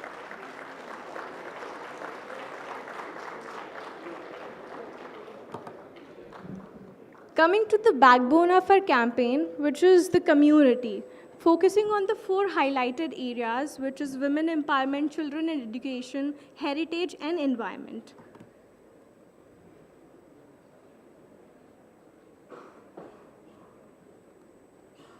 You see, Indico's vision for the sustainable future is very clear: to be a leader in sustainable aviation in the entire Asia. And we have shown this through continuous improvement and by exploring the technical techniques adopting by electric or hydrogen-powered aircraft. Also, we have been recognized by the CAPA Asia Sustainable Environmental Award 2024, a prestigious acknowledgement to be a leader in the sustainable practices. Now, the biggest challenge is, we know, all of us have realized till now that SAF, Sustainable Aviation Fuel, is definitely a game changer when it comes to aviation sustainable practices. But the problem is the high cost of SAF. Now you see those industry, the one that produces SAF and the airlines, they are actually on the seesaw. So one is of the opinion, please provide us in bulk, and the other one is, please reduce the cost. Airlines of the opinion, we are happy to buy your fuel if you just reduce some cost. And the industries are of the opinion, if you just ask us in huge amount of demand, we'll be able to supply it more. So that's one challenge, but the opportunities lies here. We can always collaborate. Indico can use its leadership position to collaborate with the institutes like IIT or IISCs in order to come up with alternative source of energies and how to make alternative ways to make the SAF. Very well said. See, sustainability is no longer about doing less harm, it's about doing more good. आपको पता है हम circular economy तब तक achieve नहीं कर पाएंगे जब तक जन भागीदारी नहीं होगी. India's dream of development journey, Viksit Bharat 2047, can only be achieved by making all the industries more accountable and more responsible as well as transparent. And sustainability is the way. Just like the circle of life, the circle of circular economy focuses on doing the right things at the right time. So let's take a pledge to make India a more responsible nation, and let's make this world a better place. Because at the end of the day, it's not just my world or your world, it is ours. Jai Hind, Jai Viksit Bharat.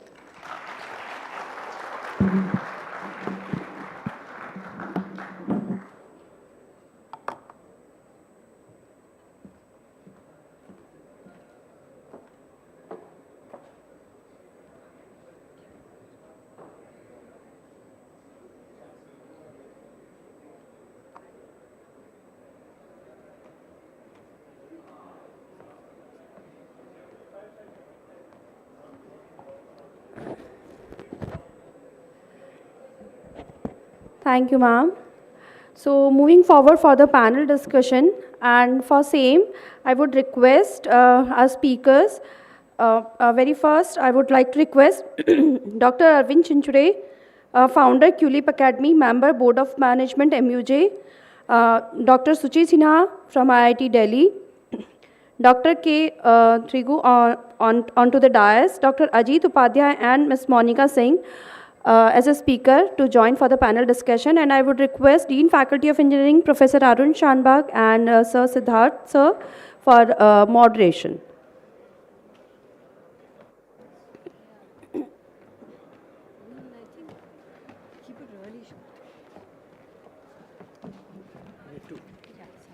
Hello.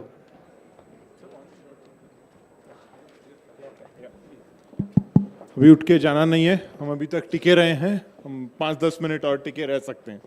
So.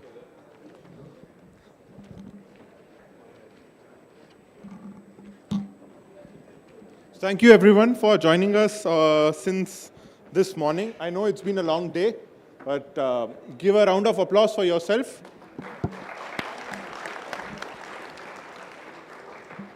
Because the round of applause was not that you are attending the conference. It's because you are seated despite the heavy lunch. So thank you for that.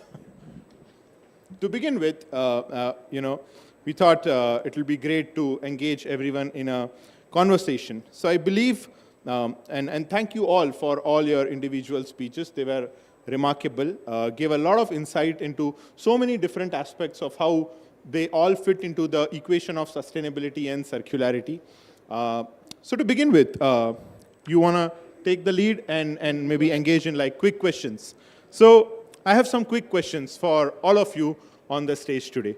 And we do this real quick so that everyone else feels engaged and no longer sleepy. So the first question, of course, and you guys can go for Q&A as well. I got a request in the beginning that, that the audience probably would like some Q&A. And we'll expect, keep your answers short also. So Yeah. we'll move on. So to begin with, Dr. Shuchi, do you think that sustainability is really something that the country in particular, companies, corporates secondly, and then human beings are trying to achieve in some way? Because like Bonvita is a health drink, but then we all know what happened. Like Patanjali is the greatest healthcare services provider of the country, but we all know what happened.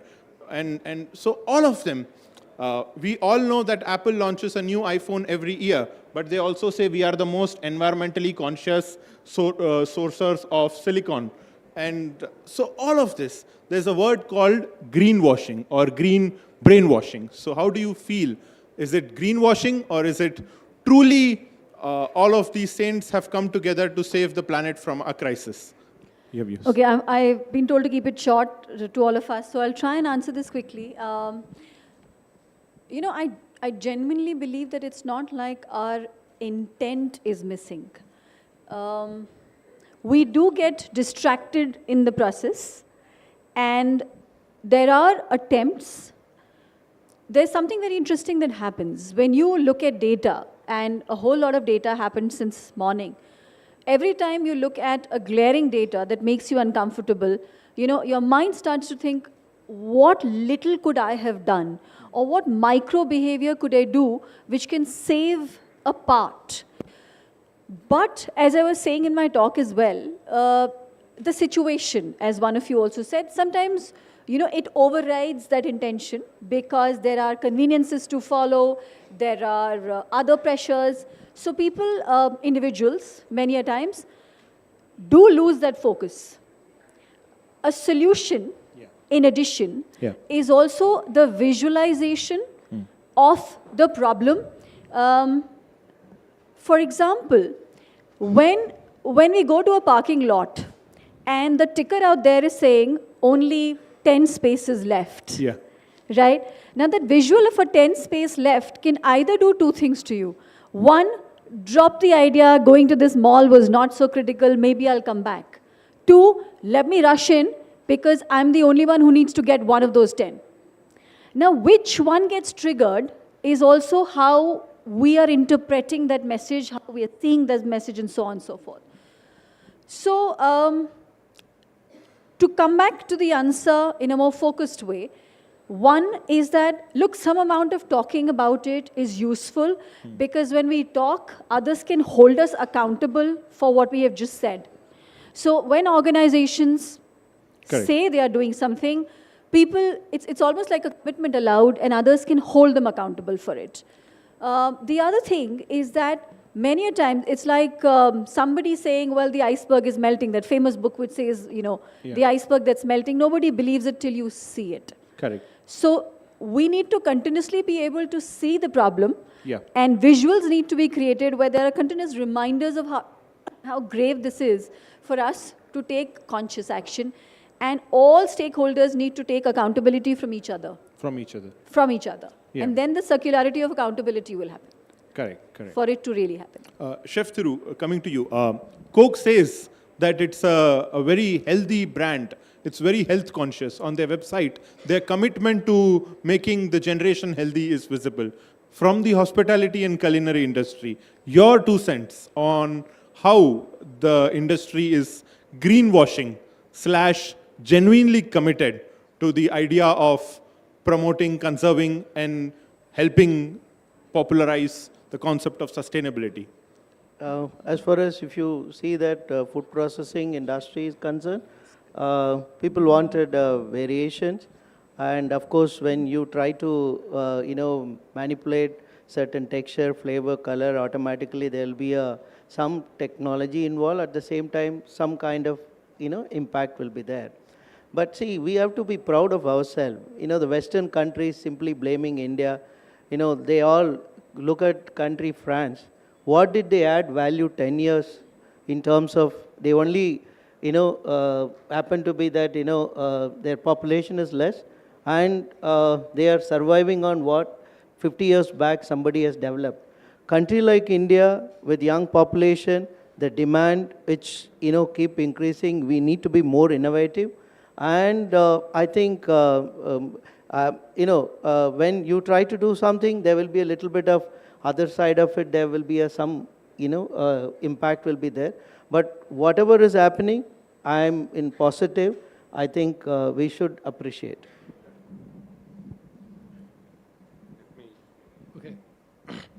Very quick, my experience, when there is a competition between economy and ecology, economy wins. And that has been the trend in the past. It will continue to be the trend in the future. Having said this, now organizations are very serious about sustainability. It's not just Indigo, I'm saying, we heard, but I work with several business houses, work with the board and leadership. Now there are 3 imperatives why businesses are serious. The first, there is a shift from shareholder value to a stakeholder value. Unless a company demonstrates that it is not just maximizing profit, but they have to work for the purpose and ensure that there is a win-win for a stakeholder. Now, in this stakeholder, the important stakeholder is a customer, you and me. Now, you and me are looking to buy the product which is sustainable, even at the premium cost. Now, customer is demanding, businesses have no choice. They have to be sustainable, they have to create sustainability, sustainable products. The third is regulation. As we move, look at EU, look at now in future in India, regulation will drive innovations and ensure that the companies will become responsible towards sustainability. So these three things are driving companies to be more and more sustainable. I can go deeper because there is no time. I'll stop here. Thank you for that. And I want to ask you a follow-up question. You also do coaching for CEOs. And you also talked about Industry 4.0 and a circular economy. How do you bring in this Industry 4.0, circular economy and sustainability in your coaching? Because you are generating the future leaders. How do you bring that, or do you bring that in, and is there a need for that? As I said, there is a business imperative for sustainability. There is no choice. So when I speak to MDs and CEOs, I say that this is the greatest opportunity for innovation. And why can't we innovate in India and rest of the world can take these solutions? I will give you only one example. I coach a mid-sized company, or MD of a mid-sized company. This company was, say, I'm just for the sake of simplicity, $100 million or 100 crore, just for the sake of this thing. We said we will grow double being sustainable, bringing digital solutions to the products so that it uses minimum electricity, minimum power, the material that is being used is very sustainable and so on. You will be surprised that this is a company which works for oil and gas, and they have a product. Today, so we said we will double this, say $200 million in, say, 2 years. And I met the MD just 3 days back. He was in Pune, we had a dinner, and he doubled its revenue. If it is 100 million, he made it 200 million just by practicing and ensuring that sustainability brings the profits. And this is the demand from the larger company. Yes, MDs are very, very serious. I can go on talking on this topic, but I will stop again because of the time. Amazing, amazing. I'm going to ask a question to Monica. I mean, you talked about Taylor Swift burning so much fuel. Are you suggesting we should stop supporting Taylor Swift? I'm just, you know. But the follow-up real question here is, are we traveling too much? Because, you know, if you look at any website or Instagram saying, oh, you got to see the Northern Lights. Do we all need to, like 1.4 billion people in India, like 7 billion people, do we all need to travel to Lapland in the northern part of Finland so we can see like 1 minute of Northern Lights and say, wow, and take a selfie? Are we just traveling too much? Do we really need to do that? Isn't that the best way to reduce our carbon footprint? I don't want to put you on a spot, but you know, but maybe Chef Thiru, you can jump in. How do hotels survive? How do hotels survive? We cannot ask people to stop eating. I mean, if there's buffet and I want to pick 10 food eating items. is different than traveling about to the traveling Lapland, part, I'm no? just coming to that also. Now, airline and the flying mode of transport has become so easy for people. I was just discussing it with Sir. In 1980s, back then, it was a leisure to take flight. But now it's much easier.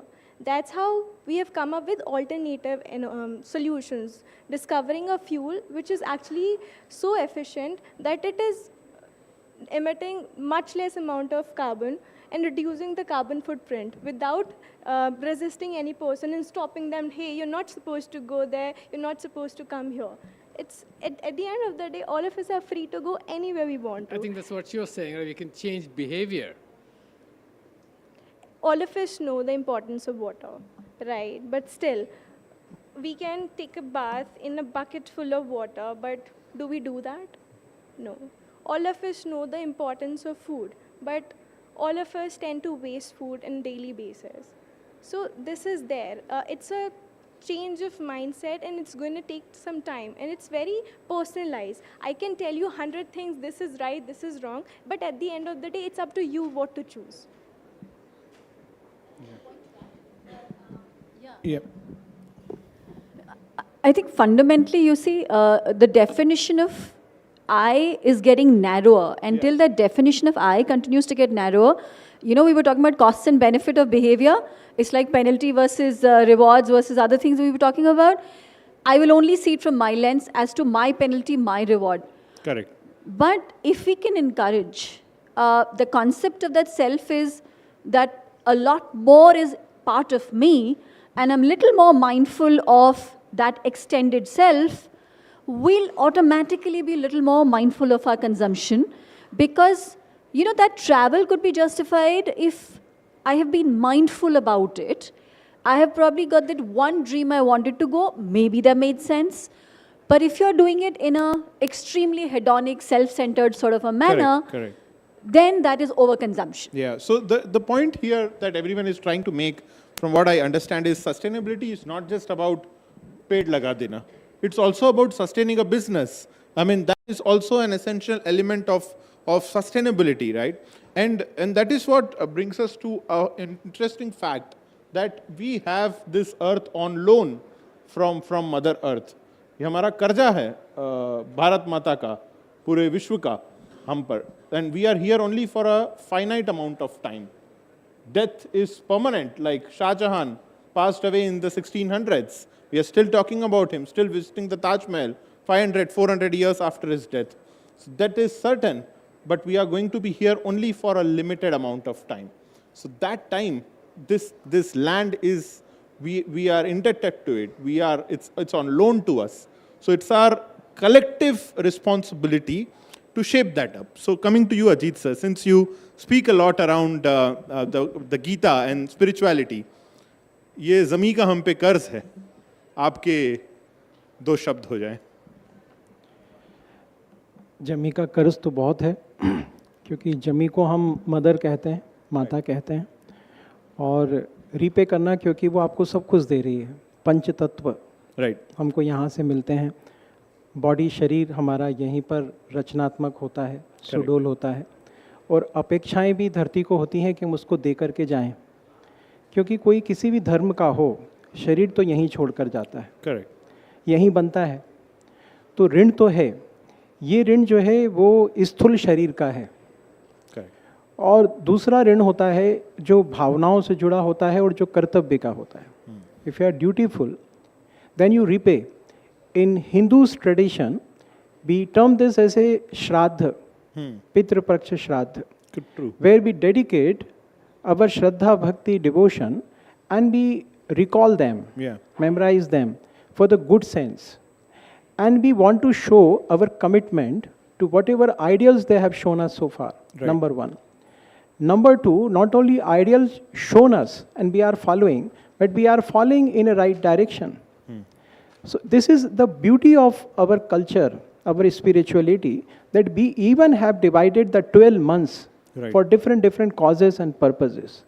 And each month, each season, each period reminds you about your forgotten places, our promises, or whatever the purpose, core purpose, very purpose, mission of a life, are we really pursuing them in a totality?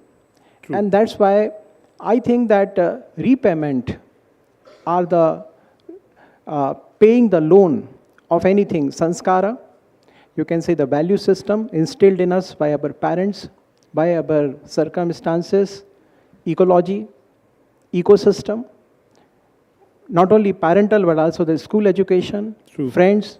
So everything we have to pay. We pay tribute, shraddha to our teachers. Whatever we learnt in a classroom, maybe right, maybe wrong. And similarly, sometimes what happens, we haven't learnt anything. These students are sitting here. Maybe they disagree that something worth is discussed over here. Maybe they are super in thinking. But still they are sitting and paying here the respect to all of us. the way they are paying the duty of being a studentship, शिष्य का जो एक अनुदान और सम्मान होता है वो उस रूप में भी दे दिया जाता है. True. So I think, that beautifully sums it up. So just the final word from all of you, not a sentence, but just a word. The US and the Western media have often flooded our belief and value system. America, they say, markets the hell out of everything. They can sell you a wall in California that has chewing gums stuck on it for eternity. They call it the bubblegum alley, and they charge you $15 to go and see it. We have the most incredible amounts of UNESCO World Heritage sites in India, but not so well documented and so very popularized. Singapore, a small, tiny, developed island, had its first UNESCO World Heritage site. A British ज़माने का एक botanic garden था. उसे World Heritage site का status दिया. The country celebrated it for 2 years, thinking that we have a UNESCO World Heritage site. Every single time you take a cab across rural India, you will find something that's documented in an archaeological survey section and listed in some UNESCO World Heritage site. India is not doing enough to market our core principles of circularity. And sometimes the Western media, with all its brilliance and ingenuity, can try and brainwash / greenwash us into believing that what they are doing is the best. And that's what American companies have been doing. Do you think the Indian system is far more evolved for circularity than the Western system? And the Western system has kind of tried to greenwash people into thinking, yes, no, maybe. We have been circular. We've grown up with circularity. Yeah. We were saying that in the morning. So it's a clear yes on circularity for us from the way we've grown up, from what we've seen so far. So it's a yes from us being circular, yes. Yes. Thiru sir, the hospitality industry. 100%. And we should be proud to be an Indian, proud about our nation. And I'm sure that, the people who are sitting, they'll take it to the next level. And because Western worlds are scared about our talent pool, so they have to manipulate things. But I'm sure it's with their hand, we will rock. Yeah. Arvind sir, you mentioned about the Battle of Plassey. From 1757 to 1947, 190 years of subjugating, torturing, maiming, and controlling a nation. The industrialization of the West happened at the expense of the deindustrialization of India. Our textiles, our indigenous manufacturers, all through sustainable principles. Your 2 cents. Siddharth, you should not be a diplomat, you should be a politician. Noted. To answer. But my answer, your answer, only you said yes, no, it is 100% yes. But let me just compliment all of you, students, faculty members, for staying so long, post-lunch. Kudos to you. Thank you for making sure that Manipal's reputation doesn't affect. So I commend all of you. Thank you. Ma'am, future of aviation, sustainable or an economic progress? Definitely, it's a big yes. And I think my full-fledged presentation was all about the sustainable future. And I've included all the points. Do you want me to repeat all of it? Because I can see all the droopiness in their face, but they're still managing to glue to their 100%, seats. So yes. definitely a yes again. And Ajit sir, Bharatiya Sanskriti versus the American greenwashing. What is more circular? Indians more circular. Bharatiya Sanskriti ज़्यादा circular है. You look at the chapati being prepared at home, kitchen. It has been either shared with all of us, or sent to the cow, given to the cow, or given to the doggy. Yeah. Either shared, or given, or transferred. It's never been a best. It's never been thrown into dustbin. Yeah. And that's why all dharmas, all religion in our country is talking about the same thing. Never waste a food. Value the food. Whatever you need, you just take only those things. Rest is for the other one. That's why the 10% to 20% in processing of the food processing, it's being lost. And if some app we can detect, and the startup comes into this direction, we can serve to the at least the 40% of the Indians, those who are hungry, and they are not getting at least the bread and butter for a day. Thank you. I think with these incredible thoughts, we are perfectly poised to become a developed nation if we just stick to what we know best, if we stick to our principles, and also not bunk classes and study well. So with that, I call this panel closed and day one successfully ended. You have a question? Quickly, you can go for it. Yeah. Mike. Just speak loudly, we can hear Just speak loudly, we can hear you.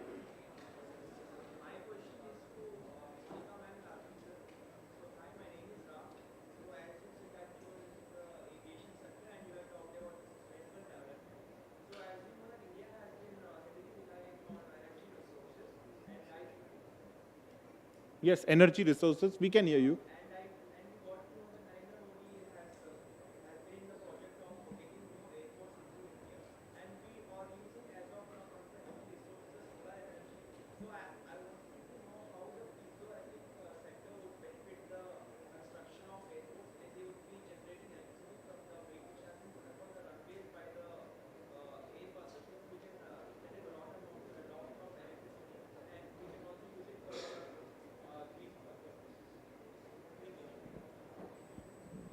I could not manage to hear all think of what it, he- but what he I means to understood say the is gist renewable of it energy. And I can answer Yeah. on that accord. Well, I'm not sure if you know about Cochin Airport. It is fully solar powered, which is one. Second, we have something called as taxi boating. So, and there are other things which are coming up. So moreover, though our Prime Minister is planning to make more airports, making the connectivity more transparent and clear and easy for all of us to travel by air, but there are other norms are coming up and we are still researching on the same. Did I answer you well, or do you have still the question? Is it not answered?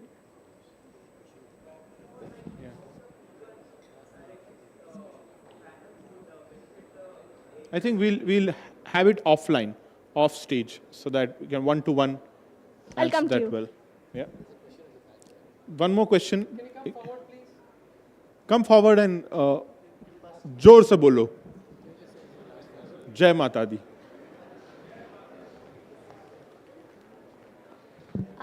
I have two questions, one for Monica ma'am and one for Thiru sir. So, ma'am, so you have talked about sustainable aviation fuel, and you said that Indigo has also used SAF in one of their flights. So recently in UK, that's about 5 months ago, they have used a flight where it traveled with 100% sustainable aviation fuel. And we are only using a blend of 1%, 2%, or maximum 10%. So how soon do you think we will be able to shift from this 5% or 10% blend to 100%? And are there any ways we can scale up the SAF production?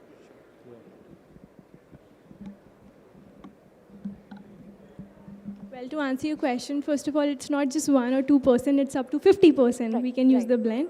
About using it up to 100%, we are aiming it to use by 2050, correction.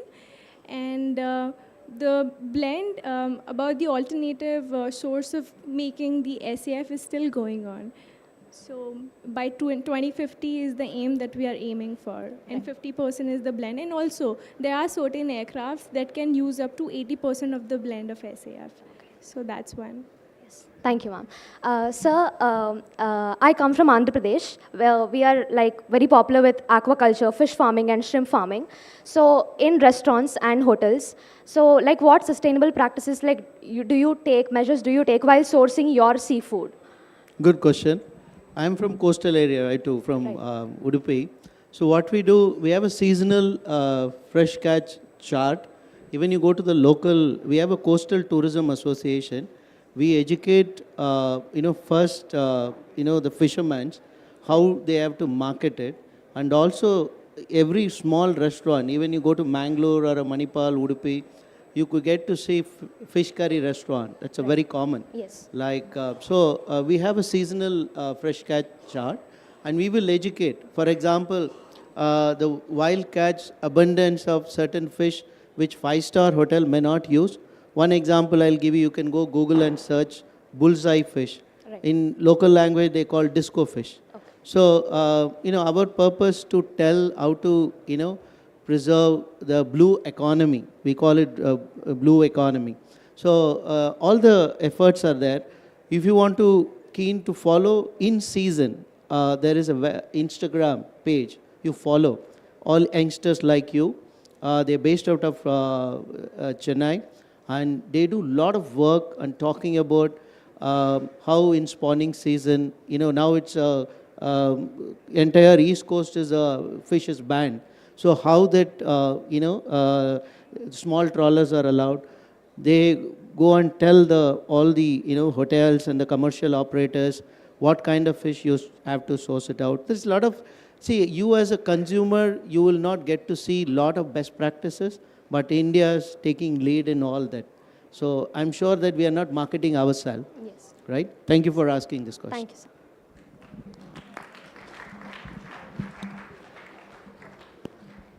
Thank you, everyone. Have a great evening. Come back tomorrow. We have another incredible set of speakers, including the legendary Vijender Singh Chauhan, for all of you who've been following. So make sure you're there. Tell your friends. Fill in not just the seats, the stairs, and wherever else you can find space in this beautiful auditorium. Thank you so much. Jai Hind, Jai Bharat. All the best.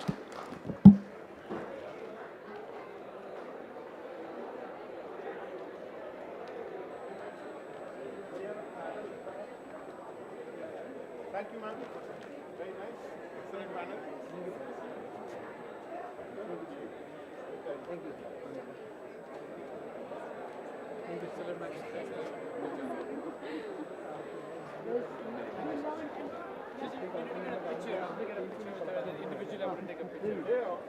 This background. Come, ma'am. Just come, ma'am.